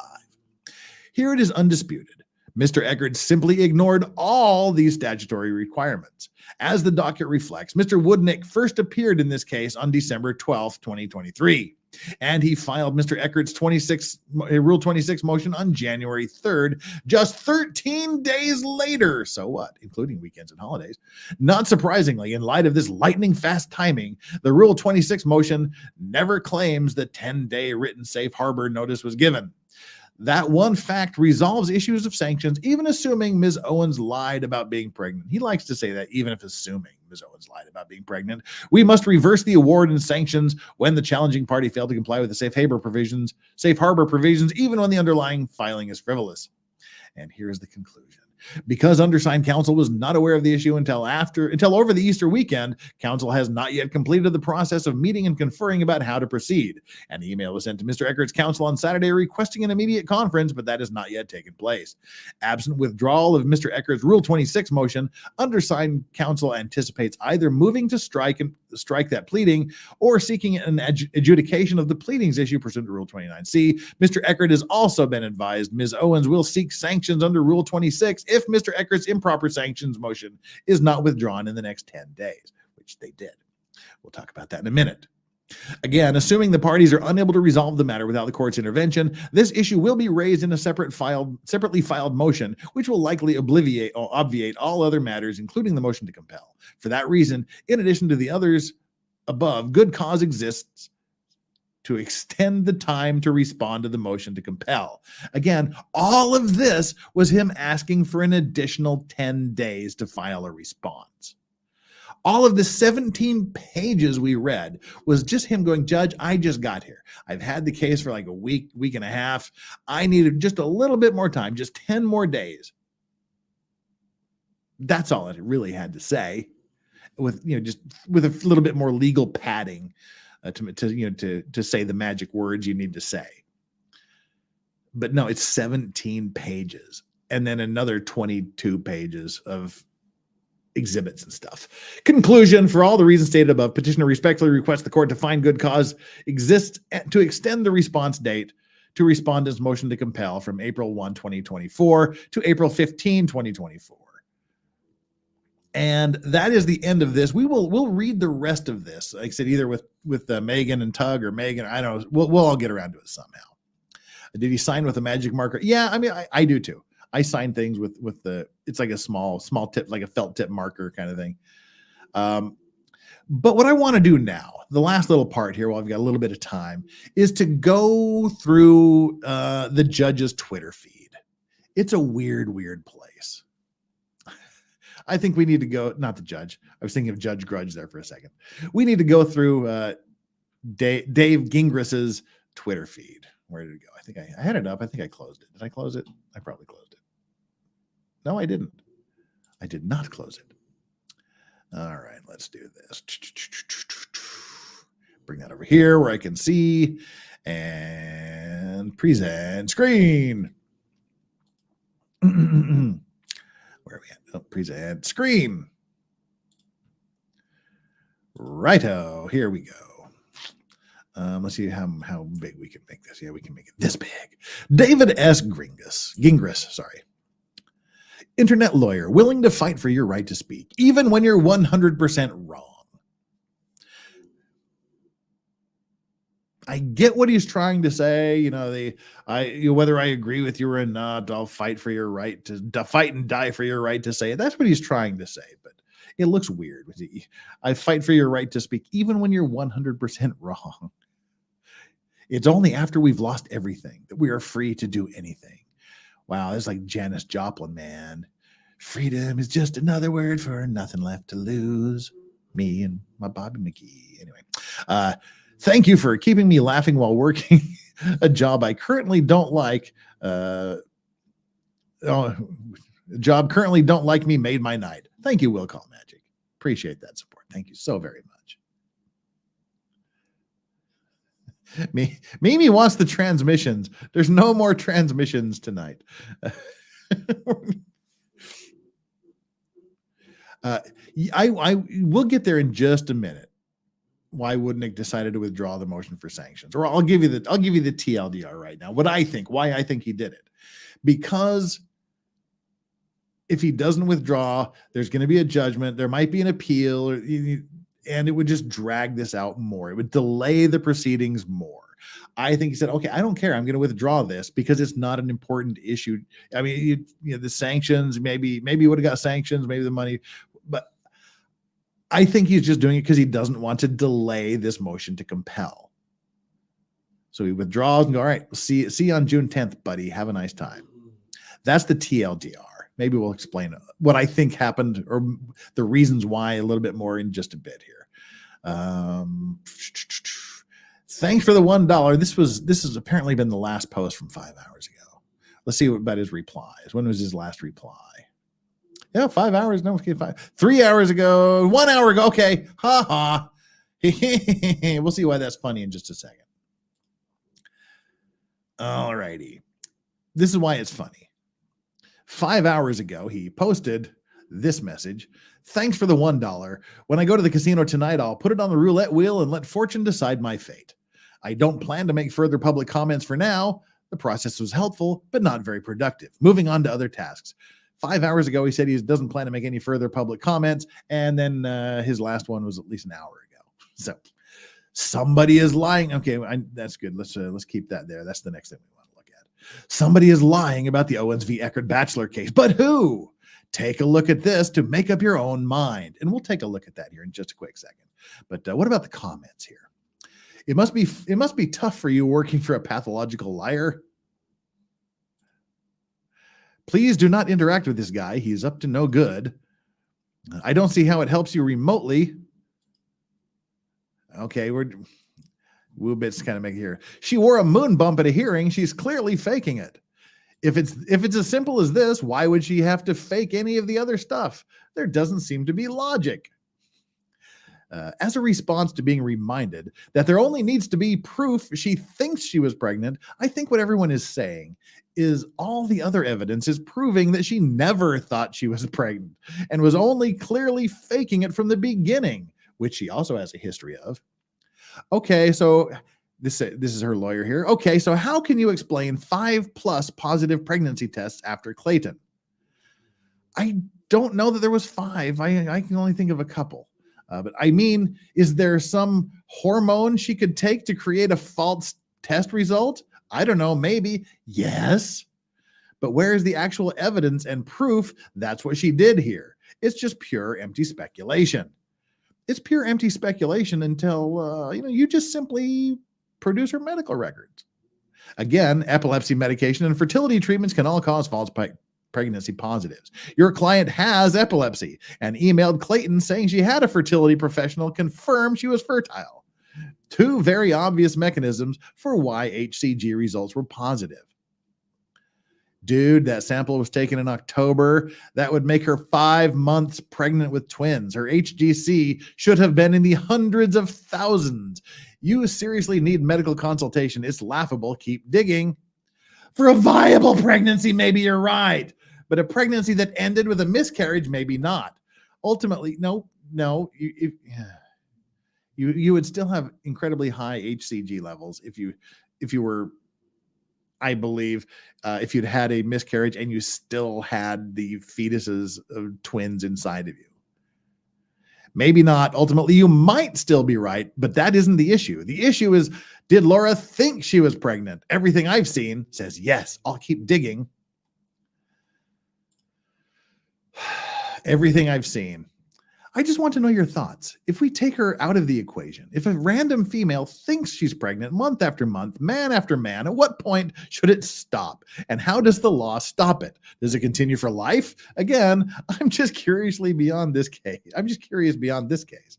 So he's kind of taking it a little bit on the chin here. Let's look at his posts and then his responses.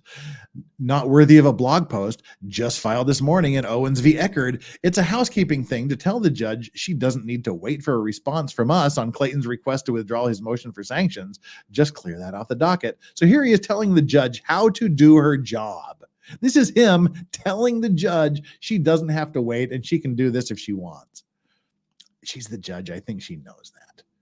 New, more substantive update about the Bachelor case, Owens v. Echard, and the big developments today. Did Clayton just cave? Was this the most dramatic filing ever? No. Apologies in advance for some mild language. We'll see his mild language here in a bit. There isn't enough room for meaningful analysis on Twitter, so I'm moving my comments about the Clayton Echard case over here. Remember how I said it's not over until I explained to Clayton's lawyer his motion for sanctions violated the rules and could not be granted. I threatened to seek my own sanctions, which we just read. I threatened to seek my own sanctions. Clayton just caved and withdrew his motion. Haven't read the whole thing yet. More to come. Idiot. Good day, fans and cult members. Baseball games have at least 9 innings and many at-bats. 1 strike ball hardly ends the game. Next at bat, new motion to be filed as soon as I can talk to Clayton's counsel. Can't file ex parte in Arizona. I may post about it later if asked politely. And this is where Megan Fox got blocked by David Gingras here. He's talking partially about Megan Fox here. In 13 years on Twitter, I've blocked maybe 3 people max, all psychos. Today, I've blocked about 50 people, 50 plus people. Sheesh. Is it the upcoming eclipse or something? I have never seen so many crazy people coming out of the woodwork in my life. Be nice to me. I'll be nice back. Hang on. Several people posted shame on you for posting someone's name. Yeah, he posted. This is kind of where he started to go. I mean, where he started to go wrong, actually. Where he started to get really on people's bad side, because the first victim, the football player, did not want his name out there. He specifically requested it not happen. I believe Megan Fox got a cease and desist letter from his lawyer saying, keep my client's name out your fucking mouth.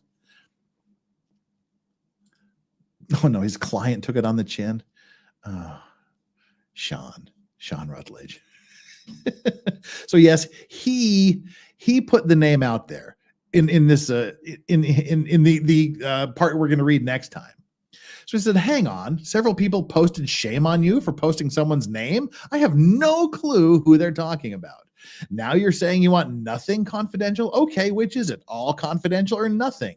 Ask again. Laura asked for confidentiality and Clayton said no.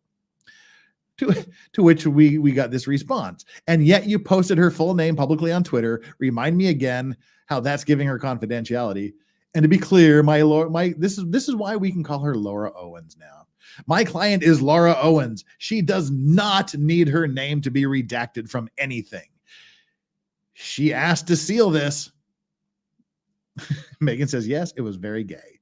She asked to seal this. The judge said no, and Laura accepts this. So names are not off limits because Clayton opposed sealing anything. So we will apply that rule to all. Again, totally pitting people's names out there that did not want their name to be out there. That has nothing to do with Clayton or what Laura wants. Happy to have an honest discussion, or you want me to block you? Happy to have an honest discussion, but JFC, Justice for Clayton, on a popsicle stick. I can't say my JFC on a popsicle stick. I have never seen the level of cult-like insanity as I'm seeing here. I'm about to block every nut job. Speaking of nut jobs, I hope your client liked both of hers. I have never seen the level of cult-like insanity I'm seeing here. I'm about to block every nut job who wasn't raised with the golden rule.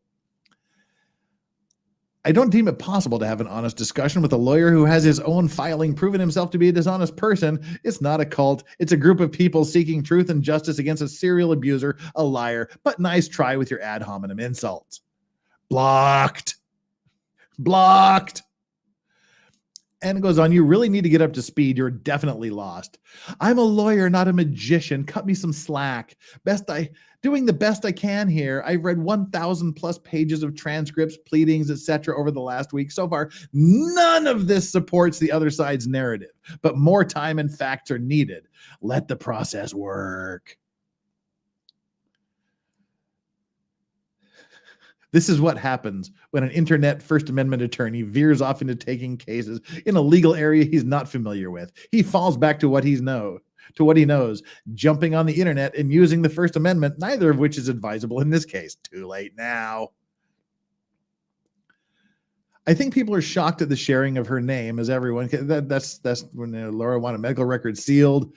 let's look at his responses to some of these things. His responses are the golden ones. They're kind of off the hook a little bit here. Replies.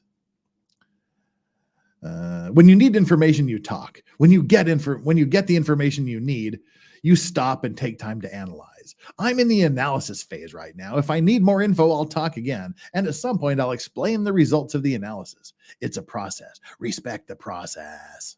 Respect that. Breaking judicial watch. What? Why is this here? Ah, okay. We don't need to worry about that here. Someone is lying.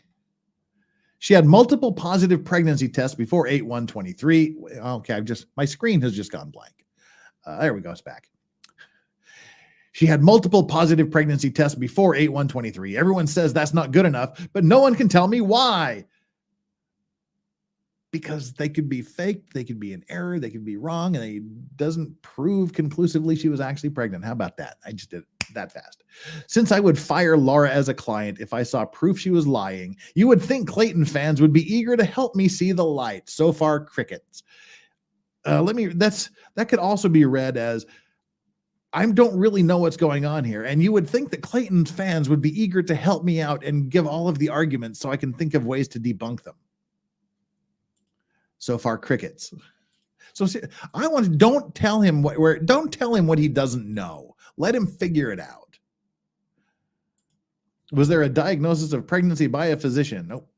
Well, we need to just stick to his responses here. What a great analysis. Just one thing. Do you have a pic of the time machine Laura used on 8/1/23 to go forward in time to 10/15/23? See the test results number, then travel back to 8/1/23, where she proceeded to maliciously file for paternity, knowing what the future held. Please send pics. Please be condescending. If you can show me how Laura lied, I would drop her as a client instantly. If you mean what you say, you'd be open to helping me understand the truth. Yeah, no, dude, that's your job. Don't ask the enemy to tell you all of their arguments. Don't ask the enemy to give you all the evidence. If you turn your back on my request, what does that say about your true motive? No, it just says, hey, there's shit out there. Do your job, lawyer. Do your job yourself. You pay me, and that's a different discussion. I really appreciate hearing from you, and I'd love to hear more details. The last thing I want is to be proven wrong, so help me understand. If Laura went to an urgent care and asked for a pregnancy test, and the test says positive, why is that not meaningful? Also, you may not want to spend this time, but if you could look at this and comment, I'd be very thankful. The only thing I need to know is whether Laura had any reason to think she was pregnant on 8/1/23. That is the only thing that matters for now. He's asking all of you to do his job for him. Falling HCG levels may show a pregnancy loss, miscarriage. When was that shown? Oh dear. Let's go to his little website, shall we? And then we'll wrap this up. We'll do a couple more things here, and then we'll wrap it up. But we want to read his postings so far. He's made a few postings. 1, 2, 3, 4, 5. He's posted 5 things here that I want to read, and then we'll shut it down until future times. Let me see. I have to take off the dark reader mode. There we go. Ooh, it's all bright now. And he's using a ridiculously bad font for the internet too. Let's see. We want to go to the fucking first one. Where is it? There we are. Oh, wait, he's got like old blog posts. I want to go back and like read his old blog posts. Scottsdale man shoots dog in the back and dog dies during Diamondbacks game. Okay. He's got things going back from like March 19th, August 2023, October 2023, and then he starts with this in April. All right. April 3rd, 2004. Let's bring this up. Ellie fans, where are we at here? This guy is just strips at the mall lawyer. He just strips at the mall lawyer. Ew. Share screen. Winder. There we go. Testing. Is this thing on? Hello? Dave Gingras, April 3rd, 2024. Uncategorized. 0 comments. Haven't blogged in way too long, but I can't handle the tiny character count on Twitter. Need more space to talk about complicated stuff. Hey, successful law guy, for just $8 a month, you can have up to like 5,000 characters. Come on, you can afford it. Big, fancy, expert lawyer. Need more space to talk about complicated stuff. Let me see if I can remember how to do this. Next post, some comments. Come on, get over there, buddy. Some comments on today's Bachelor news. See if we can embiggen this. Yeah, there we go. Dude, use a better font. Okay, whew, that sounds exactly like his motion we read with these. Okay, whew, yikes, oh no, shock, and all those other ridiculous things he put in there. Okay, whew, no more 140 character Twitter limit. You never had 140 character Twitter. It was 180, wasn't it? Maybe I'm wrong. I don't know. Tell me where I'm wrong, Gingras. I keep calling him Gringo. Sorry. Gingras, tell me where I'm wrong. I thought it was 180 characters. Doesn't matter. Not going to lie, trying to explain complicated legal issues in such a limited format was getting tedious. No mas. Let the word salad start spinning. Why would you say you're going to throw out word salad? Do you know what word salad means, dude? It means you're not making a fucking bit of sense. To begin with, I want to clear up a few things. First, I've seen some people questioning my professional qualifications and implying that I am some kind of fly-by-night low-rent Saul Goodman. Now, people like Saul Goodman. Har, har, kids. If you knew what I knew, you'd punch yourselves in the face for being such idiots. This is a real lawyer, guys. This is a real 51-year-old lawyer. This is a real 51-year-old lawyer talking to people on the internet. Tell me he's not 12 years old. Har, har, kids. If you knew what I knew, you'd punch yourselves in the face for being such idiots. This is so crazy. Exactly.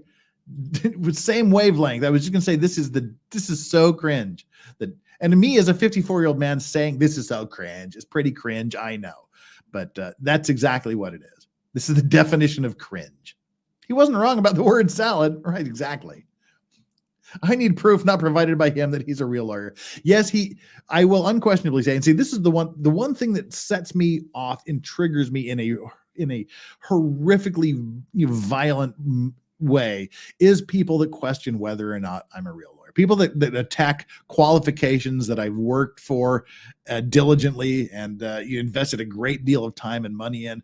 I get really pissed when people question my credentials, and I wouldn't do that to another person. I have checked with the Arizona State Bar. Yes, he is a real lawyer. I did it because I wanted to see other things. But yes, he actually is a real qualified active member of the bar. So we'll give him that. We won't take that away from him, because regardless of whether you end up being a douche canoe toolbox, at some point in his life, he spent a great deal of time and money and dedication to get his license. So we'll give him that. If you knew, you'd punch yourself in the face for being such idiots, chat. Come on. Har, har, kids. If you knew what I knew, because I went to the bar side, you'd punch yourselves in the face for being such idiots. Let's get that out of the way right up front, shall we? Okay, boots on the ground says, okay, I want proof he's a good lawyer then. Well, you're on your own for that one. I can only confirm that he is a lawyer.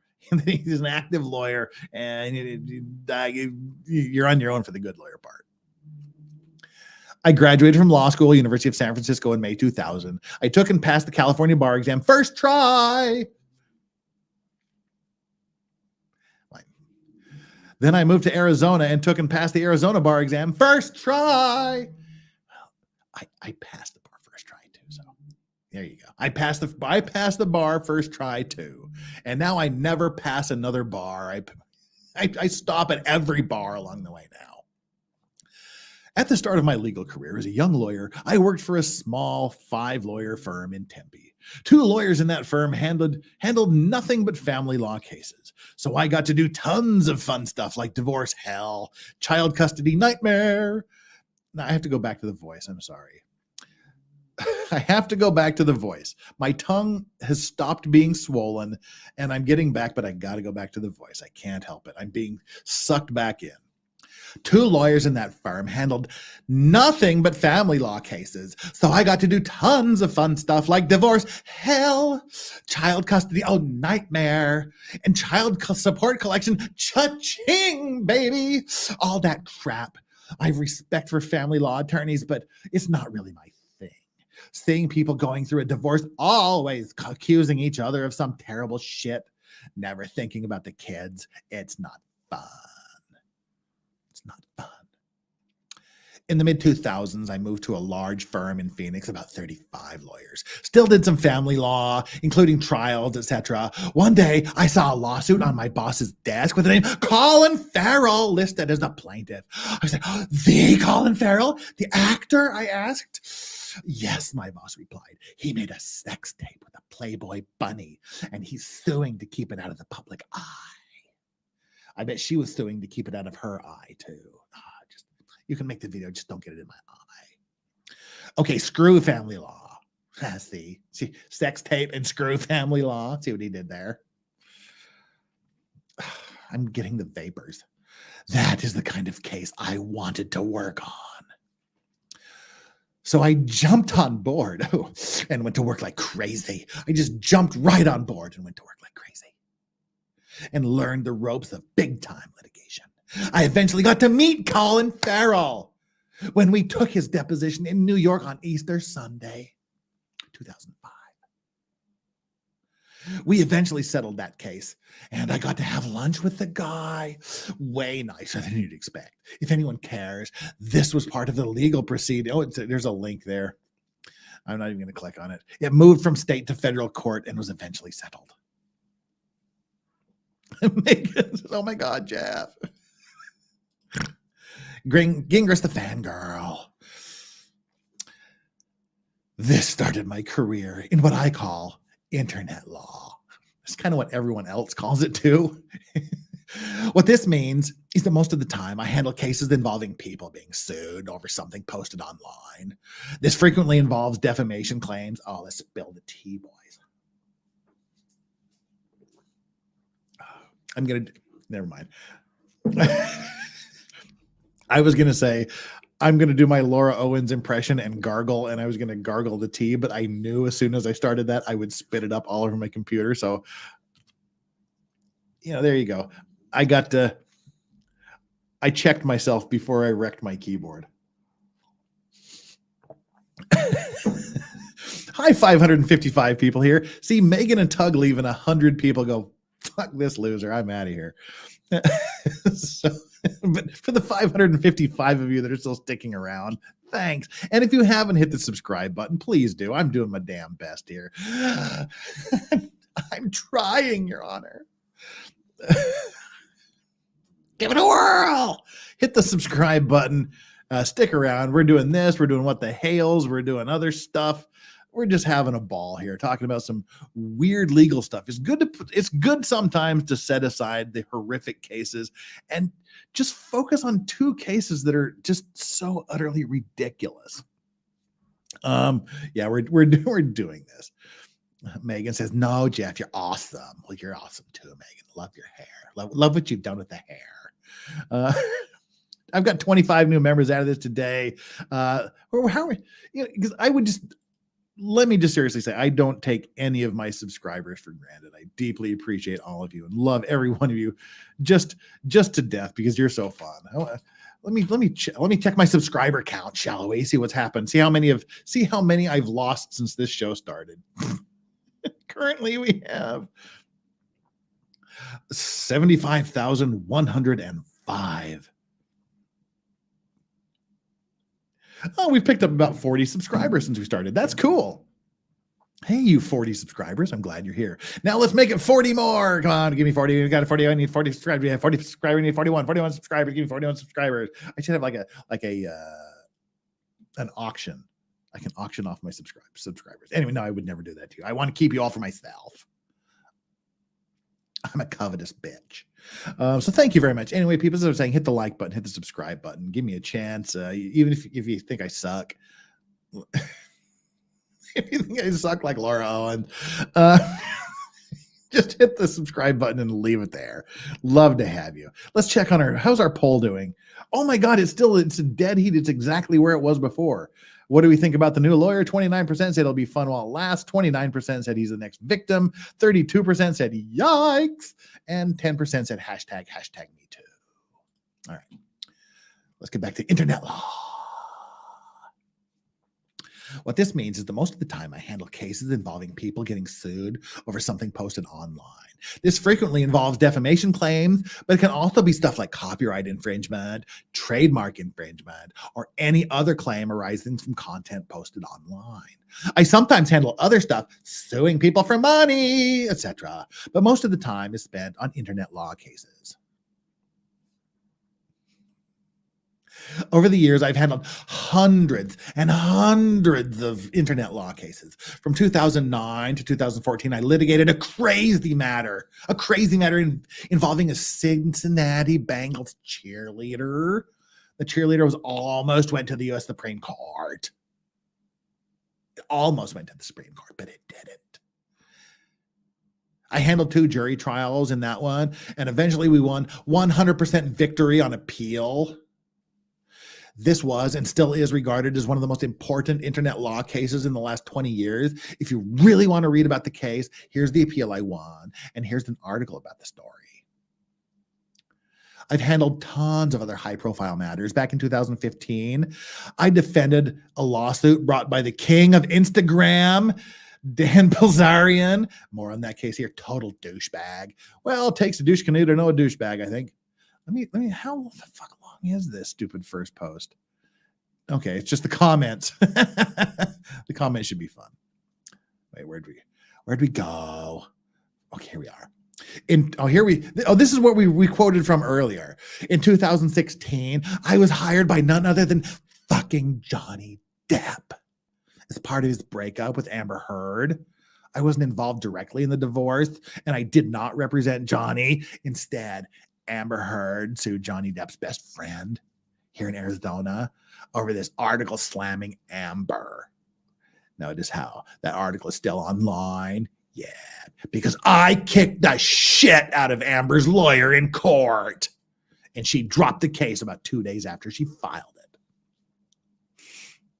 Now look, first of all, that's not what happened. The other person who was represented by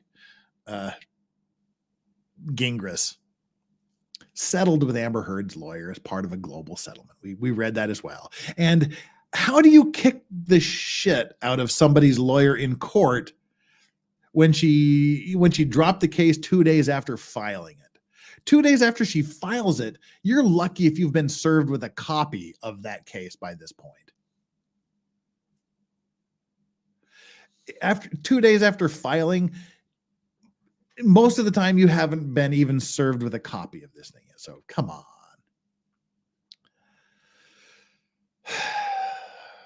Lies. I call lies, you gorgeous bitch. I can give you more examples, but you get my point. If you think I'm not a lawyer to take seriously, you will quickly learn otherwise. And yeah, my style's a bit harsh, but I do like to treat people with respect until they no longer deserve it. Now, enough about me. Let's talk about this crazy Clayton Jane Doe case. And by the way, I have absolutely no idea why people think we're not allowed to say her name. Say it! Say it. It's not saying her name, you fuckwit. You absolute fucktard. It's saying the name of the first victim that you outed, who specifically didn't want his name mentioned. You had 830 people, including medium smart Megan Fox, telling you this on Twitter, and you blocked them. They're literally giving you the fucking answer. They're explaining this to your thick skull, and you won't listen to it. It's not saying her name. We're not saying her name because it's funny to not say her name. Say it. Her name is Laura Owens. There is no court order restricting the publication of her name, and it's not illegal for you to talk about her. Looking at you, Dave Neal. Looking at you, Dave. I'm looking at you, Dave Neal. Dave Neal, I'm looking at you.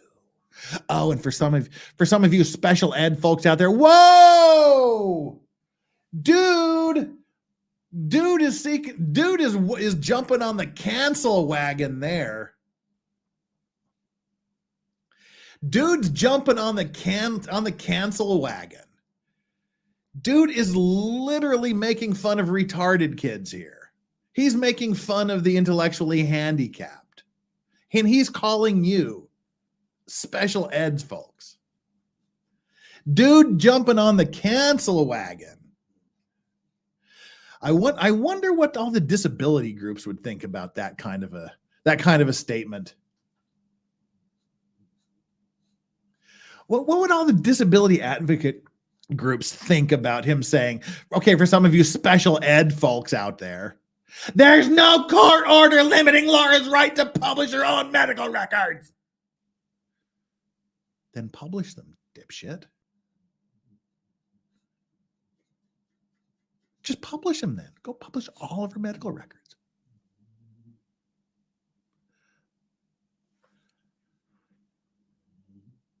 My special ed students are smarter than this fucker.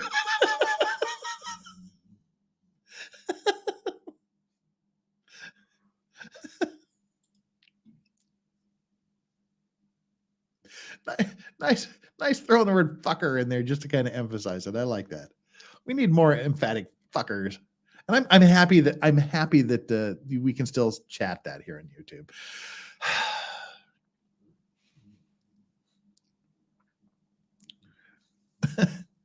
See, look, I'm not a cancel guy, and I believe everybody should have the right to say whatever they want. But come on, dude, you have to break out the special ed blast. Shame on you. Ugh. Seriously, try to at least have a third grade level comprehension of how the legal system works before you start claiming you're an expert. You look stupid. Stop. Okay, I have at least a third grade level comprehension. I know how the legal system works. Dude, don't be a dipshit. Please. Now for the case itself. This is where I'm going to be more careful. It is not appropriate to try a case like this in public. I can't share every fact in detail with you because the rules don't allow that. And it wouldn't be fair to Clayton. You know, Laura already went public with way too much info. She hasn't gone to public with a fucking thing. That's the problem. She hasn't given any info. Stop. So even my vocal fry is checking out here after 4 and however many hours I've been doing this shit. Uh-oh. Well. All right. Yes, I know, Laura. The vocal fry is totally gone. Is Jeff channeling Mulvaney? Okay, the vocal fry is totally gone. I'm going to start coughing up blood here in a minute. I've never had such an urge to slap a stranger in years. I hope Judge Mata has a gigantic stamp reading. Denied. No, the motion he made was denied literally. Well, not literally. It's like totally denied literally. And if you go to the references to me, you just see like people just posting line after line of literally. Thanks, Tug. Thanks, Tug, for cluttering up my timeline with tons of people just typing literally. But yeah, he filed the motion and the judge denied it. I don't think he got all 39 pages printed out before she denied it. It was literally like Megan goes, oh my God, this is posted. Let me read it. And it was denied before she finished reading. Of course, you know, the world will probably end before Megan Fox finishes reading. I love you, Megan. I'm just kidding. We know what you meant. No, Megan makes me laugh so hard. And Tug too. God, they're just two fucking hilarious people. And yes. Oh wait, let's go. Let's go. I forgot. I almost skipped a part. It's not appropriate to try a case like this in public. What I need like I'm not there yet. My voice isn't shot to where I can do like a Harvey Fierstein voice, not a Harvey Weinstein voice, a Harvey Fierstein voice. You know, you need like the really gravelly gay guy voice. I can't share every fact in detail with you because the rules don't allow that. But it wouldn't be fair to Clayton. You know, I know Laura already went public with way too much information. And yes, I know Clayton tried to punch back with his own press release. They were both dumb to do that. At least it's not what I would recommend. Oh, and yes, I'm not fully up to speed on everything. Stop reminding me of that. I know it. I'm working on it. Give me a fucking chance, guys. It's barely been a week, and this is not my only case. Having said that, a lot has happened in this case over the last 8 days since I got involved. I'm going to post a few comments about this moving forward, but only because I actually want you guys to be informed so you can speak intelligently about this stuff. Oh, I can't do that. That will literally rip my... Oh, I have to do it a little bit longer. I don't care even in the slightest whether you love Clayton, hate Laura, or indifferent. Everyone is entitled to their own opinions. Don't care which side you're on. What I do care is that you have an accurate understanding of the facts, and if possible, I want you guys to understand how the law works because Jesus fucking Christ, this group needs some serious help in that department. I don't mean that disrespectfully.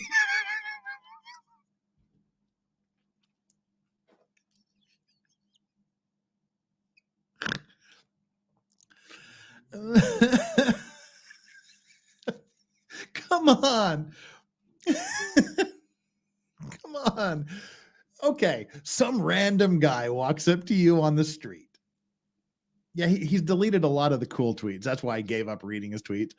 Okay, some random guy walks up on the street and goes, Jesus fucking Christ, you need some serious help. I don't mean that disrespectfully. What the fuck? Jesus fucking Christ, you need some serious... I don't mean that disrespectfully. So stupid. Oh, no. Jesus fucking Christ, Megan Fox, you need help. I don't mean that disrespectfully, but, you know.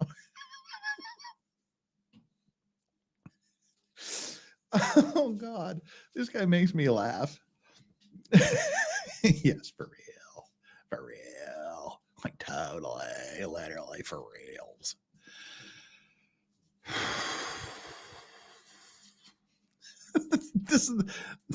This guy go to the same law school as the mortician lawyer Runkles keeps covering. Oh God, Megan, the link is still active. The link is still active, Megan. Jesus fucking Christ, this group needs some serious help in that department. I don't mean that disrespectfully. Before I was a lawyer, I worked at fucking Taco Bell, for Pete's sake. So all of you hardworking people who are out there trying to get a dollar, trying to get just a little bit ahead in life, that are working in fast food, fuck you, poor. Fuck you, you lame poor. Fuck you and your stupid, honest living, working job. This lawyer worked at Taco Bell, for Pete's sake. Not like you fucking loser that still works at Taco Bell. The disdain this guy has for people. This is what I take offense at. I mean, go ahead. I First Amendment. I love people being saying whatever they want to say. And if I get too agitated and I don't like what this tool bag is saying, I can just not look at him. And my problem goes away. He has to live with his problem. Calling out you special ed folks. So he's making fun of the retarded here. He's I said like PPP. He's making fun of the retarded people. Yeah, so he's making fun of the mentally handicapped, and then he's down here using people that are making an honest living, that are doing their best to make some money by working in the fast food industry. You're somehow just scum of the fucking earth. Before I was a lawyer, I worked at fucking Taco Bell, for Pete's sake. Dude, one day something could happen to you. Say, you go blind or something. Say that, you get in a drunk driving accident. Say a drunk driver hits you or something like that, and you lose your ability to be a lawyer. You get a hammer blow upside your head or something, and you lose your ability to be a lawyer. You could find yourself in a position where you're working at Taco Bell or an equivalent again, pal.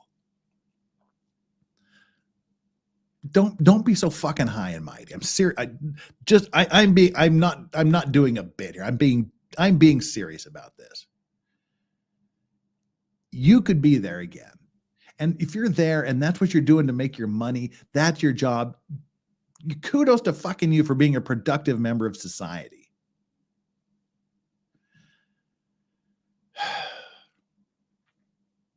I don't get this disdain for people. You're beneath him. Someday you might be back down there and someone's going to treat you like you're beneath them.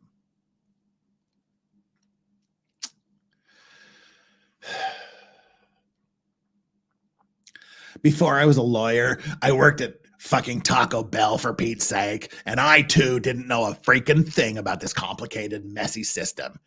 It takes time, so please try to realize that maybe you don't know everything, and maybe you should just ask questions before rushing to a conclusion. You may just learn something. This post is already too long, so let's leave it there for now. We can talk again soon. I will update when, if necessary. Not because I want to earn the big bucks. This page is not monetized.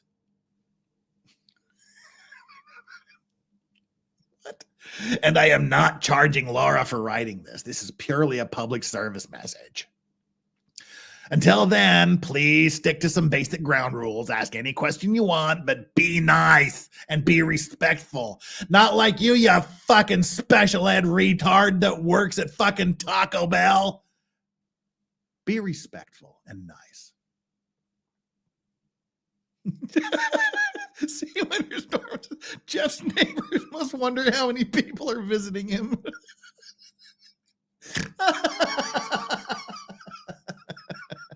That's actually really funny. It's a party of one. I don't need friends. I have all the voices in my head talking to me. Oh my God, that's funny. They're probably looking for an exorcist. They're probably looking for an exorcist. Wait, I have one of those. I have an exorcist. I have my own personal exorcist. Where'd my own personal exorcist go? Who was it? Who could it possibly be? Was it? Oh, I don't know. Satan? That's not my personal exorcist. Where's my personal exorcist? You are not a nice person. Did I delete accidentally my own personal exorcist? Oh no, it's right above there. It's right above the church lady. The power of Christ compels you. There we go. The power of Christ compels you. All right.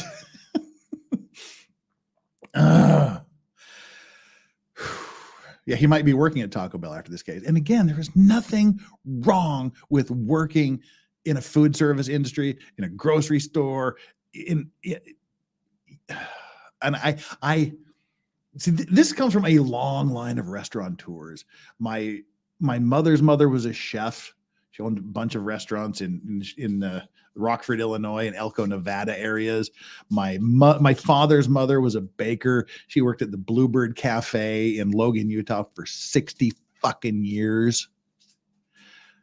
My mother is a baker, a chef, and a confectioner, candy maker. She's owned a bunch of candy shops, yogurt shops, bakeries. People that shit on people in the service industry. That's another one of my personal triggers. I don't know why everybody thinks they need to pick on it's just a trigger. Sorry, I didn't want we got sidetracked there.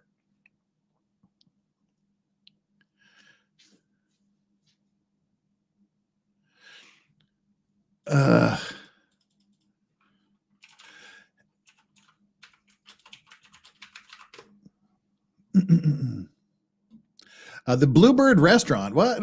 Boots on the ground? Are you a Loganite? Are you a Cache Valley citizen? Love the Bluebird. Strawberry chicken forever. Sad it closed. It's not closed.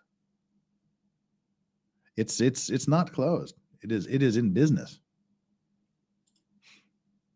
At least it was last time I checked it, because they closed it, and then last I heard, like, there was a new buyer came in and they were going to restore it back to its old ways. Did it close forever?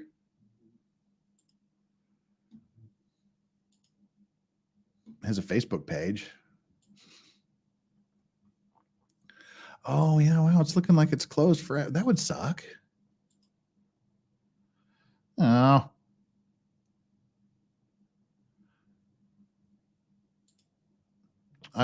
Still closed. The Bluebird restaurant. Okay, December 22nd, December 14th, 2022. We're working hard to restore the restaurant to its original beauty, that iconic marble. Stay tuned for more updates. Yeah, that's too sad. All right, that was just a little hometown thingy there. You're an Aggie, woohoo! Fellow alumni, woohoo! I'm a Utah Stater myself. But anyway, sorry, he's gotten sidetracked on that. Don't shit on food service people. That's all I have to say. Or the food service people might shit on your food, and you would deserve it. Got through many college nights in that place. Oh, my college nights were spent at the A&W with the Big Blue Burger. It was like 1.5 pounds of hamburger. All right, dogs have gone. We'll take them off. Let's get back to this. So, all right. Be nice and respectful, you fucking special ed Taco Bell workers. Be nice and respectful. Oh, yeah, exactly. Megan Fox. Exactly. It's hard work. It's good work. It's honest work. And it's money. What's wrong with that? Boots, you made Jeff sad. No, my grandmother, she was a baker at the Bluebird Cafe for 61 years. So, yeah. But that woman, that horrible grandmother of mine, she never wrote down these recipes she made for 61 years. And she died with the most amazing dinner rolls and breads. And she died with this fucking filing cabinet of recipes in her head and never wrote them down. And we've all pretty much given up trying to make her. She had the best dinner rolls you could possibly imagine in the entire world. And we've never been able to replicate it, and we gave up. All I remember is it used a fuck ton of lard. It was so good. A&W, those frosted mugs with unlimited root beer on tap. There you go. Okay, focus. Until then, please stick to some basic ground rules. Ask any questions you want, but be nice and respectful. I'm getting too old to tolerate pricks, so don't be a prick. I will do my best to reciprocate, to reprickricate. Pricks are people acting in bad faith will get blocked. All others are welcome to talk. Pricks, throw all your pricks at me. Pricks. We've got pricks. Pricks. Where are the fetal death certificates? DSG, there is info about the end of her pregnancy that is documented with medical records. Situation did not require a fetal death certificate. You are being fed a line of bullshit by people who are self-hating or selling half-truths for clicks. Sad and fucking sick to exploit this situation for ad revenue. Hey, everybody, like and subscribe and give me lots of ad revenue. But that's life, and it is what scumbags do.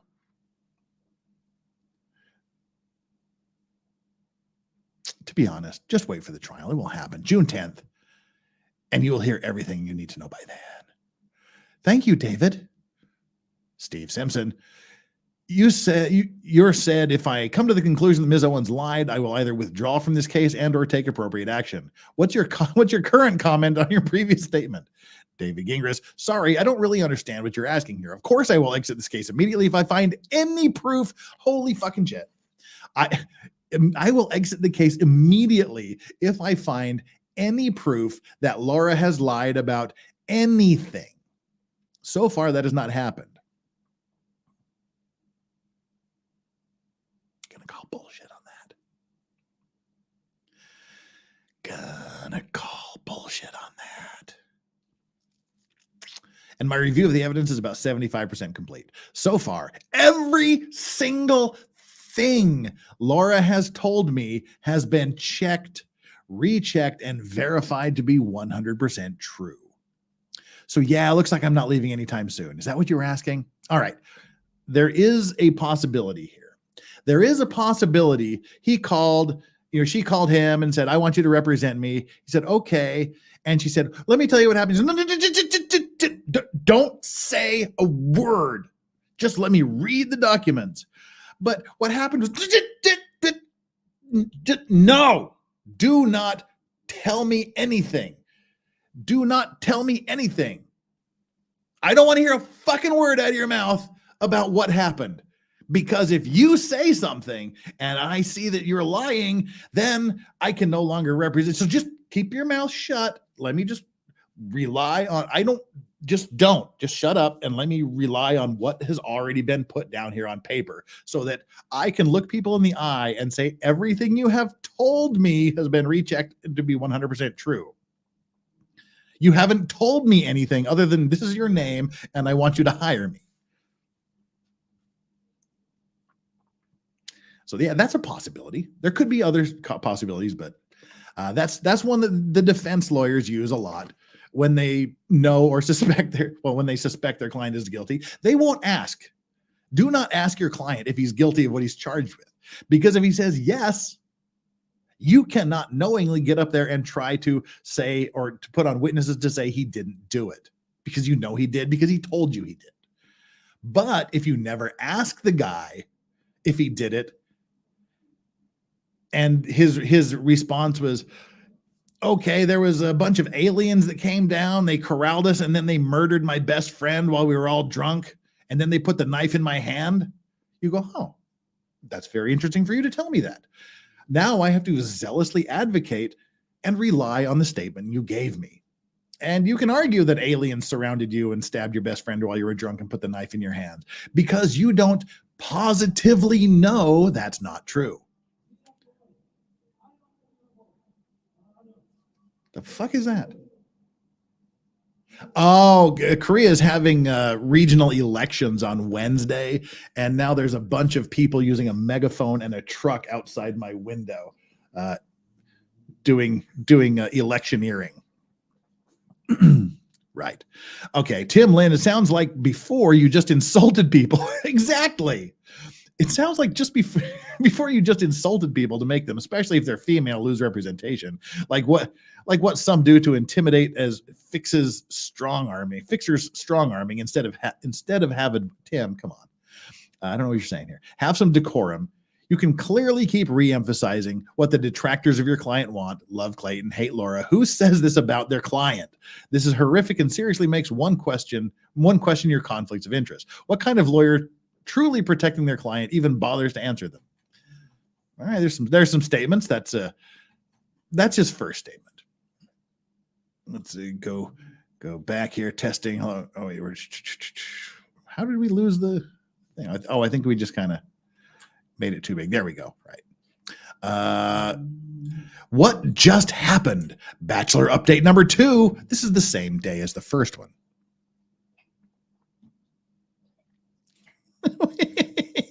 Shane Winterstrom. Wait, if Laura got pregnant after a couple of blowies, did that Sasquatchette get pregnant too? Yes, it could have happened. Sasquatchette. I like that. The Sasquatchette. Okay, that's funny. Oh dear. Let's see.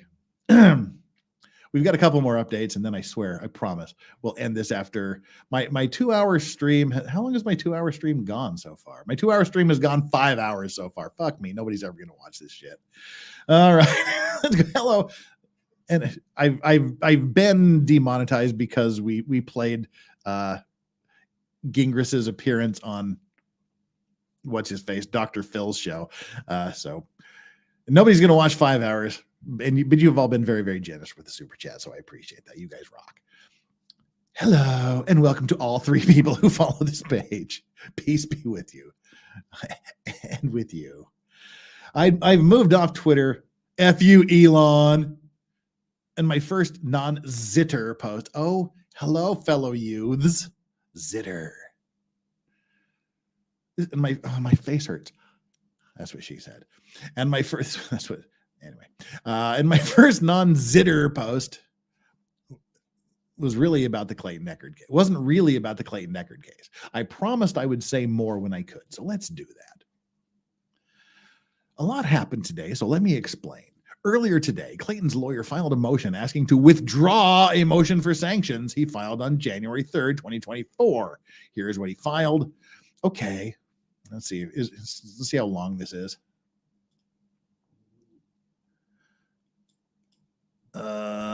Okay, it's lengthy. We're not going to get through this today. This also is extraordinarily long. It's 16 pages. Come on, people, tighten up your briefs. Hey, phrasing. Tighten up your briefs. I can't believe I said that. But you know what I mean. There's no other way to say it. Make your briefs tighter. Phrasing. We'll have to look at that eventually. Sean Rutledge, been here since page 1. I'm sorry. That says a lot more about you than it does me. All right. Okay, what does that mean? How does this affect the case? Does that mean Clayton lost? What's going on? True answer, it actually does not matter that much. So this is the guy who a few Twitter post earlier says, I kicked the shit out of him. I threatened sanctions of him if he didn't withdraw the sanctions motion. And he cowered like a big coward he is. He got scared and he withdrew and ran away. But now he's saying, it doesn't really matter that much. Which is a big boy. The timeline of this is important. So let's recap. My client Laura filed this paternity case on August 1st, 2023. Clayton filed what is known as a response. Let me law-splain something to you. When you respond to a claim, that's called a response. When you respond to the case and it's called a response, you are the respondent. Fucking idiot. Swear to God, fucking idiot. He filed a response. It's what's known as a response. Why is it response why'd you say Clayton filed a response? I think we're all fucking smart enough to figure out if you say Clayton filed a response on August 21st, I think we're pretty fucking smart enough to figure out that meant he actually filed a response to the claim. Clayton filed what is known as a response. His response basically said, no, I'm not the dad. Let's get a test and confirm I'm not the dad. And then this will all go away. This is standard stuff. Okay, with you so far, buddy. In late September or early October 2023, Laura and Clayton submitted samples for early testing. The samples came back as inconclusive. No, they did not come back as inconclusive. Stop with that shit. They came back with little or no fetal material. That is not inconclusive. The conclusion was little or no fetal material. How is that inconclusive? It didn't say you are not pregnant because they don't say that. That lab is not a testing place that says you are pregnant or not. The result comes back little or no fetal material, or little or no fetal tissue. That's your answer. If you're pregnant, you have lots of fetal tissue, lots of fetal tissue. Just saying. Laura claims she began bleeding in mid-November 2023, and she went to an OBGYN for care. They confirmed the pregnancy ended around that time. Show us the fucking document. Just put it right down here. Copy it right down here. Laura claims she had bleeding in mid-November and she went to an OBGYN for care, and they confirmed the pregnancy ended around that time. Put it there. Put the paper from the OBGYN saying that she had a pregnancy that was terminated around that time.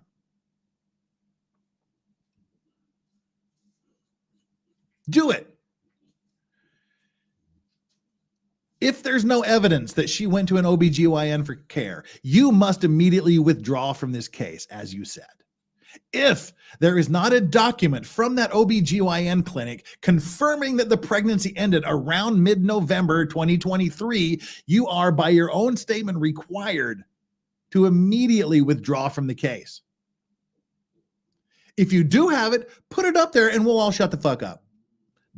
Just put it up there and we will all shut the fuck up. That's all it takes.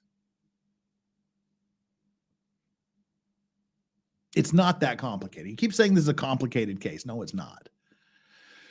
Yes, Clayton says this whole thing was a sham, but that's another issue. Again, mid-November, when she was 1,000% pregnant, baby, she loses the baby. She's got to have that fetal death certificate. Okay, cool. We all know that timeline. Let's move on. Now, that timeline is very important, bucko. The next thing that happened was early in December 2023. Court administration said they would dismiss the case for lack of prosecution. This is normal. It happens in any case when the case appears to be inactive. Court administration will just drop the case, although it can be refiled later. Maybe. If Clayton had done nothing, the case would have been administratively dismissed. He could have called that a win and gone home, but he didn't, because he wanted an official declaration, a judgment from a court saying he never impregnated her and he was never the father. In mid-December 2023, Clayton hired a lawyer to appear in the paternity case. That lawyer, Greg Woodnick, filed a bunch of things. He filed a bunch of motions and things that we call things in the legal profession. I move for a bad court thingy. You mean a mistrial? Yeah. Clayton's lawyer filed what we call a response, and then he filed a bunch of things that we call stuff and things and shit. What a douche canoe. Now I've lost my place. I've lost my place. Oh, here we go. That lawyer, Greg Woodnick, filed a bunch of things, basically asking the court to find Laura lied and asking the court to say the whole case was BS. He pushed back hard. He pushed back hard, harder. He keeps pushing back hard. Fair enough, maybe. This is where it gets tricky. Not really that tricky. Not really that tricky. When Woodnick first appeared in the case, Laura did not have a lawyer. Wisely, she quickly hired a lawyer, and on December 28, 2023, that lawyer filed a motion telling the court Laura was no longer pregnant, and the case should be dismissed as moot. Makes sense, and her lawyer disappeared immediately thereafter. It's like, oh, my client, oh my God. Like literally, she hired Alexis to be her lawyer, and then immediately, like instantly, oh my God, my client is no longer pregnant. Oh, and I got better things to do. I'm out of here. I'm moving to Texas. Bye.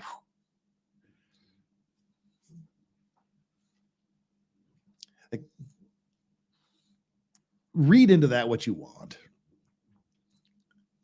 In fairness to Clayton, was no longer pregnant and the case should be dismissed as moot. Makes sense. Not really. In fairness to Clayton, the motion to dismiss filed by Laura's first lawyer was technically wrong. Although the miscarriage mooted most of the case, Clayton did ask for sanctions in his response, and the issue was not moot despite the miscarriage. That's not technically wrong. That's just wrong. Based on this, I agree. As the court later ruled, the whole thing could not be dismissed as moot. This isn't a huge deal. It just means that even if Laura was no longer pregnant, Clayton still had a score to settle. I agree. That's not a problem. His position was fair. There you go.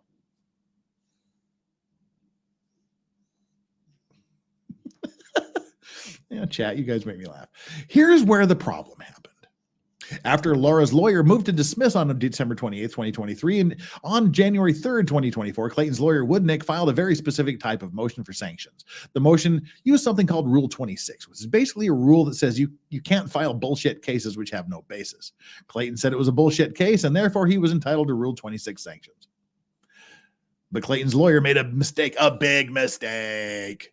Rule 26 has something called a safe harbor. I won't bore you with the details, but it works like this. Courts are busy and they're used to seeing everyone say the other party is lying, etc. This happens in most, if not all cases. Yawn. 12-year-old lawyer poking up his head again. You have to feel bad for court staff. How do they know who to believe? Well, rather than hearing every petty dispute over he said, she said, the courts have created this funky system. I'm a wild and crazy guy. They've created this funky little system where a party can ask for sanctions, meaning monetary penalties, if someone files a bullshit case. But there's a catch. You can't file the motion for sanctions unless you give a clear written warning first. I'm sorry. The warning must be specific and it must follow the letter of the rule. Once you give that warning, the party who allegedly filed the bullshit case has a safe way out. They have an absolute right to drop the case within a fixed time period. Currently 10 working days after the notice is given. If the bad guy takes this safe harbor, they get to drop the case and they get immunity from sanctions for doing the right thing. This saves the court staff from having to deal with all these nasty disputes. It's a good thing, even if it means some people who file bullshit cases get to walk away. This is where Clayton screwed up. He filed a motion for sanctions, but he forgot to give the 10-day written warning. Oops! You think that you still think his team is rock solid, Dave Neal? Yeah. Dave Neal. His lawyer just filed the motion without following the proper steps. A first-year law student can tell you what that mistake means. Okay, Mr. Pedantic son of a bitch. What does that mean? If you don't follow the rule, you cannot get sanctions. You are done. Literally, there goes literally again. Literally 100,000 cases say this, with no exceptions. I'll give him $1,000 out of my back pocket if he can show me that literally 100,000 cases say this. Dude, if there's not literally 100,000 cases that say this, you're a fucking liar. You're a dishonest fucking liar. You say literally, which means exactly that, literally, exactly, specifically, explicitly, 100 cases say this. If there's less than 100, if there's 999,000, 999, think about that for a second. If there's, because Koreans count numbers differently. If there's 999,999 or fewer cases, you're a fucking liar. If there's 100,001 cases, you're a fucking liar. Literally 100,000 cases say this. He didn't say at least 100,000 or close to or hyperbolically 100,000 cases. He said literally 100,000 cases. That means 100,000 cases and only 100,000 cases say that. Otherwise, you're a fucking liar, just like you're accusing everyone else of being. You want to be pedantic, jackass? Let's be pedantic, shall we? And pedantic means, anyway, with no exceptions. In fact, if you file a motion for sanctions without following the rule, you open yourself up for getting sanctioned for filing a bullshit motion yourself. Got all that? This is exactly what happened. Wow, I said 999,999, didn't I? Just sank in. Oh, I'm such an idiot. 99,999. Here I am in the middle of a rant that I thought would be funny to clip, and now I can't because I'm a fuckwit. That's why. Damn it. Oh, now I pounded the desk like Judge Grudge and my screen went blank again. There we go. It's back. Damn it. I fucked up my own good little rant. I hate when I do that. Anyway, literally 100,000, not 99,999 or less, or 100,001 or more. See, this is part of live streaming. This is what you do. You've got to keep talking and filling things. And your mouth tends to be about 3.5 steps ahead of your brain. I can't do a take two because that would just ruin. I wouldn't get the initial real passion. But yeah, your mouth works about a step and a half ahead of your brain, and your brain is just always going, oh my god, oh my god, oh my god. I hope he doesn't fuck. I hope it doesn't say something stupid. Oh my god, he went full legal vices again. hashtag lawyer math. Right.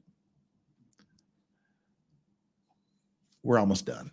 Got all that. That's exactly what happened here. Try to fix this. Oh, to fix this, I tried to talk to Clayton's lawyer, but he snubbed me. Oh, you tried to invite him to the Sadie Hawkins dance, but he said no. I understand why. When you make a mistake, it's hard to admit. That's fair, and that's life. But it's bad behavior as a lawyer. Bad behavior. Them Maricopa County sheep are starting to look mighty fine. Bad behavior as a lawyer. We're supposed to be bigger and better than that. If you fuck up, the first thing you do is admit it, fix it, and apologize. Move on, own it. Oh, aren't you just being Mr. Badass Lawyer? After Clayton's lawyer refused to withdraw his bullshit sanctions motion, I did what the rule requires. I gave him written notice that I was going to seek sanctions against him, and I gave him a chance to fix this. He was entitled to the same safe harbor he forgot to give my client. Initially, he refused, but I explained to him that was incredibly dumb because it put him at risk of paying all Laura's legal fees, $35,000 plus. Well, there's where you get how much she spent on lawyers. There was no question he did not follow the rule. So there is no question his sanctions motion was fatally defective. Fatal defection. Fetal attraction to fatal defection. Fatal defection. He was going to lose, no question in my mind. In addition to threatening to file my own sanctions motion, which would have been appropriate, I also drafted a separate motion that asked the judge to toss Clayton's sanction motions based on his failure to follow the rules. There is a motion. This is called a motion for judgment on the pleadings. Under our local requirements, I could not just run out and file the request. I had to talk to Clayton's lawyer about this, and I had to give him a fair chance to fix this problem before I took it to the judge. I asked Clayton's lawyer to speak to me about this on Saturday, March 30th. No response was received. I asked again the next day, Easter Sunday. Again, no response. I finally sent an email today, April 3rd, 2024, telling Clayton's lawyer that if he did not respond, I was going to file my motion with the court, asking the court to rule that Clayton's sanctions motion was defective as a matter of law. Clayton's lawyer did not respond to my email, so I called the guy and he wouldn't take my call. I finally left a message saying if he wouldn't speak to me by 4 p.m., I was going to file my motion and tell the judge that he was refusing to speak with me as required by the rules. That would look really bad on his part. A few minutes later, I got an email saying Clayton's lawyer caved. He agreed to withdraw the motion for sanctions that he filed way back in January. This means the issue is off the table. Oops. Here is his withdrawal request the Clayton's lawyer filed, and here is a draft motion I threatened to file if he didn't withdraw that. Why would you put up a draft motion on your page? Why would you do that? That's weird. Oh my Christ, this is almost done. Thank God. This is a long-winded deal here. You can reach your own conclusions, but reading between the lines, I think what happened is obvious. Clayton's lawyer jumped the gun, filed a motion too soon that did not comply with the rules, and he forced both sides to spend a lot of money battling over this issue. After I was hired, I went back and I checked for any mistakes made by any of his lawyers, like I always do, and I immediately noticed this big one. To do my job as an advocate, I tried to ask Clayton's lawyer to fix the problem by withdrawing his motion, and at first he refused to do the right thing. Then I pushed forward by drafting a motion asking the court to rule in our favor on this issue. At the last minute, rather than defending his mistake, Clayton's lawyer caved and admitted defeat. Did he admit defeat? I don't think he didn't admit defeat. He didn't admit defeat. He just withdrew. Again, I think for reasons of not wanting to delay this further by going through all this bullshit. This is not a bad thing. I actually have respect for Clayton's lawyer doing the right thing here. This is exactly what he should have done. And if he refused, I would have called him to the carpet on that mistake. And he would have lost hard. This guy likes hard things. Push hard. Push back hard. He would have lost hard. Pricks are hard pricks. He could have faced serious financial sanctions for failing to follow the rule. And I'm glad he changed his mind as it was the right thing to do. Idiot. Does that mean Clayton's lawyer is incompetent? No, absolutely not. Over the last 20 plus years, I have seen a lot of lawyers make that same mistake. It typically happens when a lawyer gets too emotionally involved and they lose their objective professionalism. I'm not saying that is what happened here, but I honestly don't care. I do care that Clayton's lawyer eventually followed what the rules require him to do, and I give him credit for that choice. It was the right move. Hard to do, but glad it happened. Hard. Does that end the case? No, absolutely not. It's hard to agree with that, which is why I do not understand Clayton's initial refusal to withdraw his silly motion. They're totally literally 3 or 4 other ways to ask for sanctions. And those other ways don't have the same strict requirements. I'm sorry. As the one rule cited in the now withdrawn sanction motions. It's hard. It was hard. It was withdrawn while it was hard. What this means is simple. Clayton is asking for sanctions against Laura, and if the court rules in his favor at trial, he can still ask for some, but probably not all, of his attorney fees to be paid by Laura. I have explained that to her, and she fully understands. So for now, onward we march. Absent the last-minute settlement, which is probably the most likely outcome. I wonder how much. I don't think he's gonna. I can't imagine that he would settle at the last minute, unless there was something very favorable to him in the settlement. I mean, clearly he's not going to settle if he's required or asked to pay a dime to her. So onward we march, absent the last minute settlement, which is probably the most likely outcome. We will have a trial in June, and the judge will decide who is lying and who is telling the truth. The only issue not up for debate that day is the bullshit motion for sanctions that Clayton filed in January, and which he has now withdrawn, and that is a good thing. Anonymous, why did you edit your post similar to what your client did on her blog post? Oh, I want to see. I hope what was edited. I want to know what was edited. Is there any way to see what was edited? No, damn it. Somebody needs to find out what was edited. Anonymous, if you're here, tell me what was edited. Damn it. Lisa Tom. This is not how you represent a client with quality and care. Representing your client would mean you do not repeat the insults against the client. Page 3 of your draft motion to file. There's clearly been a lot of hurt here towards her, which would make this continue and ruin everyday quality of life. The court may assume, Ms. Owens, have you read her blog and the quality of her writing on Medium? Also her TEDx talk. Yes, she doesn't have smooth, gentle speech, but that doesn't mean you should hold her up to ridicule. I want to read that now. He's holding up his own client to ridicule. This is not a sports game, and these types of issues around women do not need boxing telegraphing. These are court records and a lawsuit. I'm really tired of lawyers who ignore their clients, who ignore representing their client with quality. If she hasn't changed lawyers repeatedly and had decent representation, hello, everybody. My screen is having issues. I think I've got a loose plug somewhere because my screen keeps cutting in and out. We'll have to shore things up here when we finish. Clearly, this outcome, okay, if she hadn't changed lawyers repeatedly and had decent representation, clearly this outcome would not have occurred, nor would it be continuing. Please stop saying one thing to your client and then doing something else in your actions. If she needs documentation, then obtain it. Use some decorum. Ooh, that really makes... Lisa Tom, you are an awesome person, whoever you are. That was very, very well worded. That was beautifully put, beautifully worded. And now I want to read this motion, this draft motion to file, where apparently he makes fun of her and says bad things about her. And I want to read that now. Well, that'll definitely be on the menu for next time. Wow, that was actually, I really like that comment. That was very good.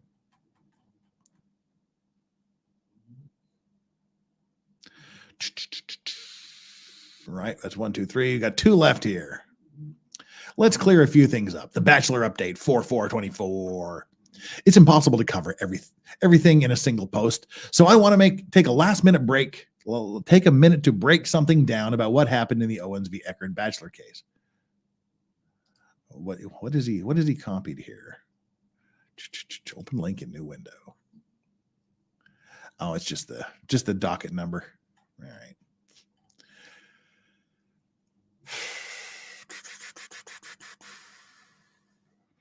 All right.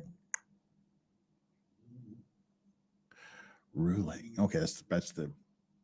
I guess that. All right. I was reading. It's the court docket. I was reading to see if there's anything we'd missed. No. As explained yesterday, Clayton Echard withdrew his motion for sanctions against Laura Owens. What does that mean? It just means that Clayton has dropped the motion he filed back in January, asking the court to punish Laura for lying about being pregnant. Does that mean the case is over? Nope. Does that mean Laura didn't lie? No. Why would you say that?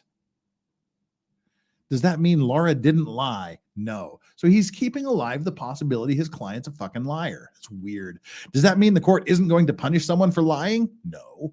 All of these issues remain on the table for the judge to resolve. The only change in the case is that Laura claimed there was a technical problem with the original sanctions motion Clayton filed. Clayton's lawyer disputed this, but rather than fighting about it, not every dispute is worth fighting over. See, in his last post, it was, he caved, I broke him, I crushed him. He ran away. He was defeated. He failed. And now he's saying like, he was disputing that. But rather than fighting about it, not every dispute is worth fighting over, Clayton agreed to withdraw his original motion. Listen to how he's changing his damn tone. He's changing his damn story. I crushed him. If he dies, he dies. I crushed him. I killed him. Oh, and then he was contesting it, but then he decided it's not worth fighting over.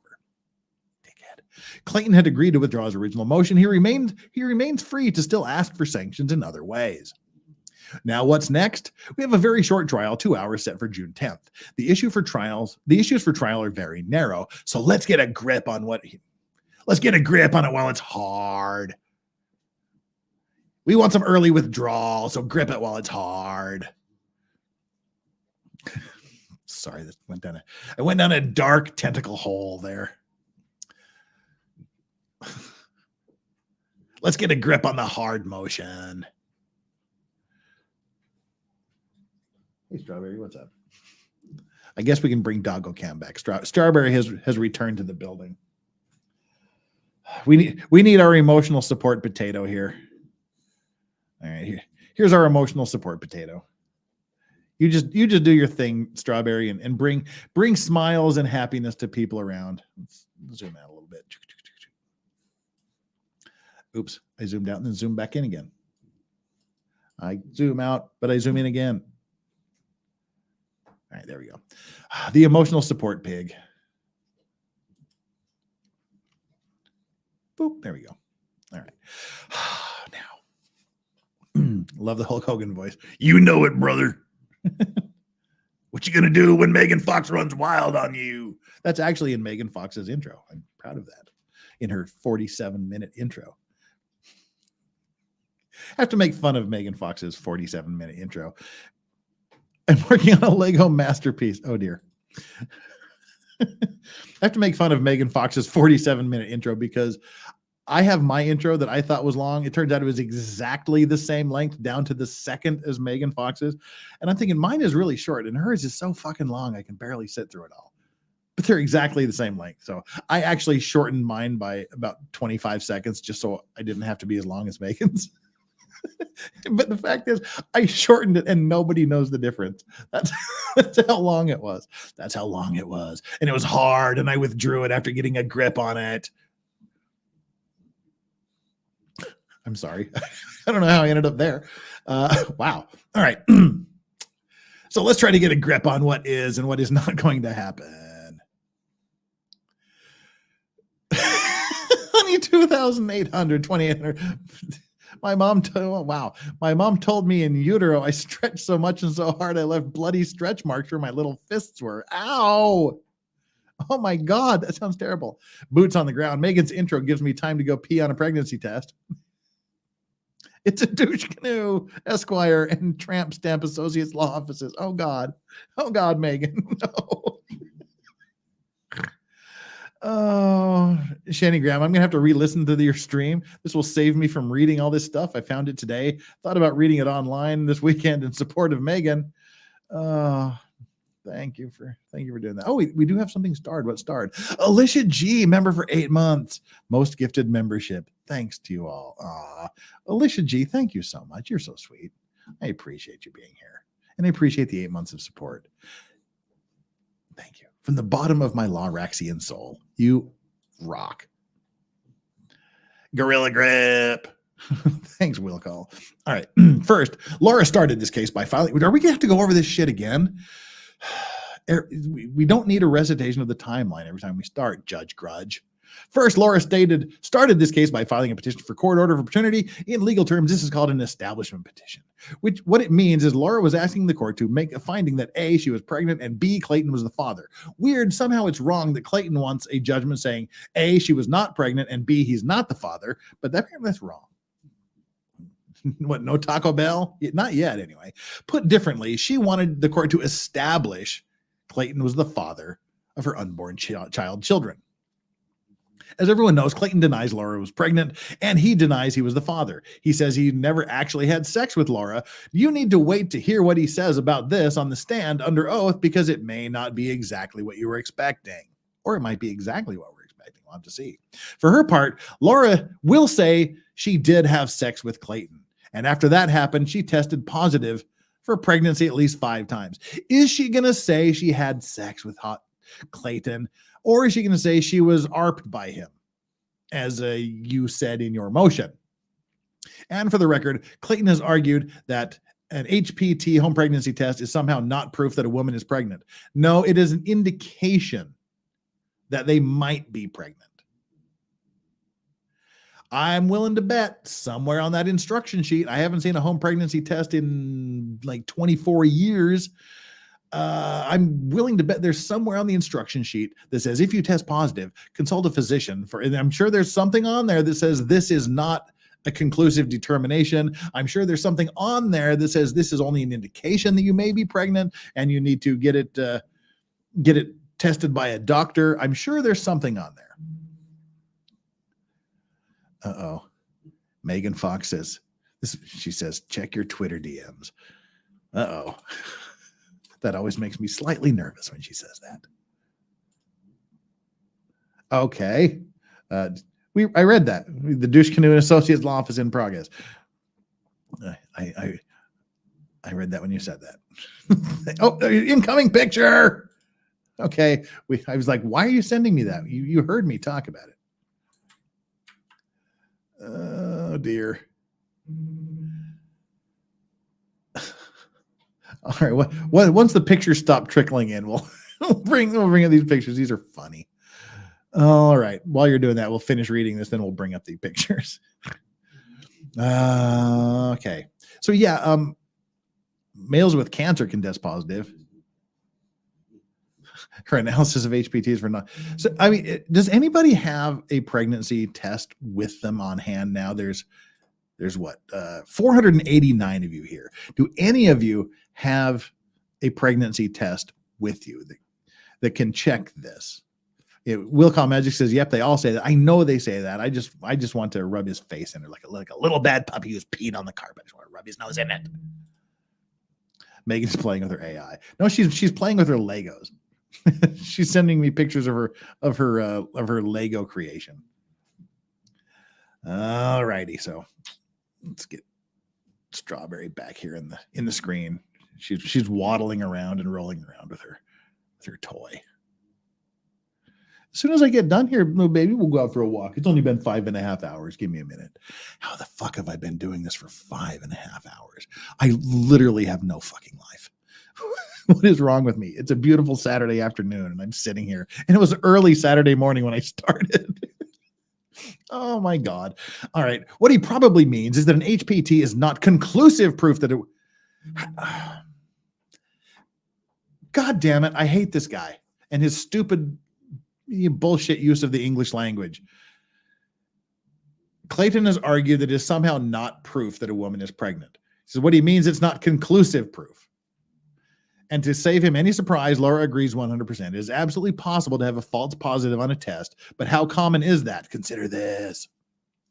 According to pregnancy kit manufacturers, most at-home pregnancy tests are 98 to 99% accurate when you use them exactly as instructed. Okay, submit proof that she actually used it as instructed. Positive results can be trusted, but if you get a false negative result, but you can get a false negative result if you take the test too soon. You mean like 5 fucking days after you did the naughty? Yeah, like that. Blood tests tend to be more expensive and inconvenient. Source. So yes, if Clayton argues HTP is not 100% accurate, you will get no pushback from Laura because it's true. The tests are only about 98 or 99% accurate.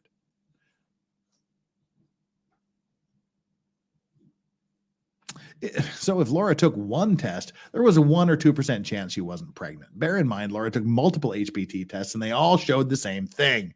For the record, there is no requirement that a woman take a 100% reliable pregnancy test before she files a paternity action. True. You don't have to, you can do it on the belief that you might be pregnant. You can file the paternity action. But there comes a time when you got to put up or shut up. Put out or shut out, baby.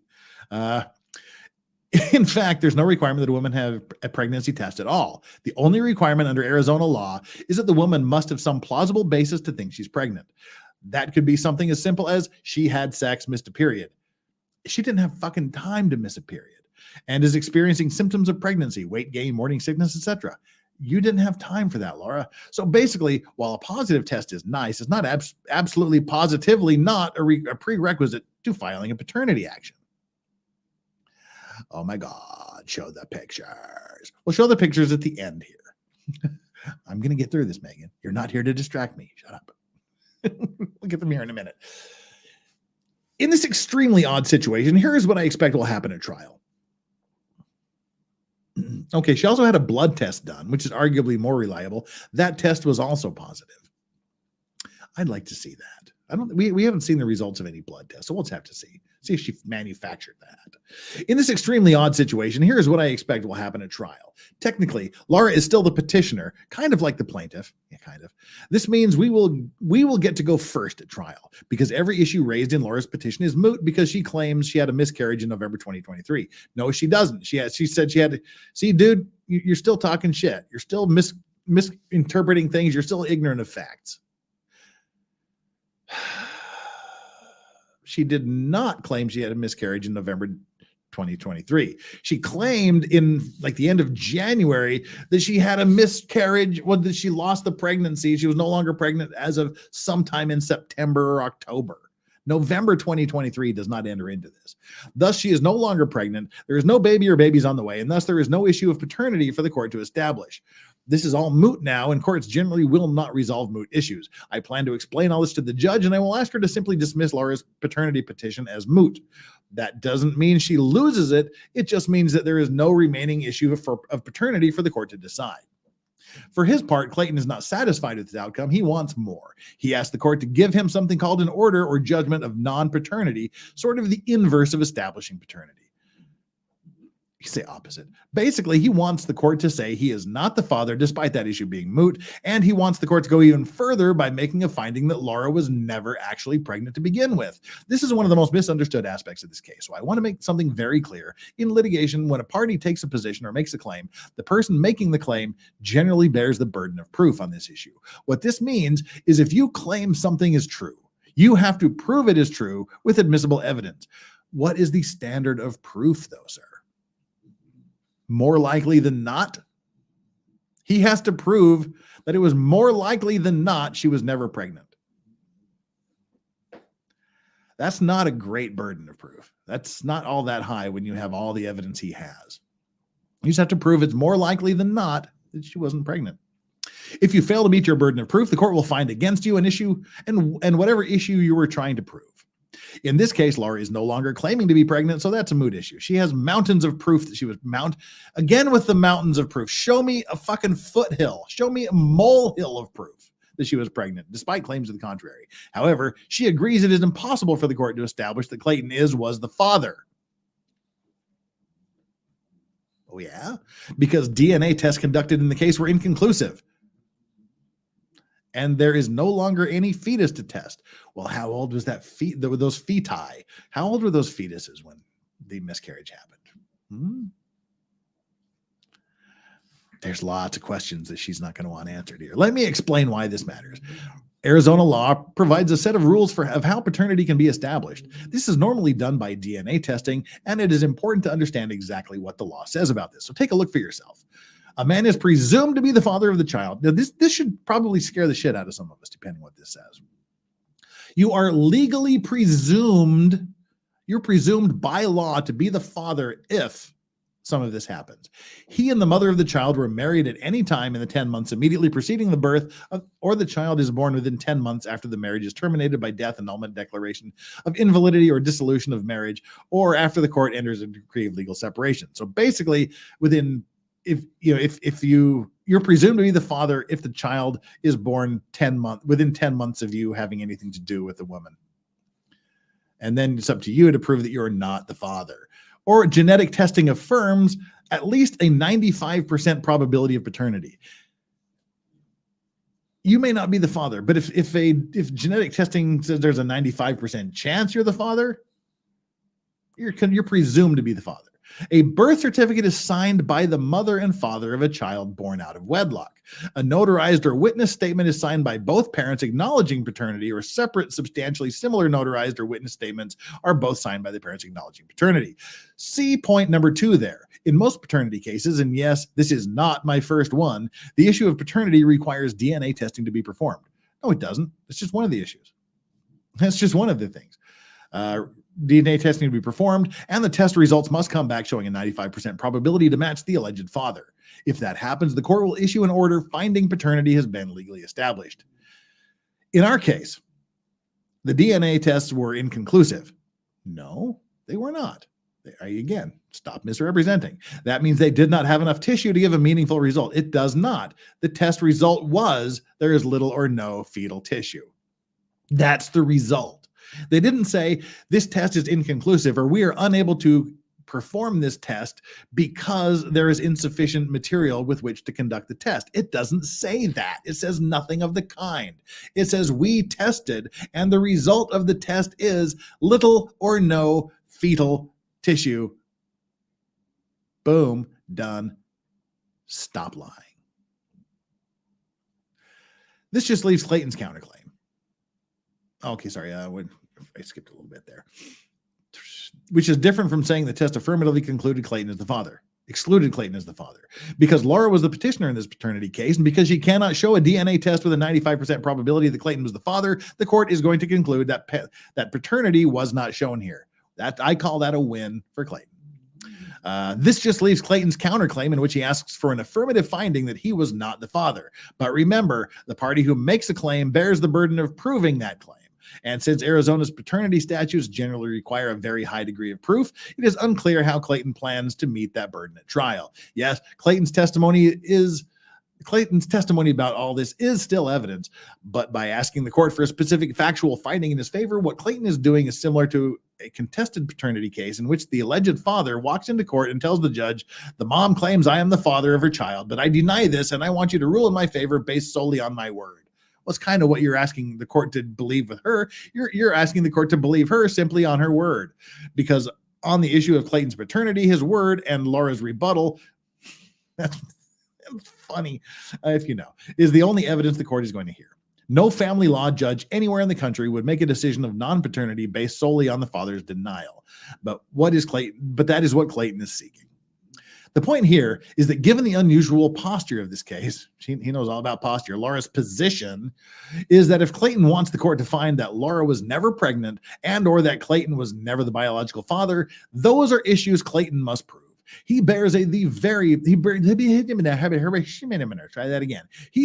burden on both of those matters, and the standard of evidence the court will likely apply is very high.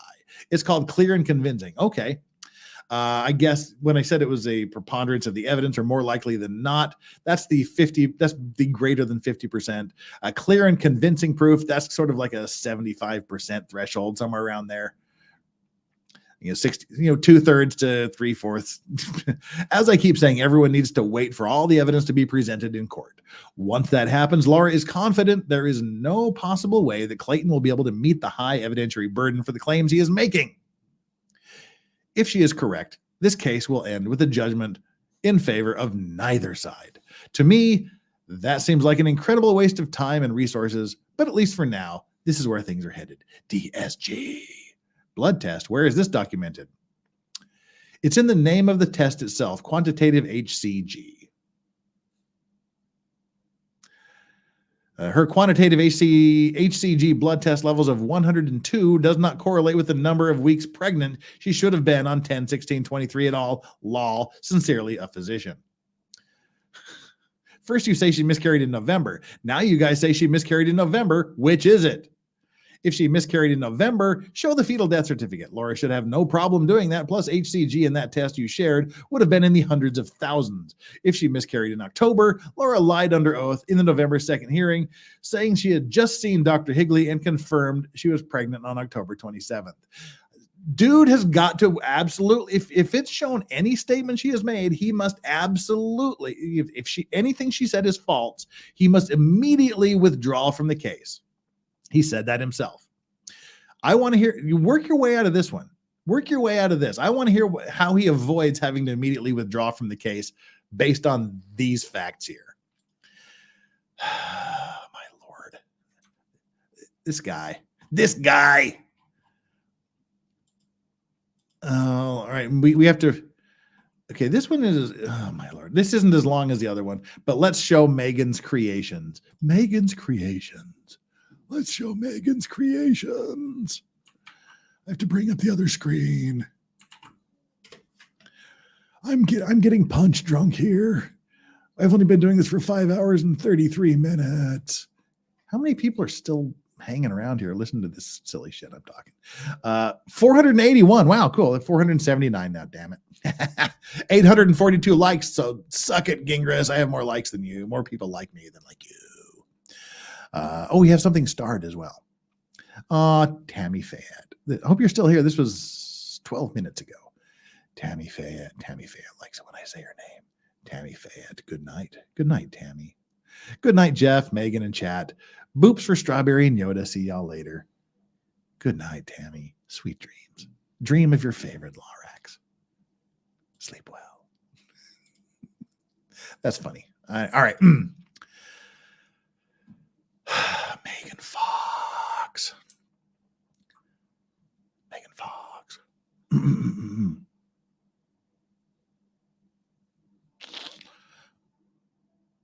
I'm bringing it up. Where are we at? Megan Fox. There it is. Oh, what's this?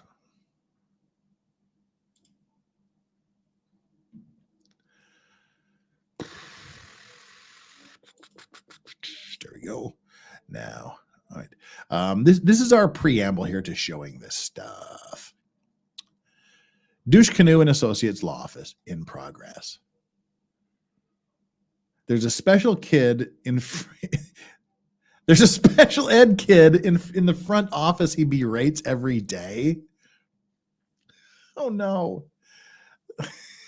There's a special kid in the front office he berates every day. There's a large collection of butt plugs, dildos, and pricks on his shelves. There's also a lab in the waiting room where clients can fake pregnancy tests. And there is a strange vibrator on his desk and a shake weight. Okay. Let's see what we can do here to bring this up. I need to test this here. I'm testing a theory I have. My theory is no good. I was hoping we could sort of set this up somehow to just cycle through. I'm gonna have to do these like one at a time. All right, the things we do for Megan Fox. All right, here is the Douche Canoe and Associates Law Office. Where's my thing? Remove that. Present this, and bring up X. So, oh no. So, I can't make it any bigger. That's what she said. What if I open image in a new tab? Can I make it bigger then? Yes, I can. All right, that solves that problem. So let me double back here on myself. And I'm going to have to do things differently here. All right, bring up this next window. Here we go. Right, this is the image.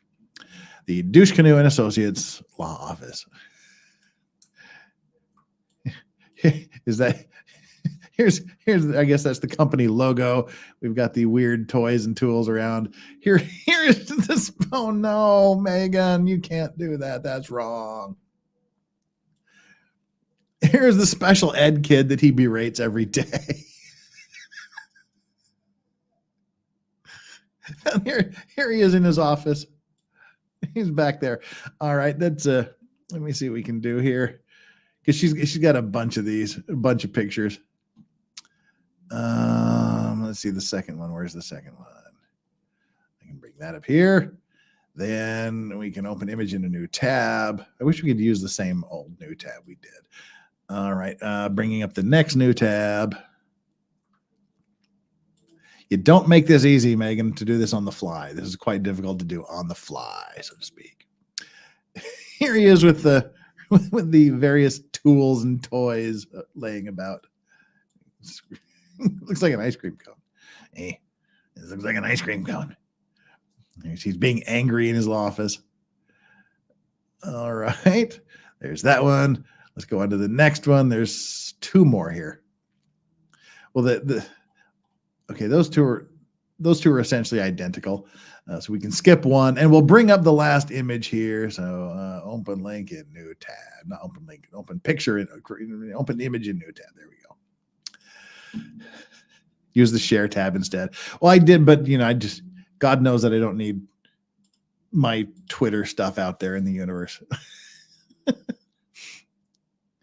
I'm just protecting all innocent parties. I'm doing it the hard way. Other than what that's what I just said I wasn't going to do. Good thing that was closed. Let's bring up the next one. Here it is. Is that a frog and a fish? Why is there a frog and a fish amongst the weirdly shaped sex toys? Oh no, bananas and like a pink elephant trunk and a fish. Oh no. Oh my God, there are roaches behind Jeff. Yes, I'm getting old.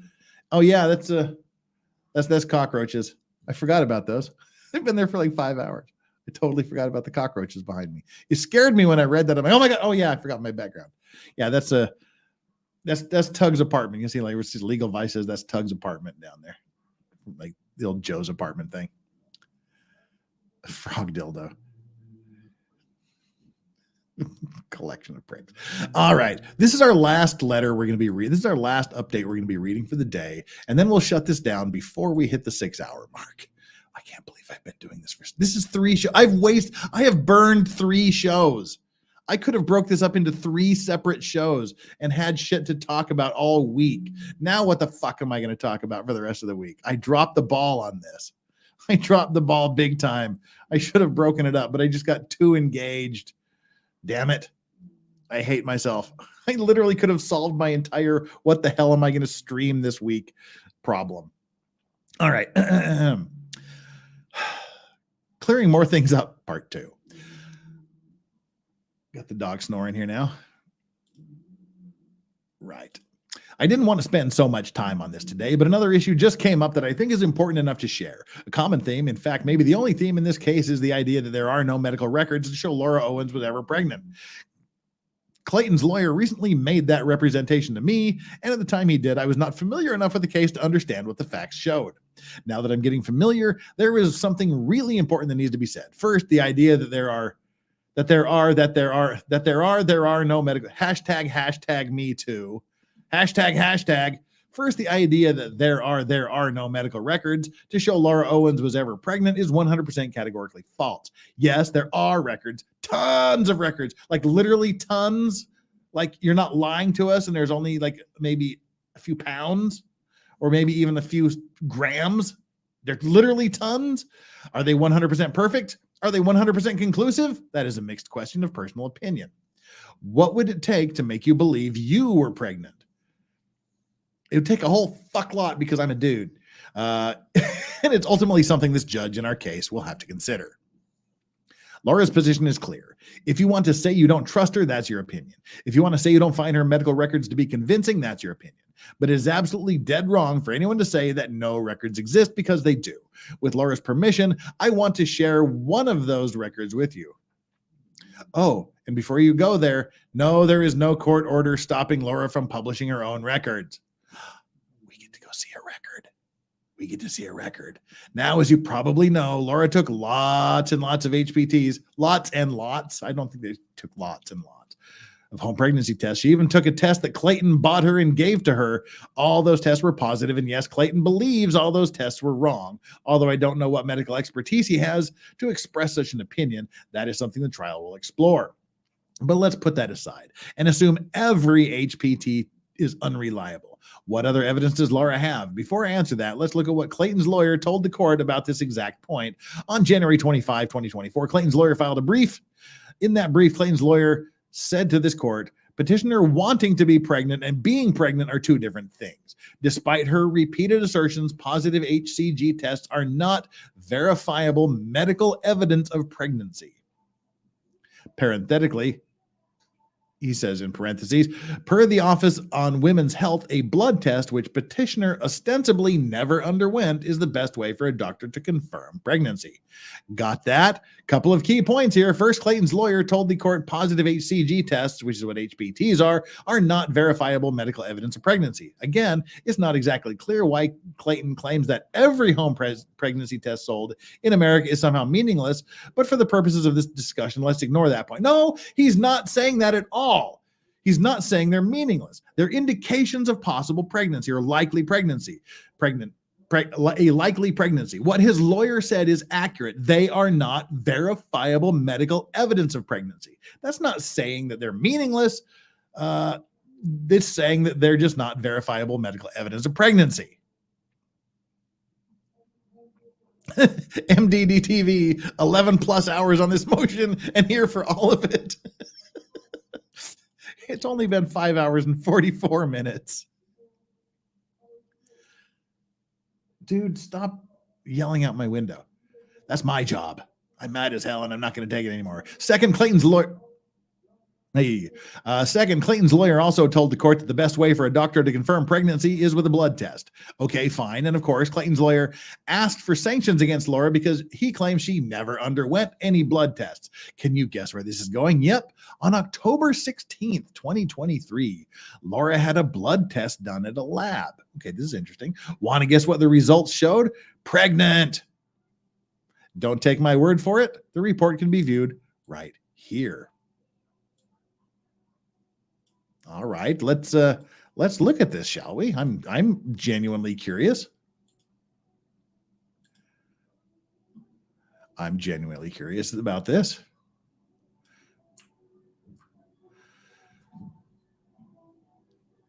Sonora report status final. Any lab test now, Scottsdale. Wait, is this? Did she actually go to I can't believe it's a testing lab? Any lab test now. Now, Scottsdale. Any lab test now of Scottsdale. Full service lab testing. Welcome to any lab test now. Choose a test, choose your time, get your answer. We offer lab testing that's private, affordable, and convenient. Is your body getting enough nutrition? Make informed choices for a healthier you. All right. The easiest test you'll ever take. We provide the doctor's order and no insurance is needed or ever accepted. Most tests take less than 15 minutes and many results are ready in 24 to 72 hours. We provide the doctor's order. So I want to test and they order you to get this done and shit happens, I guess. How it works, general health, drugs and alcohol, DNA, STD, additional tests. Lead blood test, measles, celiac, Lyme disease, MMA boxing fighter panel, non-invasive prenatal paternity, legal NIP. Oh, it's called NIP. I like that. Give me the prenatal NIPs. That's what I need. $1,600. Jesus. All right. Anyway, I don't see anything specifically mentioning, pregnancy tests and what's required and what they do. So, but they apparently it's just I can't believe it's a testing center where they'll just do anything. Sonora Quest Laboratories. What do we know about Sonora Quest Laboratories? Sonora Quest Laboratories. Arizona's leading Okay, yeah. Arizona's leading lab test. My dashboard. No COVID test. No cost COVID test. Okay. Find your purpose and passion. You belong here. Explore career opportunities with us. That's it. We're here to help you take charge of your health. Order and prepay your own lab tests, including COVID-19 testing without a doctor's order. All right. Okay. Judy Hunter, MD. Laura Owens. Collected, received, reported. Here's your account. Chemistry, HCG quantitative. Reference rank, non-pregnant ovulating female. Okay. 102H. The range is less than or equal to 4. Less than or equal to 4. Non-pregnant ovulating female. Am I reading that wrong? Wait. Huh? How am I reading this, people? I need a woman here. Am I reading this correctly that this less than or equal to 4 corresponds with non-pregnant ovulating female?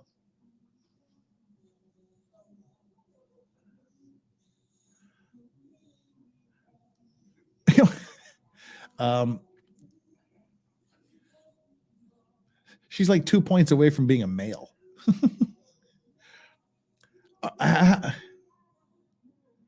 All right. I got questions.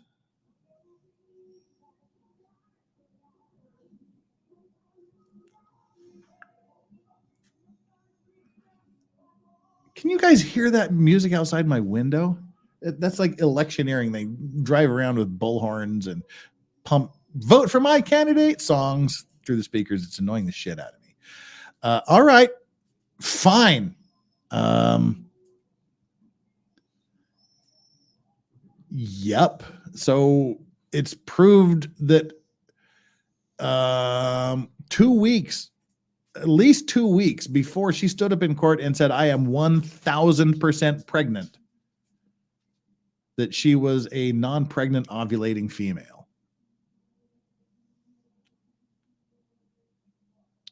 Okay.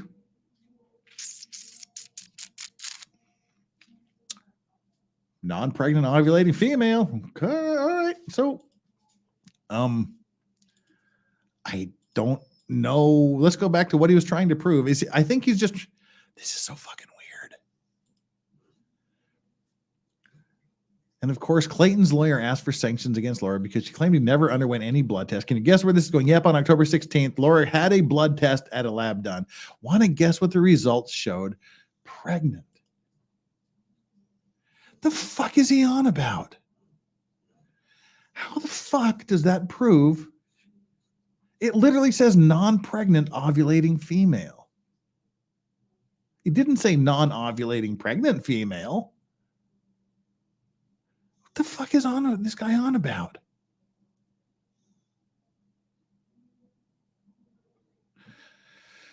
Does this conclusively prove Laura is telling the truth? No, it does.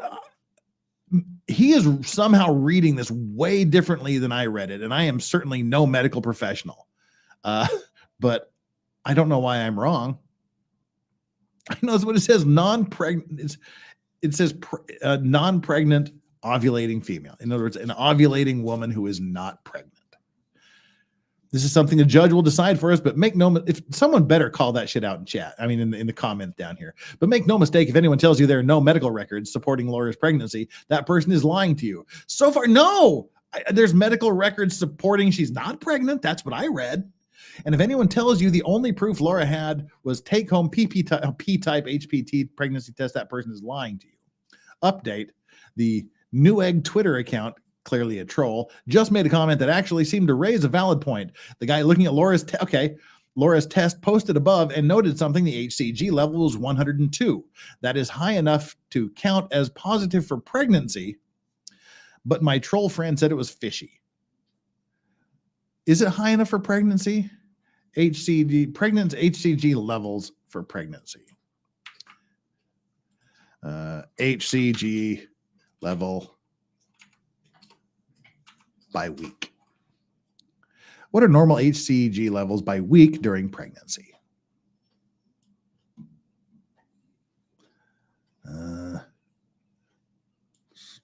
Continue reading. Well, way not to answer the question.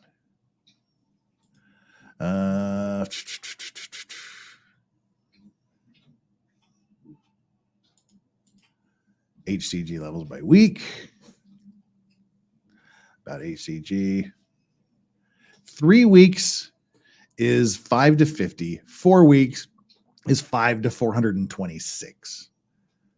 5 weeks can be 18 to 7,340. So if she is up to, was she 7 or 8 months pregnant?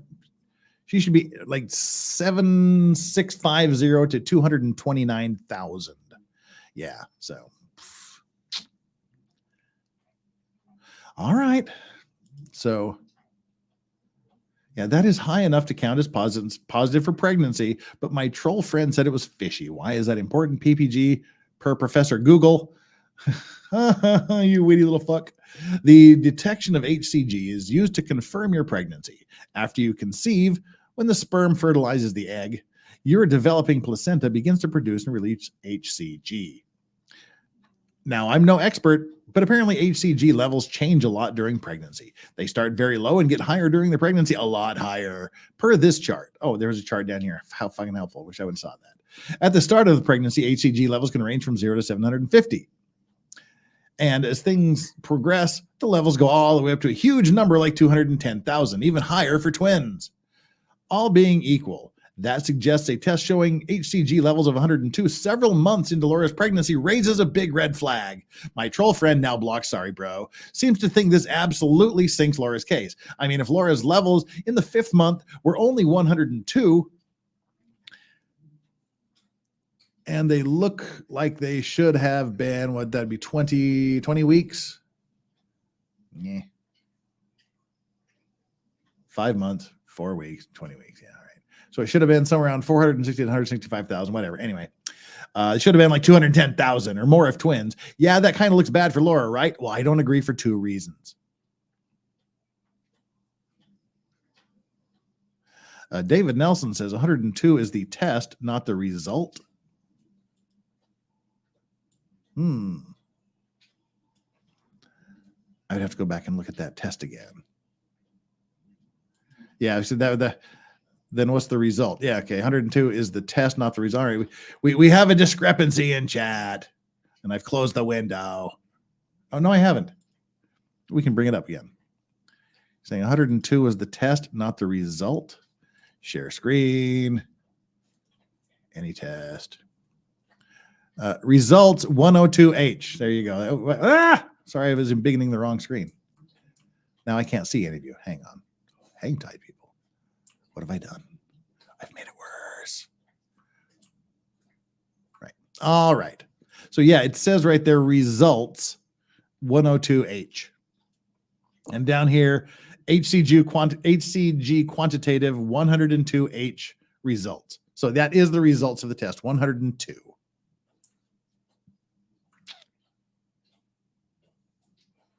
All right. So that is the results. No, okay. We got to look at it again. David Nelson says the less than 4 is the results. No, that is the reference range. And so let's go over this again. So there's no question about this. The results are 10H2.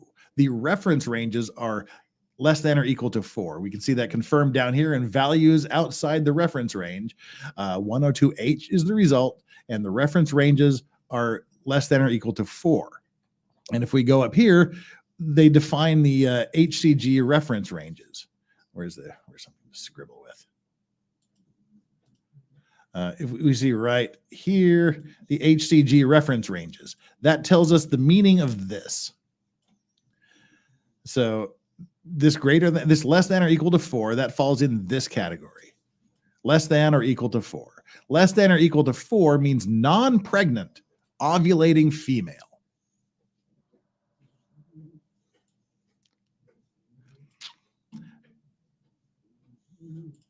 Ellie Fan says that's incorrect, sir.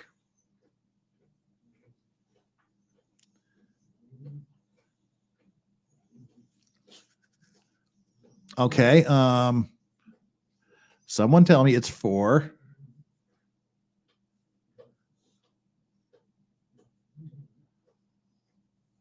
It's a bad labeled test. The result is 102H, indicator for high. See the key on the bottom. Low, high. Critical abnormal, critical low, critical high. Hashtag, we got a star comment. Okay. Values listed above may not include all results considered abnormal for patient. Unless otherwise noted, testing performed by end of report. Okay, so it's 102 high.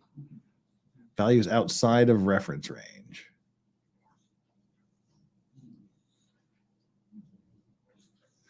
All right. Well, I clearly don't know what I'm talking about here, I guess. Yep, those are different ranges. What the fuck? We need a doctor. Right. She's way above all of them. We need Dr. Good Hair. We need Dr. Joe. Help. Megan, you have to have Dr. Joe help us out here. So, all right. So is this saying she's like so ridiculously fucking pregnant? Is that what it's saying? 102H identifies the test performed. Okay. This must be really, this doesn't make any sense to me. I'm curious. 9 2 a.m. I can't text him now. I didn't mean right now. Yeah, 102 would only be up to 5 weeks pregnant. See, that's the part that makes sense to me. Because I mean, right here, it says reference ranges less than or equal to 4 units MIU per milliliter. And down here we have MIU per milliliter less than or equal to 4 means non-pregnant ovulating female. And I know you're saying I'm wrong, and I could very well, because I don't know what the fuck I'm doing here, obviously. But to me, that says non-pregnant ovulating female.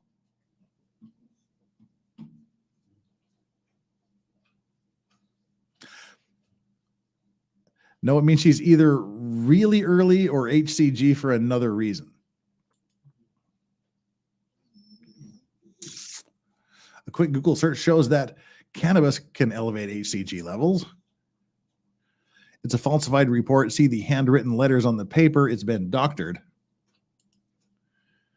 Where are the handwritten letters on the paper? I'm not seeing handwritten letters.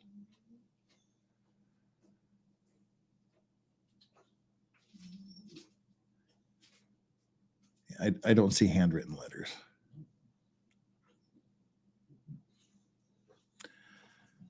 Huh. Well, I'm really curious. And clearly I have no idea what I'm talking about if it's not saying what. See, I'm with Megan here. This isn't making any sense to me. Elephant, but still says I'm incorrect.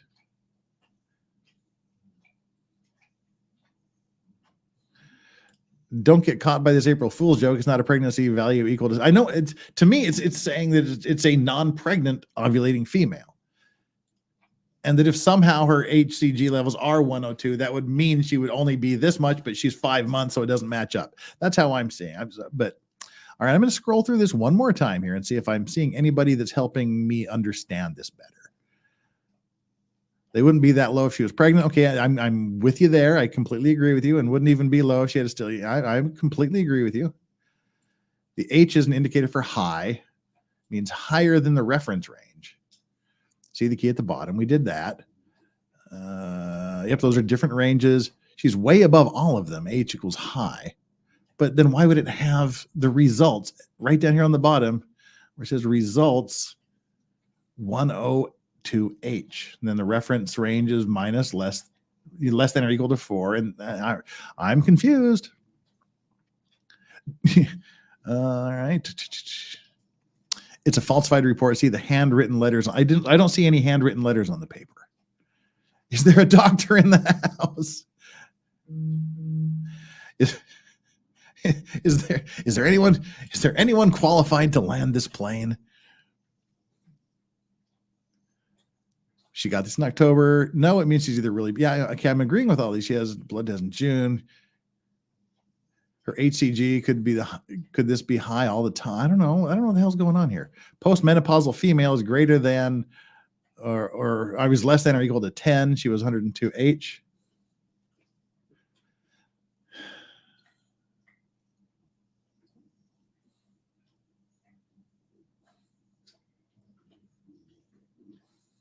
Huh. Okay. Is all right. In general, baseline beta HCG levels are greater than 100 is usually considered a good positive result. A really high beta HCG could indicate multiple twins, which would be confirmed. Okay. So, all right. Let me see if I've got my head wrapped around this. All right. So what you're saying by saying that is that the reference range is greater than or less than 4. If it's less than or equal to 4, that means a non-pregnant ovulating female. If it's less than or equal to 10, then it's a non-pregnant postmenopausal female. And if it's less than or equal to 2, it's a male. But she was 102, which puts it way off the charts. This chart here. So yeah, that's what. So Jane Jones is saying. He says she's 102, which is way higher than 4. And if we look at the chart, that first of all, I don't know why it would say reference ranges less than or equal to 4, but I see what you're saying there. But here, if we look at 102, when it says 102 is for someone 5 weeks pregnant, where she's 5 months pregnant.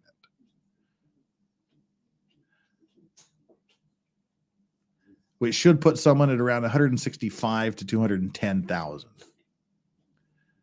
So, all right. I see what you're saying. That makes sense based on that.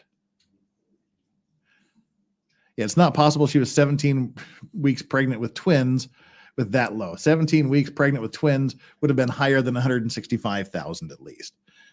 So, all right. No, that's not quite it, Jeff. Whatever. Legal Vice is correct. See, now here's two women telling me I'm correct. The other telling me I'm assuming Murder Mittens is a female because dudes wear gloves, not mittens. Just kidding. I have no idea. I don't know. All right. Anyway, sorry we didn't get through this in 6 hours like I promised because I just spent 20 minutes trying to figure out what the fuck this means. Yeah. All right. So, but I don't see any handwritten numbers. So that's the part that's like one of the last pieces of the puzzle. I'm not seeing any handwritten stuff to indicate this would be a fake, but yet I don't know. So there we go. Pharmacist here. Murder Mitten says pharmacist here. Okay. So what is right, pharmacist? I don't know. I honestly don't know.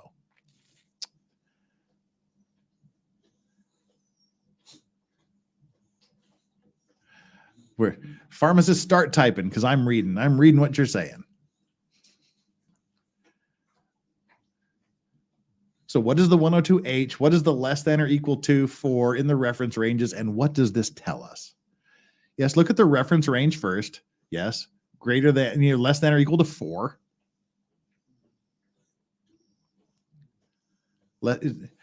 And it would go up into the thousands. Okay, I'm reading. Okay, Laura isn't postmenopausal or male, correct? Yes.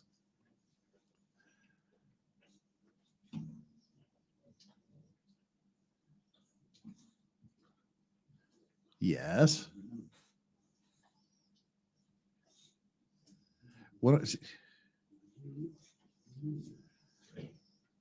So her only category is the prego ovulating person. Yes, that's what I thought at the beginning, but then we were told that the results are 102H, which is high, which means that she's, I mean, that was my first interpretation. Was it clearly says she's less than or equal to 4, less than or equal to 4 matches up with the non-pregnant ovulating female, but then everybody jumped my shit and told me, okay,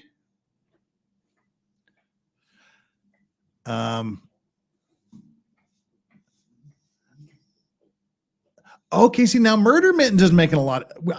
This is like the worst thing. This is the worst thing ever. A 54-year-old snipped dude with a 24-year-old, nearly 24-year-old son trying to interpret somebody's pregnancy test. This is like the worst possible scenario you could possibly find on the internet. But I'm liking what Murder... Making fuck just I can't handle this anymore. I'm liking what Murder Mitten says. So we look at the reference marks here. Reference says greater than or less than or equal to 4.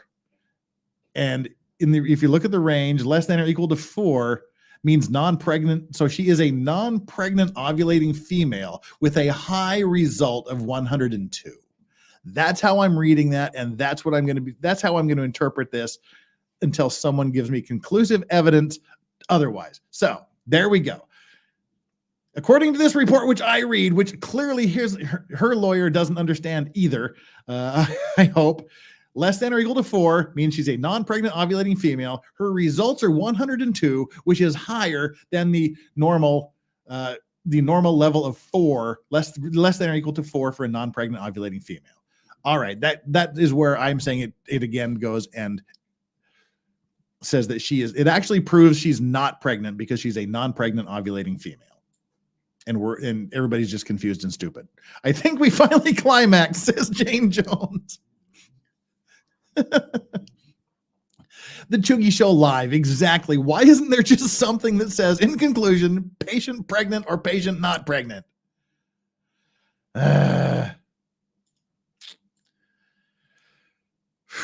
All right.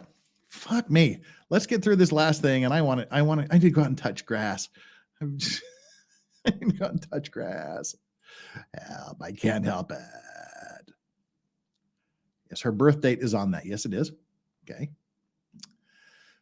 I guess now, Jeff, you have something to talk about later this week with a doctor.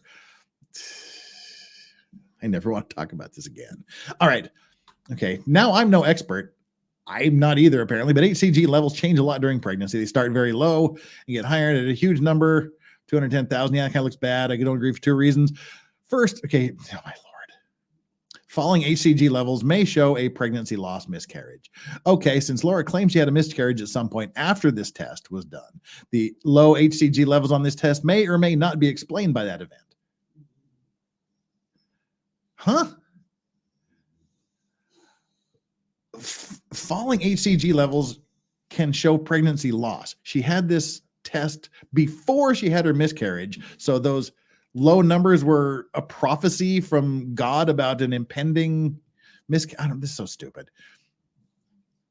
If anything, the levels may be completely consistent with Laura's story. She got pregnant, something went wrong, she had a miscarriage. I don't have the scientific knowledge to know what a woman's HCG level should be shortly before a non-viable pregnancy ends, but it sure seems likely they would drop, maybe all the way down to 0. Dude, you are fucking speculating way more than I am. I'm pulling information out of my ass. This dude is I don't know, any other orifice that's like worse than pulling information out of your ass is where he's pulling it from. This is horseshit on the highest level.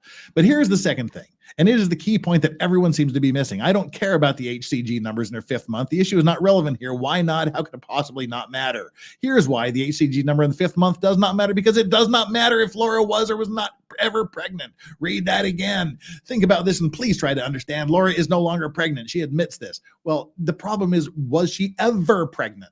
She admits this. According to her, the miscarriage happened at some point way back in November. Nope, it happened in September, October. According to her now, once she found out that if it happened in November, she had to come up with a fetal death certificate. Oh, so then suddenly it was no longer November and it needed to be earlier than that. It needed to be before the 6-month mark. Now in April 2024, she does not want the court to declare Clayton as the father because there is no baby for him to be the father of. Because of this strange situation where Laura is no longer pregnant and is not asking the court to say Clayton was or was not the dad, it literally makes no legal difference whether Laura was ever actually pregnant in the first place. Of course, Clayton says he lied about the whole thing from the start, and that twist is what changes the situation drastically. Clayton's claim is being made to support this request for sanctions and to support his request for finding of non-paternity. So now we need to ask, how can he get sanctions? What does he need to prove? To get sanctions, Clayton does not have to prove that Laura was never pregnant. Put another way, to avoid sanctions, Laura does not need to conclusively prove she was ever pregnant. That doesn't make any sense. To get sanctions, Clayton will have to prove something different, that Laura had no basis to even think she was pregnant when the case was first filed. That is totally and completely different than saying Laura was or wasn't pregnant months later. We're focused on what she believed on August 1st, 2023, not whether that belief was still correct months later down the road. People are allowed to bring cases which end up failing because what they initially believed later turns out to be incorrect. If she knows she only got 2 blowjobs, she gave him 2 blowjobs out of this, I don't think she has a good basis for believing she was pregnant. And if there was more than that happened, then there's some questions that got to be answered and there's got to be some proof. Jeff, doggos. Oh, they're just licking each other's ear. I can deal with ear infections just as long as they're not licking each other's doggy bits. The only thing that matters for purposes of sanctions is whether the person knew their claim was groundless at the time it was brought. And that is a very high hurdle to clear. Judge, she gave me 2 blowjobs. That's all that ever happened. She doesn't have any evidence to prove otherwise. And I don't think she had any reasonable grounds for believing she was pregnant. That sounds like a pretty solid argument to me. Obviously, if a person believes they're pregnant on January 1st and they file a paternity action that day, but they have a miscarriage a month later, the court can't sanction the woman for bringing a groundless case because the case was not groundless at the time it was filed. Same thing here. To repeat, the standard that matters and the standard the court will be asked to decide is not whether Laura was ever actually pregnant. I could stipulate that she was never pregnant and we could still win.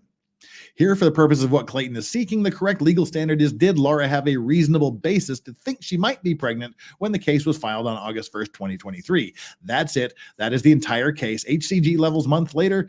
We have to get past the fact that he says they never had sex. He said they never had sex. He just got 2 blowjobs. What evidence does she have that they had penetrative sex that resulted in a potential or possible or even suspected pregnancy? What evidence does she have to support that? Unless she's like so fucking retarded, she goes, yeah, I gave him 2 blowjobs and I missed that day in 6th grade when they took the boys into the gym and the girls into the cafeteria and we had to watch the weird, awkward films with the teachers present. I missed that day, so I didn't know how you get pregnant. I think he's got a pretty damn strong case, but what do I know? I'm not an Arizona lawyer. We'll just have to see what happens on June 10th. Not even the slightest bit relevant. And if you don't believe that, take more time and think about it. You will eventually see the light. If Laura was never pregnant, but she had a good faith reason to think she was, Clayton will lose his request for sanctions. For the umpteenth time, that is what will happen, even if Laura was never actually pregnant. Exactly, Megan. That was going to be my. You're right. You're right there with me. That was going to be my closing comment for the day. Then she wrote an email saying that she wanted to have sex with him, and he would know that she doesn't give it up easy, and that she hasn't had sex in a year because he'd know by how tight she felt. And then also she's the safest woman in the world to have sex with because she's pregnant, but yet she hasn't had sex in a year. Jesus much? I mean, there was only one other person I can think of off the top of my head. Well, other than that weird case we read that was in Africa. This is it. She's so tight. You'll know that I haven't been with a man in a year, more than a year. But yet in a sentence or two later, she's saying, I'm the safest person to have sex with because I'm pregnant. What does that even mean? This woman. What just happened? See, Jane Dodo Bird. I don't think this is on his side. If Laura was pregnant with twins, how'd she know this without a sonogram? Where's the sonogram? Are there meds that can cause someone to test HCG positive? And based on her history with mental health and epilepsy, I'd be surprised if she wasn't on a drug that caused this. Janice, did you know there's a video of Laura with a lawyer representing her on the October 24th hearing? Here's a link to the video if you've not seen it yet. That's the infamous moon bump video. All right, good God, people, thank you. What has gone on here? No, leave. Yes, leave. 6 hours and 17 minutes into this. It's time to shut it down. Good Lord. I literally burned an entire week's worth of programs on this today. I need to think better. I need to think ahead. I need to plan to go sick. Who thought this would take 6 hours to get through 17 pages of motions? Me, I should have known better. Megan Fox, thank you so much for being here for the first 3 hours. Tug, thank you for being there for about the middle 2 hours. Mods, thank you all for being there and doing what you do. And if any of you mods or any of you in chat at all stuck around for the full 6 hours and 17 minutes, I question your sanity. I know Megan was there for the whole thing, and that's an undisputed fact. It's an undisputed fact. Megan Fox is insane. So anyone else that's been here from the beginning to the end, you're all in that category too. I'm going to see if there's anywhere to send us here real quick. Pass you off to someone else. Someone else can deal with y'all. YouTube Studio. Oh my God, I picked up a bunch of subscribers. Cool. More so than that. We're about 70 subscribers. Dang it, people. You guys are awesome. We're up to 75,115 subscribers. I think maybe I'm just doing lawyer math. There's a very good possibility. Nope. I am. It's pretty good. All right. 60. I'm up 60. Super. You guys are awesome. Thank you so much. Hit that like, hit that subscribe button while I find out where I'm going to send y'all. I don't know who's streaming or who's doing what right now. I'm just looking at it. And then you'll take your dogs outside so you can stop licking each other's heads and other parts. Customization, redirect. Wait, thanks, Jeff and Megan, for the evening's entertainment. Oh, you are so welcome. And I give a super special thought to Megan as well. Looks like Corrupt Cop faces deposition and Lincoln Kane are streaming. We got Potentially Criminal Sean and Lincoln Kane. I think we'll go over to Potentially Criminal Sean. Let's go to Potentially Criminal Sean. Say hi to the Corrupt Cop facing deposition. Coffee Flavored Lady was here for the whole show. I feel sad. I feel sorry for you. I really do. All hell will break loose when Laura finally goes to jail because of her shenanigans, and there's absolutely nothing to talk about. Well, she's not going to go to jail. Now, hey, Matt, Dargy, when you're licking the paw, it doesn't look like that. All right, I'm going to do this so I never have to worry about who's licking which part of who. All right. No, it wasn't crotch licking. It was licking her front right paw. Strawberry was licking Yoda's front right paw. All right, I'm going to go make myself a hot toddy or something to cure the vocal fry. We're going to go on over to Potentially Criminal Sean. Give him a hi. Give him a hello. Again, thank you, mods. Thank you, Megan Fox. Thank you, Tug. Thank you, chat. Everybody that was here in chat during this whole thing. We're wrapping it up with 466 people, 868 likes. Thank you for all the super chats, the generous super chats, the generous gifted memberships, just being here in chat, keeping us laughing, keeping us happy, keeping us entertained while we keep you entertained. Boots on the ground. Are you a true Aggie? Go Big Blue. But no, the true Aggie you're talking about never happened because I was a good little Mormon boy at that time, and we'll just leave it at that. Thank you, everybody. Law Rex saying, peace out. We'll catch you on Monday when we're going to have a very special guest for Maritime Monday. Maritime Monday, we're going to have one of my best friends in the world, a retired lieutenant commander who was on the submarine, the San Francisco, that had an underwater accident. And he's going to talk about that. He's going to talk about what it's like being trapped on a submarine underwater in pitch. I originally wanted to have him on right after the Titan submersible collapse to talk about that and to talk about some feelings and things, but he was still active duty and the Navy wouldn't let him. He's now retired and he's able to talk about it. So we're going to be talking with a retired lieutenant commander, best friend of mine, submariner. And we'll have a good time. Do not miss Maritime Monday this week. It's going to be a good one. Until then, me, Lorax, saying thank you. And as soon as I find my outro, good night. Good night, everybody.